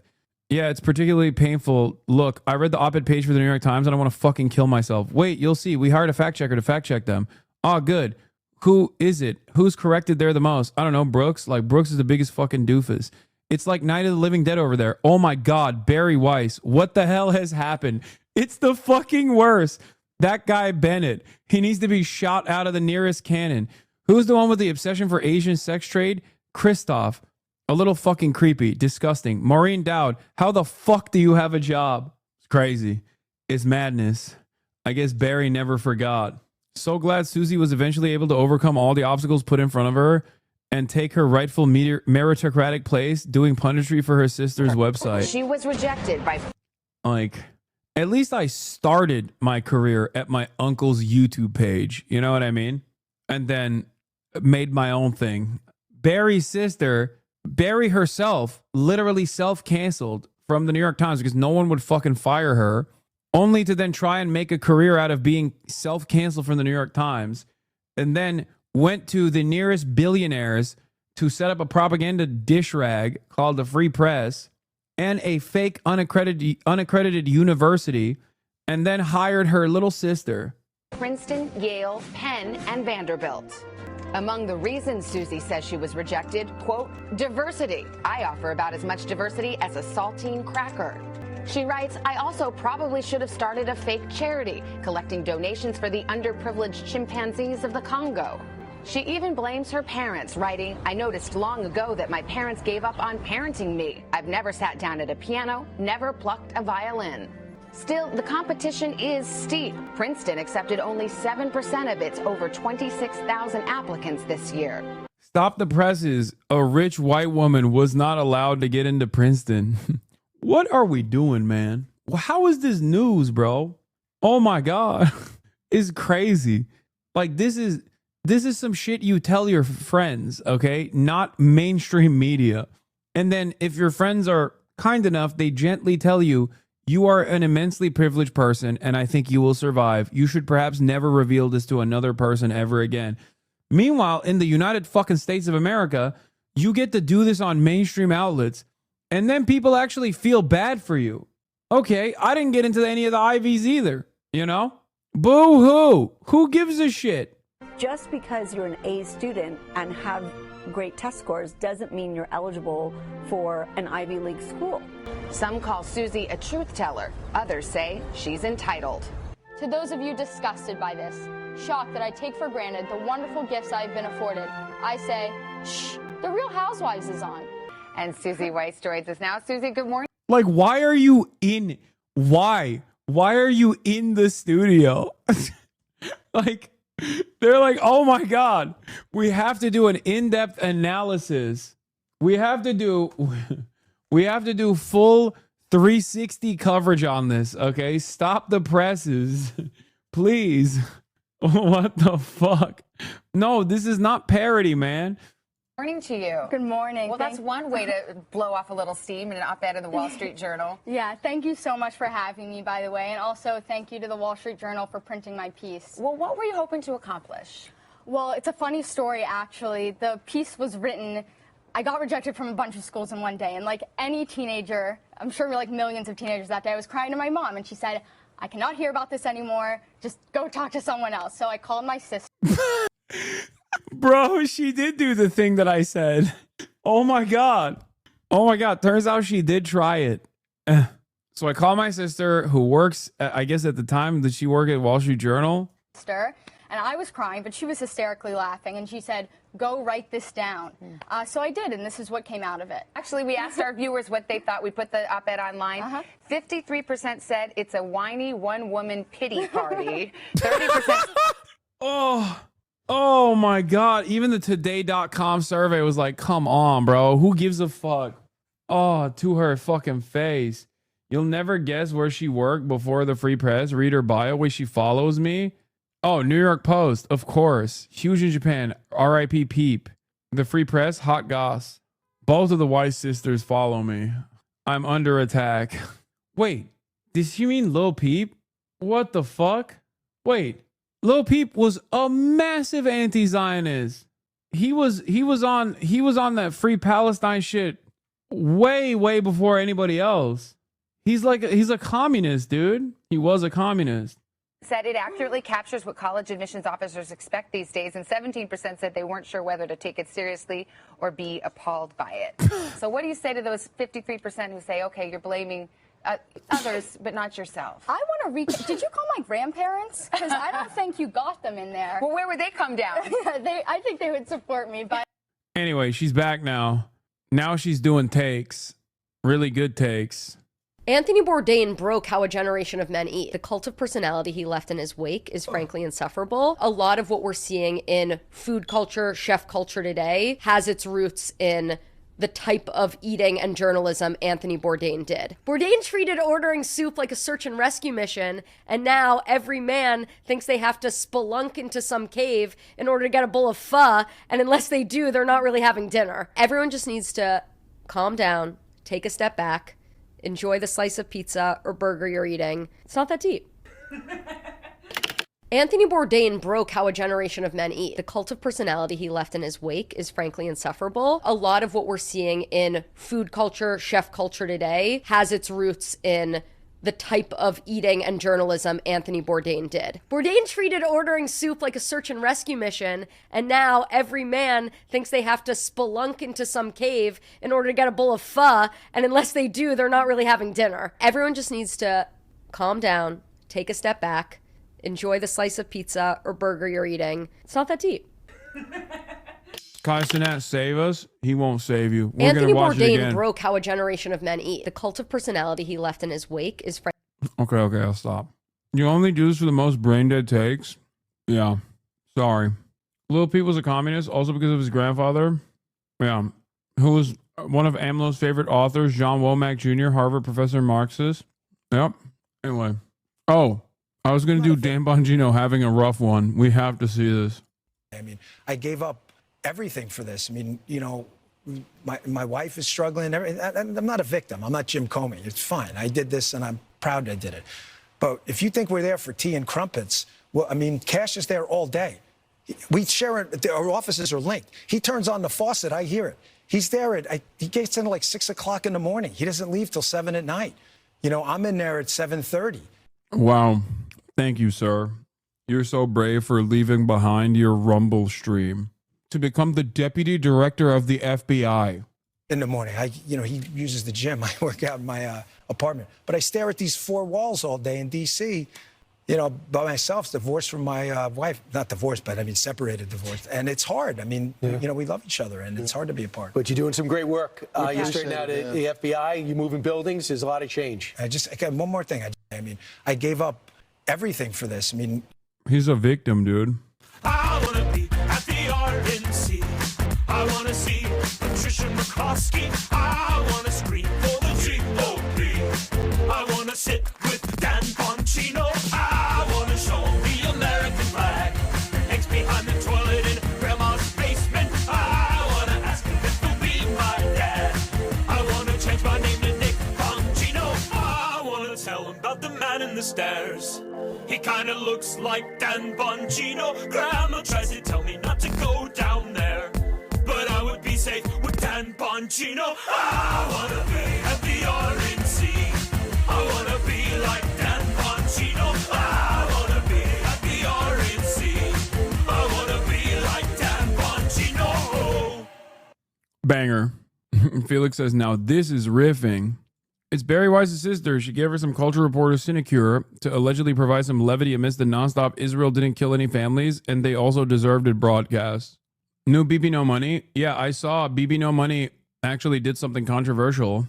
At the time of the recording, I was unaware of certain individuals' ethical beliefs. As a result, I've chosen to censor those whose values I do not support. Additionally, all funds generated by this video will be donated to the PCRF. I got rose gold on my wrist, I don't wear electric. Too many zeros on a check, can't count it. 30 Sherman on my Jimmy, bitches sipping Hendrix. Wet hair, don't care if you ain't eccentric. ASOP, I got soft skin. GOAT, I went Ben 10. You should me, I stay clipping. Yes, I push pin. Ladies and gentlemen, I put the sex in sexy. I put the sex in sexy. I put the sex in sexy. Shit, I would even undress me. I put the sex in sexy. I put the sex in sexy. I put the sex in sexy. SEXY. Bitch, I'm a bureaucrat for fun. Don't be a copycat, kiss my tongue. Please, baby, let me clap. It's Asmongold. BB No Money used to be a massive Asmongold head. And this recent turn that Asmongold has had, as I believe, caused him to second guess. He used to be a massive Asmongold fan. Got a wrist to crest, no diamonds. You blandish, put you in a panic. Bank real think, can't see the money vanish. Dick tangent, got it speaking Spanish. Big toe ring, got it flooded like Atlantis. Athletics, first in the class. Straight to the bag, I'm a pro like Bass. Diuretics, pissing out cash. Pants never sag so high, got a rash. Bitch, I ain't man, I'm random. A-Ran, doors never close on king shit. Aslan, cooling with the folks at the crib, watch gangland. Jiggy in the club, let Anna Lee. Jazz hands, cast spells, get coochie like Merlin. She stick real bad, stay swerving. Sex sells, well, fuck it, we splurging. Hair gel, I'm composed like Gershwin. I put the sex in sexy. I put the sex in sexy. I put the sex in sexy. Shit, I would even undress me. I put the sex in sexy. I put the sex in sexy. Goddamn, Wake is hot, dude. So is Will. Everybody looks good in this. Sheesh. I put the sex in sexy. I put the sex in sexy. SEXY. New fabric, stripped out designer. Bitch, I might wet the bed. Splash. Do antics, mom proud, make fire. Always 2 steps ahead. Catch up, bitch. Clack game for, yeah, I'm feeling like Birdman. Sweet talk, 2 chicks, got them doing handstands. Lights in the crowd, all the way in a grandstand. Stay bricked up like Tamlin. Anger, my dentist proud, he said I'm flossing. Feeling merry, cause I'm popping. Stuff my nephew's Christmas stocking. Cause I'm newly rich. I put the sex in sexy. I put the sex in sexy. I put the sex in sexy. Shit, I would even undress me. I put the sex in sexy. I this sex and sexy. I put this sex and sexy. S-E-X. Wow. This bitch money on me like a rainbow. These diamonds on me pieces. Romance. Try to save me. Where you were not invited? Yeah, he hates me. No, dude, they shot this in fucking Austin. Yes, Chatter. He fucking censored Asmongold's face out of all of the frames that he's supposed to appear in, including ones where he's like directly the center. I'm surprised they survived the stench. Yeah. I mean, if you're gonna fucking be around him, might as well put his face on it, you know? No, I'm kidding. They censored him with the Murloc from World of Warcraft. He Stalinized Asmongold. Yeah. Spread love and positivity. Yeah, this was filmed a long time ago. I remember because Will flew back for this. 5, 4, 3, 2, 1. Engines full power and lift off. Oh! It's doing it! It's going! Dude, look at that thing. It's going! Look at her go. Let's go! Dude, come on. You have a celebration ready for this, right? You worked on this for years.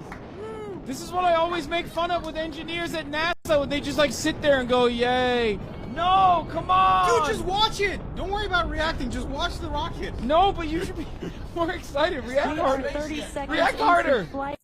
That was Murat's bias app launch. Before I became a divisive figure surrounded by friends and family. Didn't that Viasat die like almost immediately? It wasn't their team's fault. I'm very proud of him. Oh, yeah, Dan Bongino, a man who has taken severe penalties for doing the right thing. Anyway, I'm skipping the Harvard thing because I don't give a shit. But we should talk about the Trump administration aggressively revoking Chinese student visas. States will aggressively revoke visas of Chinese students. That is the message, the warning, and the threat, really, now coming from the Secretary of State, Marco Rubio, announcing that the Department of State will be targeting those, quote, with connections to the Chinese Communist Party or studying in critical fields. This is expected to further rock the already shaky 90-day truce with China on tariffs with the Trump administration, and also further rock this blanket of uncertainty hanging over colleges and universities across the country, first and foremost when it comes to Harvard. For 15 years, China was the top source of international students studying in the United States. That is until India took the lead just last year. So let's get this. It could have a huge impact. CNN's Jennifer Hansler has much more on this. She's tracking this announcement.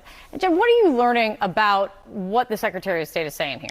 Well, Kate, this surprise announcement from Secretary Rubio last night is a further escalation of tensions with Beijing and is also poised to be a further blow to higher education institutions here in the United States. Now, this announcement was pretty sparse on details. It says that they will aggressively revoke visas for Chinese students, including those with connections to the Chinese Communist Party or studying in critical fields. But the Secretary of Studying in critical fields, if it's AI, then that's like what, a quarter Chinese? You're just actively undermining your own future. Good job.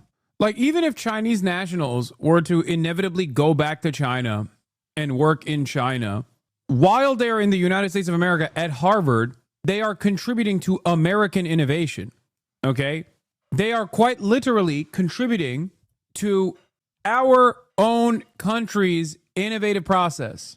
Now, of course, one might say, Hasan, obviously, the real reason why you're frustrated is because you're Chinese. And the answer is yes, I am. I'm white Chinese. And so is my good friend, Brace Belden. And neither of us are going back to college anytime soon. So we are not worried about having our student visas revoked, even though we are both white Chinese, both in our heart, in our soul, and also just in general. But yeah, I mean, racial Jake. State does not define what those critical fields are or how they are going to establish a connection to the CCP. Given how ubiquitous it is in China, will it just be that a family member is a member, that the student themselves is a member? Those questions remain unanswered.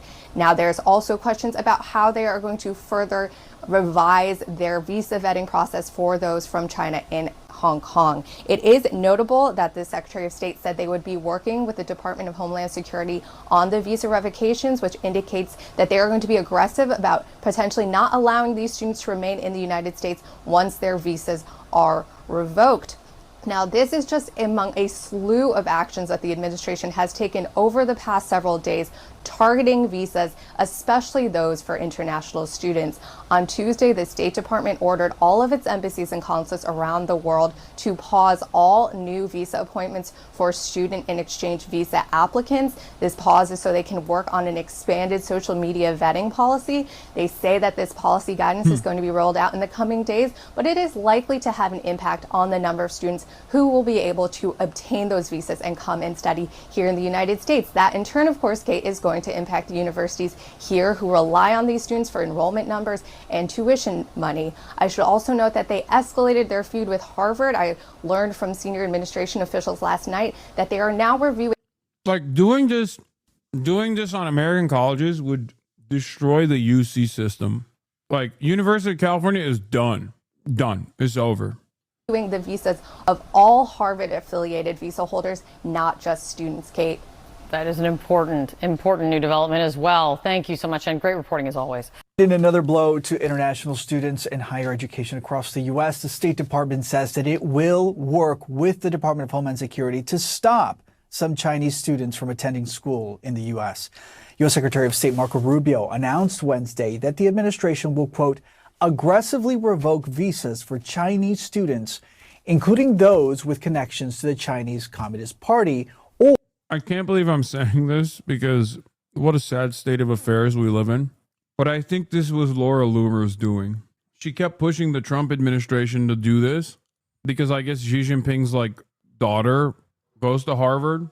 So yes, I think we have been Loomered again. Ever since she stepped foot on that fucking Trump Force One, and then Trump turned around and said she is a free spirit. Most Chinese and Indian STEM PhD graduates in the U.S. stay long after graduation. Or studying in critical fields. Now, it's unclear exactly how many are affected, but according to a government report, more than 275,000 students from China studied in the United States in 2023 to 2024 in that academic year. Meantime, there is a new escalation in President Trump's feud with Harvard. Senior State Department officials telling CNN the agency is now reviewing all visa holders affiliated with Harvard, not just students.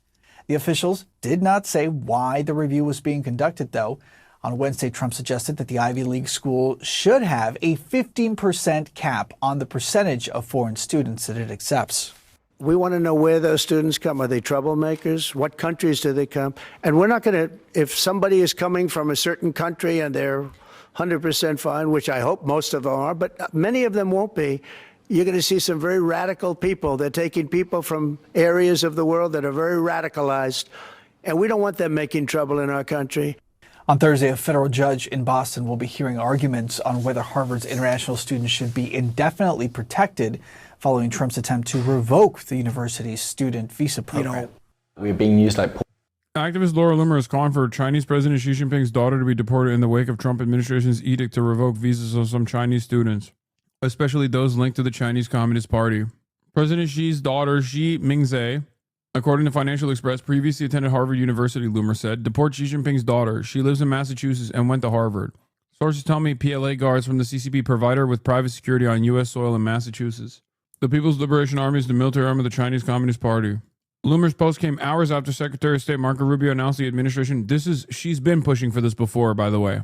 Imagine pulling Xi Jinping's daughter. That is insane. That is, wow. Is she married? Okay, chatters.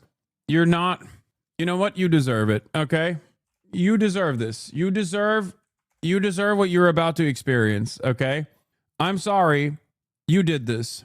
Married in a year in the suburbs with a kid on the way in 3. Convincing yourself you're living the American dream. And I'll be dancing out in California. Kid who got it all wrong. Convincing myself one day I'll write a love song. You'll be married in a year in the suburbs. You deserve this. You deserve this. You need to hear this. And this isn't even the OG video, because the OG video on TikTok shows his little feet. And by the way, you might have guessed it, but I'm going to say it anyway. He's not wearing any shoes. He's actually wearing socks, and he gets on his tippy toes. With a kid on the way in 3. This is what happens when you talk about Xi Jinping's daughter like this, about how you want to date her, about how you want to wife her up, about how you want to marry her. This is what you get. Convincing yourself you're living the American dream.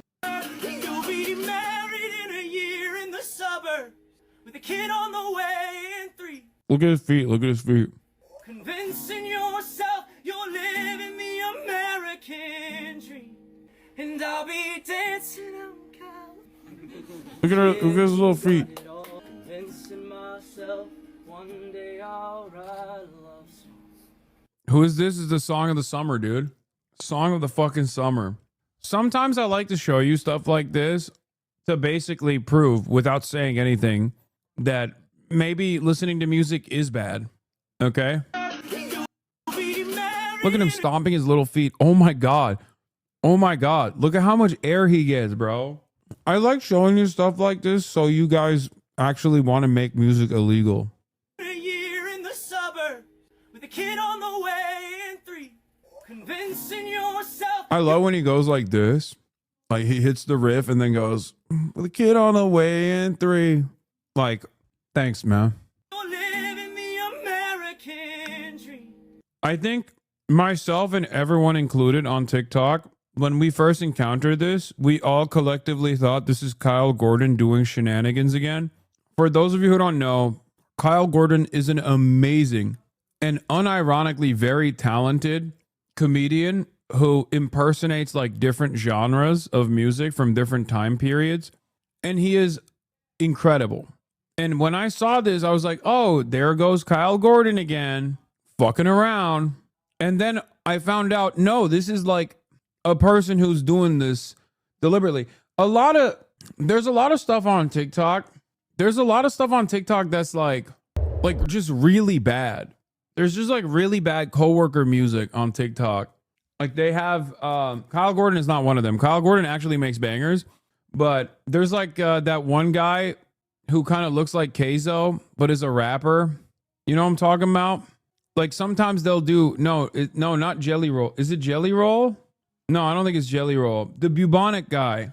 Shit is bubonic guy. What's the name of the guy? Shit is bubonic? God damn it. Then there's the, okay, everyone is sending me all this dumb shit. No, it's not Action Bronson. Shut up! Here. I found it. Fuck, man. Everyone is like, it's Action Bronson. It's not. He kind of looks like Action Bronson on Ozempic, but... Got up on stage around 9 and the next day they called it iconic. In between that I was off for some time. Vodka and lime in a pack of the chronic. Bring that to a beat. Shit is bubonic. That. And then there's the other guy who's like, who curses a lot.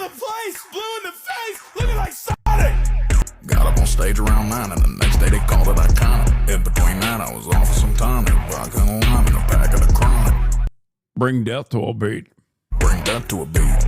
Shit is bubonic. No, I'm not recommending this music. I'm just saying like there are a lot of like dog water ass songs that come out of TikTok that pop the fuck off. There's another one. There's the guy who like curses a lot. You know who I'm talking about? You must know who I'm talking about. You are a bad person for trying to shame someone that is bearing their soul, by far your worst quality. I cuss like I was raised in a barn. Yeah, that's the one. Yeah, who's the one that does the I cuss like I was raised in a barn? I like to cuss like I was raised in a barn. Fuck, shit, piss, cock, titties, and darn. I'm not just heartless darkness. Dude. Got up on stage around 9 and the next day they called it iconic. In between that I was off for some time. Vodka and lime in a pack of the chronic. Bring that to a beat. Shit is bubonic. We are young. Okay, this is Kyle Gordon, and also this is not a coworker song. This is making fun of this genre of music. There's a fire in our soul. We go big or go home together. We are young. That's right. What you know about rolling down in the deep? When your brain goes numb, you can call that mental freeze. When these people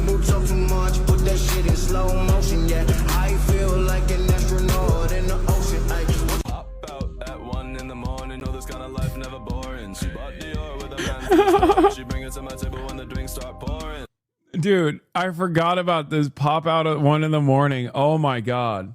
The bear is Turkish. I forgot about that one. This is the best one of these. This is the story of Oh yeah, I love this guy. So for the record, I've known about this guy because I need to come clean.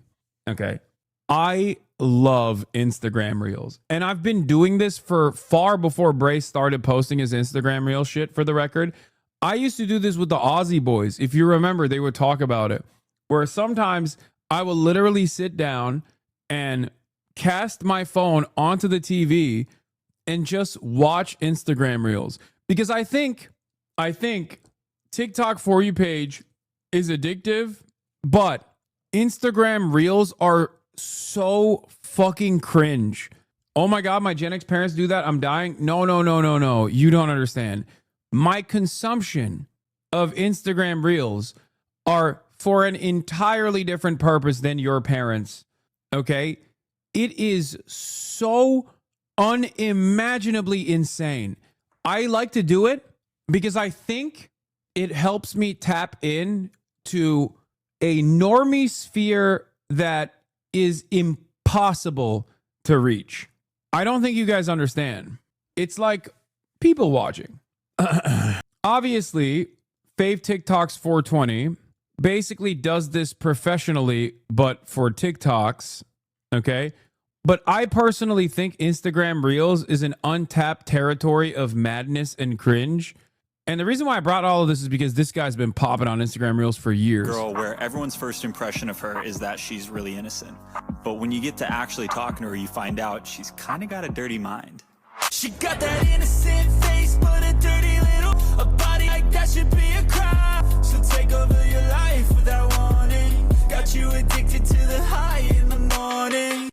Listen to some good revolutionary shit TikTok put me on. No, I'm not going to do that. This is not time for looking at like serious stuff. We're looking at cringe shit.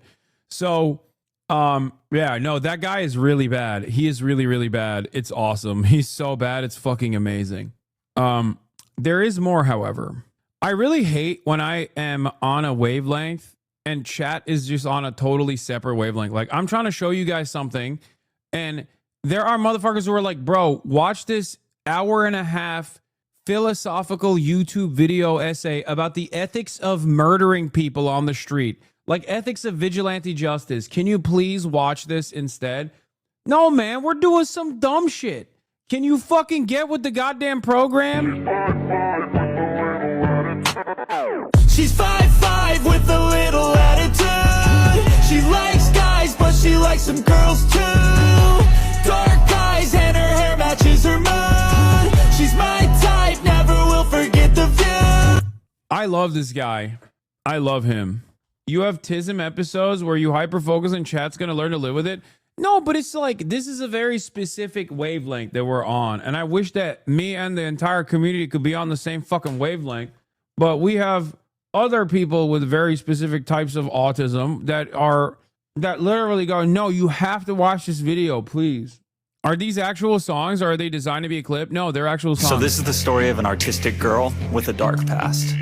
She's a dark little artist with ink in her veins.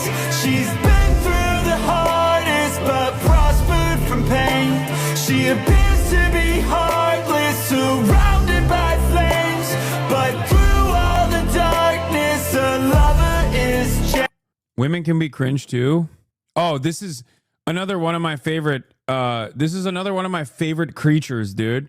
Oh my God. I am a vibration, people can tune in. I broadcast, I am love, I am abundance. I am an armor made the golden light I trusted. My spirit guides, they help me land upon the best path. I'm learning how to navigate being an empath. Sometimes the red flags look green, I forget that I'm even. I remember I'm the farmer that's been planting all the seeds. I meditate for circle 999 and feel free. Ho'oponopono, please forgive cause I am sorry. It's not forgiving, I let go because I love you. It's not forgiving, I let go because I love me. I'm well aware that This is like this person has a daughter. I think this might be her daughter. Yeah, happy late Mother's Day to all the mamas out here. I was taking to social media. I was 18 years old when I had my daughter. Like, she has a child, bro. She has a fucking child. What do you mean you're gonna come around? tell me that you wanna have my baby. That's crazy. What do you mean? It's only been a couple days, but now you wanna get married. I think she's also done like hella drugs since that last video that we watched, because I feel like she's gotten like weirder, if it's even possible. Her parents are loaded and work for Lockheed Martin. If you want to see the most cringe Disney adult former congressman, I'm giving up this secret. George DeValder. Wait, George DeValder? That's fucking, yeah, well, I know this already. This is, we've gone through this. We've done this on like, we've literally done this on like Fear Ann. That's the queen. Watch this all-time Instagram reel, ban me if disappointed. POV, you find out your new crush is the first POC you ever had a crush on. Why did you do that? Bro, you need to see this one. Let's see.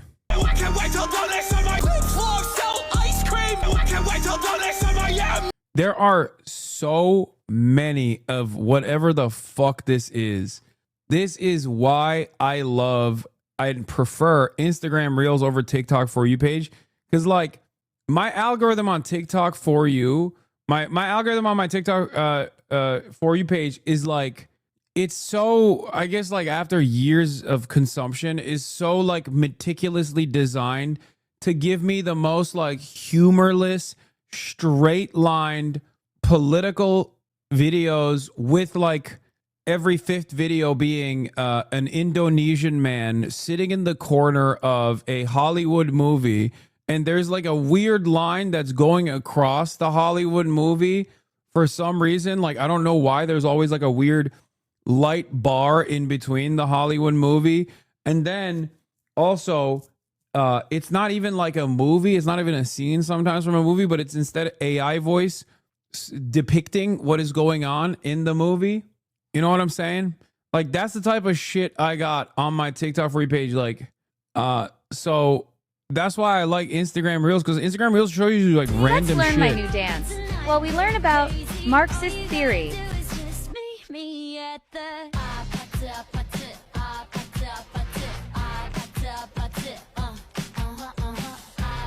Marxism is essentially a materialist philosophy.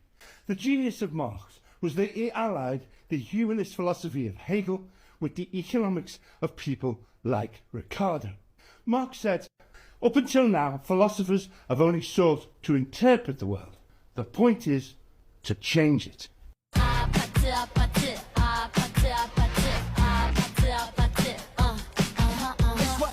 What the fuck? This Finance Lion Furry is my favorite rapper on Instagram. Finance Lion Furry? What the fuck is a Finance Lion Furry? Hope you enjoy your stay like the Hotel California. You cannot escape. We began on the fringe of small operation. Think of Starbucks in Seattle, the very first location. Waited patiently in shadows, slipped through corners and cracks. Exploded like Corona, infiltrating the planet. Unrelenting, pervasive. Now we span time and space from Miami to Mumbai, from cradle to grave. Feel free to welcome to dystopia. Hope you enjoy. I don't know what this is an indicator of. I don't even think this is a recession indicator. I think this is something more nefarious, dude. What the fuck? Tupac been real quiet since this released. Lion with the mic. I started breaking out of that box and digging inside, and I found some passion and I found some fire, and I put. It's kind of crazy because he's like, he gives off, even with the lion mask, like he does come across like a finance guy. Why do I do this? Why do I wear this mask? Why do I rap in this monotone Obama voice? Why do I make all this cringy content? He's looking for attention. He must be having a midlife crisis. Nah, not at all. I do this to wake people up, to provide a little clarity, to free the fucking mind. If you're with me, follow this account. Peace. What? People are hating on my new song? People are hating on my new song. Listen to these comments. Don't shoot the messenger. Our reflex is to cancel. When we hear something offensive, we push it away, hide in the dark corner. Wait, what did he say? You're a classic brown grifter. You're empowering hate. This is fucking awful. This guy is a racist. They're mad because I talk about immigrants poisoning the blood of the nation. Guess what? What? Yo! Bro! How the fuck did we get to the 14 words, dude? Bro, what? A finance furry rapper who's a Nazi? Why are people mad at me? I'm just saying the truth about Hitler. In his TikTok bio, it says he's a South Asian hip hop artist. Wait, I need to see when he, like, what he said. I need to see what he fucking said. TikTok banned my video. Which one was it, I wonder, where he was like, maybe he's from Singapore? I mean, I don't want to say anything. Reactionary politics is so crazy because, like, it basically infiltrates every circle. I feel like VTubers initially were like people who, for one reason or another, wanted to like hide their faces, hide their identities. A lot of them come from like marginalized backgrounds, right? And now you got like fucking lolicon Nazi VTubers. Like every fandom, no matter how gay, no matter how queer, no matter how like marginalized it might be initially, ultimately always will have these fucking neo-Nazis show up to it and fuck up the bag for everybody else. Like, it's crazy. On the one hand, you got like Iron Mouse, and then on the other hand, you have these like fucking lolicon VTubers who are just insane. I saw a tweet about this. I saw a tweet about this on my timeline. It also went viral. It was like the fucking dude, the dude that's always complaining about me being like, Hasan is 700% done now, saying that he wants to sue me for slander for calling him a pedophile, only to discover that a slander case would open him up to discovery.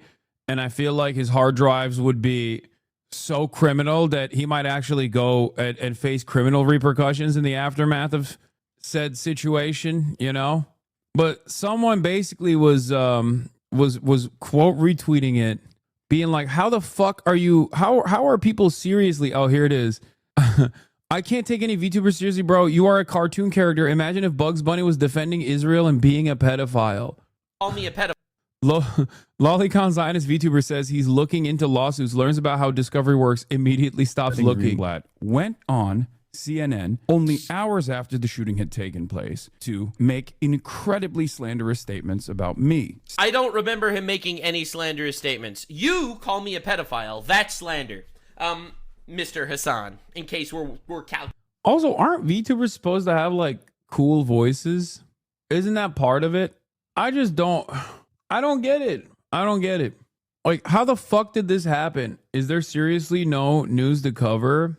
Dude, let me fucking breathe, man. Take a day off. This morning I talked about how much fucking politics I do for like 7 hours every day, and it's cooking my brain.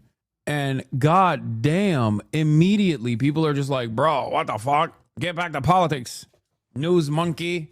Please try to explain lolicon to a 67-year-old judge, Lamau. I mean, if you're asking me, my defense is fucking airtight. Drawn child pornography. Good luck countering that in a fucking slander suit to a goddamn, like, to any fucking 67-year-old judge, okay? Excuse me, judge. This is actually a 1,000-year-old dragon that simply looks like they are drawn like a 5-year-old girl. I am not a pedophile, judge. This is a 1,000-year-old dragon. What's up, March? This is a 1,000-year-old dragon, sir. Like, you're going to jail. Like, you instantly are going to jail. The judge is going to ask the bailiff to put you in contempt of court in a fucking civil trial, you know? But yeah, I just don't get it. I just don't understand. I don't understand why it works this way, how this works, how you get to be like this. But I want to see what this guy rapped about. TikTok banned my video. They said it was hate speech. Check out this clip. An immigrant's home, they poison the blood of our nation. They're dirty, they're all criminals. Gangsters and Delphians, illiterate thugs. Where's Fluffy? They ate her for lunch. I mean, yeah, it's mean. I love this. That's what Jackson P. Reed said. I love this. Dude, this is how easy it is to fucking grift to the right. Oh my God. Yeah, it's mean. Maybe it is hateful. But TikTok, you're censoring the wrong person. I was quoting Donald Trump. If you want to hear more, stream my song Trump's Just Like Us. Link is in the caption. Wait, what? An inferno burns inside. I cannot contain it. In this world of fake shit, call me an oasis, an agent of change. Red Day means great. Wait, was he being woke? Is that what it is? Like, he was actually being woke? Conservative reggae? Oh, yes. I knew exactly what you were going to show. Okay. This is a anti-woman reggae white boy who sings reggae, but He's against women and against vaccines and against abortions. Also, I don't know why he literally looks like fucking Johnny Jihad. I'm sorry. He looks less reggae here and more like he's, you know, found the light of Allah and then maybe went to one too many different weird forums online to get a fucking one-way ticket to Syria to join like the Free Syrian Army or some shit. He is now a part. He's going to do a fucking full makeover and now become a part of the new Syrian government. Okay? Abortions, microchip, gender dysphoria supported by government fund, carbon reduction, paralleling vacillation, objectively appearing to hate the children, objectively injecting nanotechnology in arm, objectively lowering demographic harm, objectively boasting about their anti-family agenda. Bro, you Austin, come here. You have to see this. Yo, I know I don't listen to music. I know I say I don't listen to music, but you got to see some straight heat, dude. Here, pull up a chair from over there. Or there's the fucking... You got to see this, bro. This is straight bars fire. Oh, my charger from my backpack. Bro, check this shit out. Vaccines and abortions, microchip, gender dysphoria supported by government fund, carbon reduction, paralleling vacillation, objectively appearing to hate the children. Wait, what the Reggae fuck? artist warns the people that the government is trying to do vaccines. Okay. And also the government is is pro-abortion to kill children. I mean, yeah. True. Based. Like he's so, I mean, just like so true. You know what I mean? Oh yeah. Bro, Yeah. he's totally off time for the music. No. We need more of this. I need to see more of this motherfucker, bro. What is this? ChatGPT. Worldwide, what is the minority race? Globally, white people are a minority, making up about 10 to 15% of the world's population. Okay, so for the sake of diversity, make more white babies. Oh my God. I love this guy. One love, but not gay. Amen. Oh my God. Oh man. Dude, this guy is like, I'm many things, but not gay. Oh yeah, totally, dude. Oh no, this guy doesn't want to be associated with homosexuality. What will the gays do, bro? Yeah. Associate with a shower, dog. Associate with a fucking shower. Yeah. And his beard is a little No, he's just I was saying this earlier. He looks like he looks like Johnny Jihad or whatever, like those fucking those British Salafists that go and fucking fight in Syria alongside Al Qaeda. This guy looks like his children and his wife are still in a fucking Syrian ISIS prison, and the American government is trying to get them out because they're worried that the children are going to become radicalized once they fucking reach a certain age. That's a real story, by the way. I didn't make that up. That is a real thing that's going on right now. There's still like ISIS family prisons where the wives of the ISIS fighters and their children are still in these ISIS prisons. Anyway, how you doing? I got thrown into the fucking wasp nest here. Why would mom and dad let the stranger teach about sex to their innocent child? Love and light, but only in the right way. Heterosexual, not gay. Wait, is he like trying to convince people to not be gay, or he's not gay? Yeah, it's awesome because no. Why is he in jungle camouflage? Dude, I'm telling you, because he's literally like, is he at war? Bro, he is. Who is he hiding from? He is a part of the fucking HTS movement. He is literally now a part of the Syrian government, dude. Okay. Like, what the fuck? Why is he? This looks guy like he's is ready the to go. first- This guy is the first ever Salafist reggae guy, okay?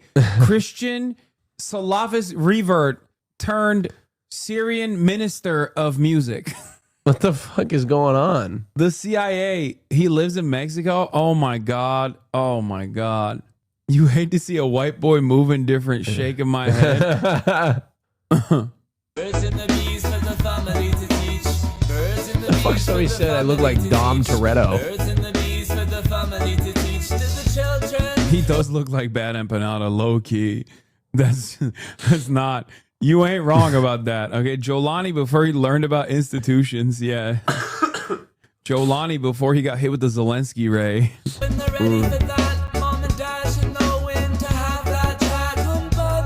Are you attending Straight Pride this year?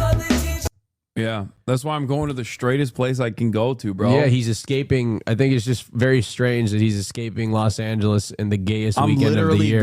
Like the moment gay month hits, he's out of here. I am going to the straightest place you can go to mathematically in the continental United States, okay? Houston, Texas. Oh. Just the most Wait, what the fuck? Just the grayest Why are you going to Houston, Texas? That's where DreamCon is. You know, year. I was driving in Houston, Texas once, and I was driving around, and I was like, are we going in circles? And they're like, no. Yeah. It's just everything, every couple miles, there's a strip mall that looks the exact fucking same as the one that was a couple miles back. And then interspersed between mega churches. Yeah. And it's fucking hot as shit. Oh, yeah. It's going to be awesome. I mean, maybe all of Texas is like that. Riverwalk, no, that's San Antonio. Birds and the bees for the family to teach. Birds and the bees for the family to teach. Wait. I want to interview blacks, and I want to ask them if they had to choose, would they rather be white or would they rather be gay? And for sure, they're gonna laugh and they're gonna say white. Wow. A moral conundrum. Oh, yeah. He is killing it, dude. This man is... What is he trying to prove here? Buttholes all day and not be attracted to them because. Oh my God! This is awesome. He is gay as fuck. Wait, bro. this is awesome. Wait, crazy. Let him finish because I'm not gay. I'm not mentally ill like that. Oh my God! What? No, he's saying like. Wait, don't women have buttholes? Hold on, is there something that I haven't heard yet? The truth is true, and buttholes are only for farting and pooping. No, this guy talks way too much about gay people not to have at least tasted one dick. You know what I mean? Oh, God. Protect the children. Reggae artist warns the people.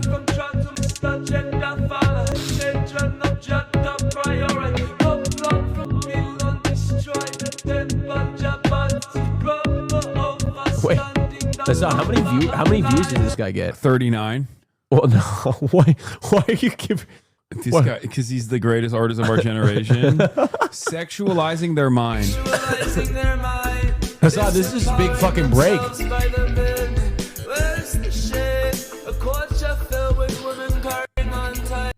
He just...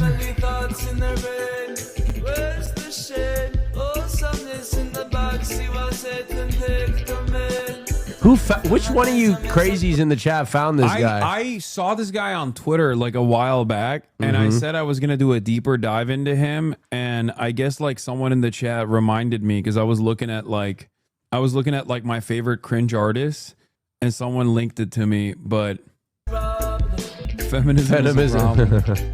He's really spitting, dude. This is the first guy who basically never got hit with the divorce court, Ray. The family court never actually harmed him because he can't never, get women. He never had a wife to begin with, but he still got divorced energy. Okay, you want to see this guy? Okay. And my video. They said it was. Is he like a furry or? He's a furry finance guy who raps. Oh, nice. Hate speech. Check out this clip. An immigrant's home. They poison the blood of our nation. They're dirty. They're all criminals. Gangsters and Delphine's illiterate thugs. Where's Fluffy? They ate her for lunch. I mean, yeah. Bro, he said they banned me for hate speech. Here's my hate speech. Why do they keep calling me a Nazi? I asked a simple question. What is America? Guess we all know now. I guess this was anti-racist. Like, no, he was like trying to be anti-racist by being racist. I started with a question. Now I got the answer. What is... I'm a rapper from Israel, and this is my song.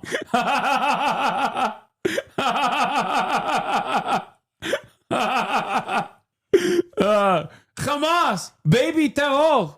Terror babies, reading Mein Kampf. Terror babies, getting all blown up. America, Trump and MAGA, the people have spoken. Fuck Kamala Harris, put on your red hat. Don't be embarrassed, America's back. Jesus is king, we're drilling for oil. Taking a swing at China, Iran. Nothing more Christ-like than saying fuck everybody but white people. They poison the blood of our nation. They're dirty, they're all criminals. Yeah. Gangsters and dopies, So illiterate godlike. thugs. Where's Fluffy? They ate her for lunch. We're sick of pretending, of holding it in. You say BLM, we vomit and cringe. Enough DEI. Tell your trans kids that women have pussies, men have dicks. Give it up for President Trump. Show him some love. He just like us. Give it up. Some of you motherfuckers heard it on H3. Yeah, I saw the top comment. A lot of you guys fucking love drama. You are drama pedophiles, okay? You aren't drama perverts. You are drama pedophiles where you literally can't help yourself, okay? Just like a pedophile around a kindergarten, you literally have to seek it out, okay? You have to seek it out like a heat-seeking missile, okay? A pedophile to a kindergarten, you to drama, okay? Stop. It's true. You need to fucking internalize this, and you need to squash that part of your fucking brain, okay? We're enjoying some fucking incredible rap music, okay? The greatest rap music of all time. And you have to, like a heat-seeking missile, laser in obsessively on any mention of fucking Ethan Klein you possibly can find on the internet, okay? It's gross. It's gross. Stop. Listen to great rap music instead. For President Trump, show him some love. He's just like us. The liberals can't fathom or even imagine how anyone thinks Donald Trump is the answer. The man is a racist or rapist. His character flaws are worse than Kardashian marriages. He's greedy. He's a liar. He's a bully. He's a tyrant. He's conceited. Yeah, it turns out he's anti-Trump. Like, he was saying, this is Trump. This is Trump's America. And entitled. He's vindictive. Prone to violence. No shit, you sanctimonious prick. Those are the reasons we like him. Those are the traits we admire. That's how we beat down our rivals. America first. We take what we want. We blow countries up with the bombs that we drop. We pivot, we floss like some doggy dog. Did he just say in the lyrics, our guy is a piece of shit, and that's why we like him? I think he's saying America's a piece of shit. We love him because he's a piece of shit. That's what the reason you don't like him. I think he hates America. I think he's saying this is who we are. He's like, dude, this is deep art, okay? Deep art makes you think, okay? It leads you down this journey of deep understanding, okay? That's the social function of this beautiful cacophony of sounds. Okay, I'm gonna go. Okay. I gotta go set up. Set up for what? Good, because I got shit. I got set up. Even Mart said, "Set up for what?" You have to sit your pretty ass down and then do this a bunch of times to your fucking hair. I do, and I make sure that I got y'all some gifts, and I gotta hide them. Wait, what? Really? Yes. What do you think I did? I just got a fucking fraud alert because I spent so much fucking money at the gay store. Oh, wow. Yeah. I had to talk to my fucking bank because it's like, hey, we know you're gay, but are you sure this is you? You're such a little broke boy. Too gay of a purchase. It doesn't match your history. You're such a fucking broke boy that you have a limit of $100 daily. Yeah. How much money could you have spent at the gay store? I don't know, like $400. That's $400 triggered a fraud alert? Yeah, because you don't understand. Fraud alerts are triggered by like it can be triggered by something for $3. It's shopping behavior that doesn't fit your profile. That's what a fraud alert is. $400 at the gay store is shopping behavior that fits your profile. No, I don't spend $400 usually. It's like, this is too many. I can't even tell you what I bought because it would blow the surprise. That's crazy. That Did Hassan just turn to me and call me broke? Yeah. He's like, $400? I don't get a fraud alert at all. $400 at the gay store should not be triggered. If I spend $400, they call me and they're like, "Are you okay?"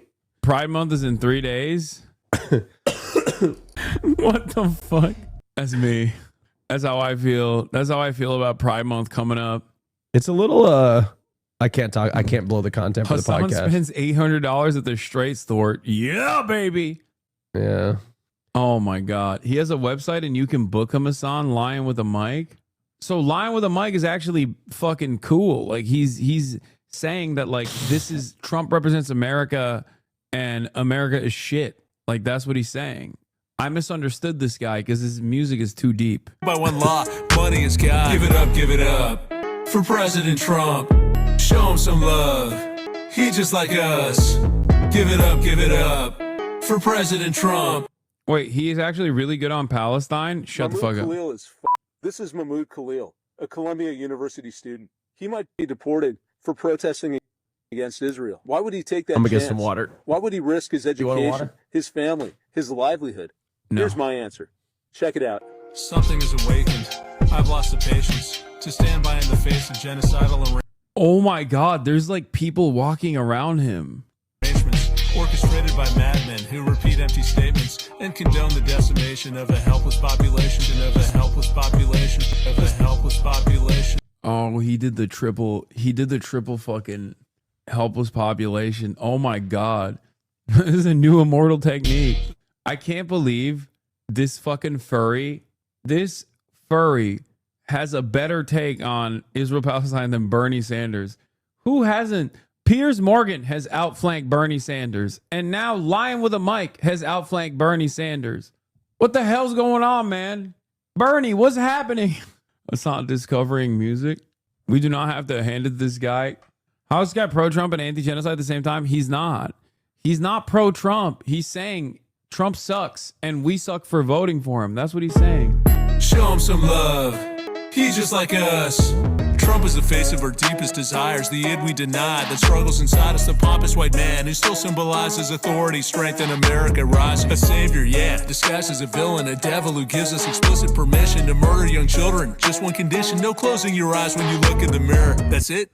I'm good with that. Sit back and relax, take off the mask, torture the truth, invent your own facts, profit from hatred and social collapse. Feels good to admit you're a sociopath. This is a service that Trump has provided, a chance to display all the things we've been hiding. Funny how anger, corruption, and violence become the ties that unite us. Give it up for President Trump. Show him some love. He just like us. Give it up for President Trump. Show him some love. He's just like us. It's funny because he's so fucking cringe. He's so fucking cringe that you guys just don't want to admit that, like, the point he's making. You don't want to associate our brand of politics with this fucking incredibly cringe AI artist, which I understand, but like, who cares? Okay. I know someone in this chat listens to this religiously. Dog, this has 1,396 views. It has not been. Oh yeah, Imagine Dragons outflanked Bernie. This was awesome though, because Imagine Dragons. Look, I'm not gonna say nothing about Imagine Dragons and their type of music, okay? But if there's one country that is the most like Imagine Dragons music loving coded, it's Israel, which is precisely the reason why so many Israelis on the timeline lost their fucking mind when they saw this. He's so fucking jacked. I know. I've always thought it was so funny how jacked he is for no reason. Like, there is nothing happening with Imagine Dragons that requires this man to be as jacked as he is. Everything that he does matters. He's jacked for the very reason. Dude, right now, you take off your shirt at a concert. I know, but it's like Imagine Dragons. Like, you know what I mean? But that's the type of shit that I would do if I was in Imagine Dragons. I'd be like, I need to get shredded. You know what my dream is? Radioactive.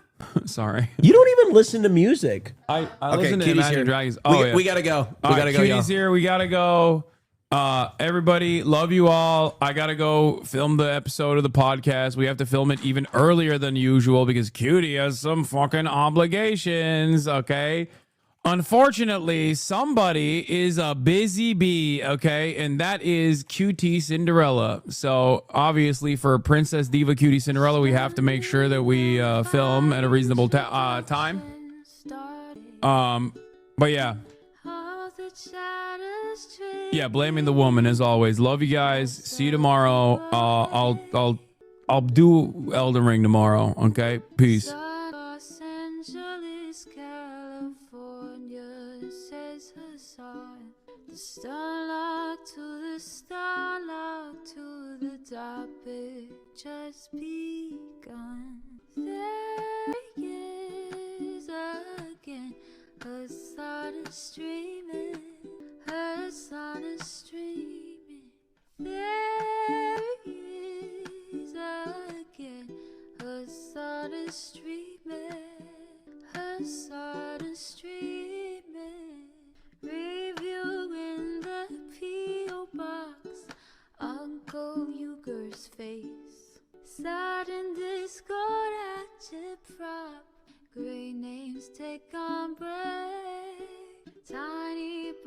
Bernie Sanders, LGBTQ Air Force. The whole left at your fingertips, Ane at your door. H3 crowded debate, the Young Turks online show. 3 full fucking years of this, plenty more to go. 90-day fiancé, talks of champagne bourgeoisie. A Trump rally live reaction, a mass riot at DC.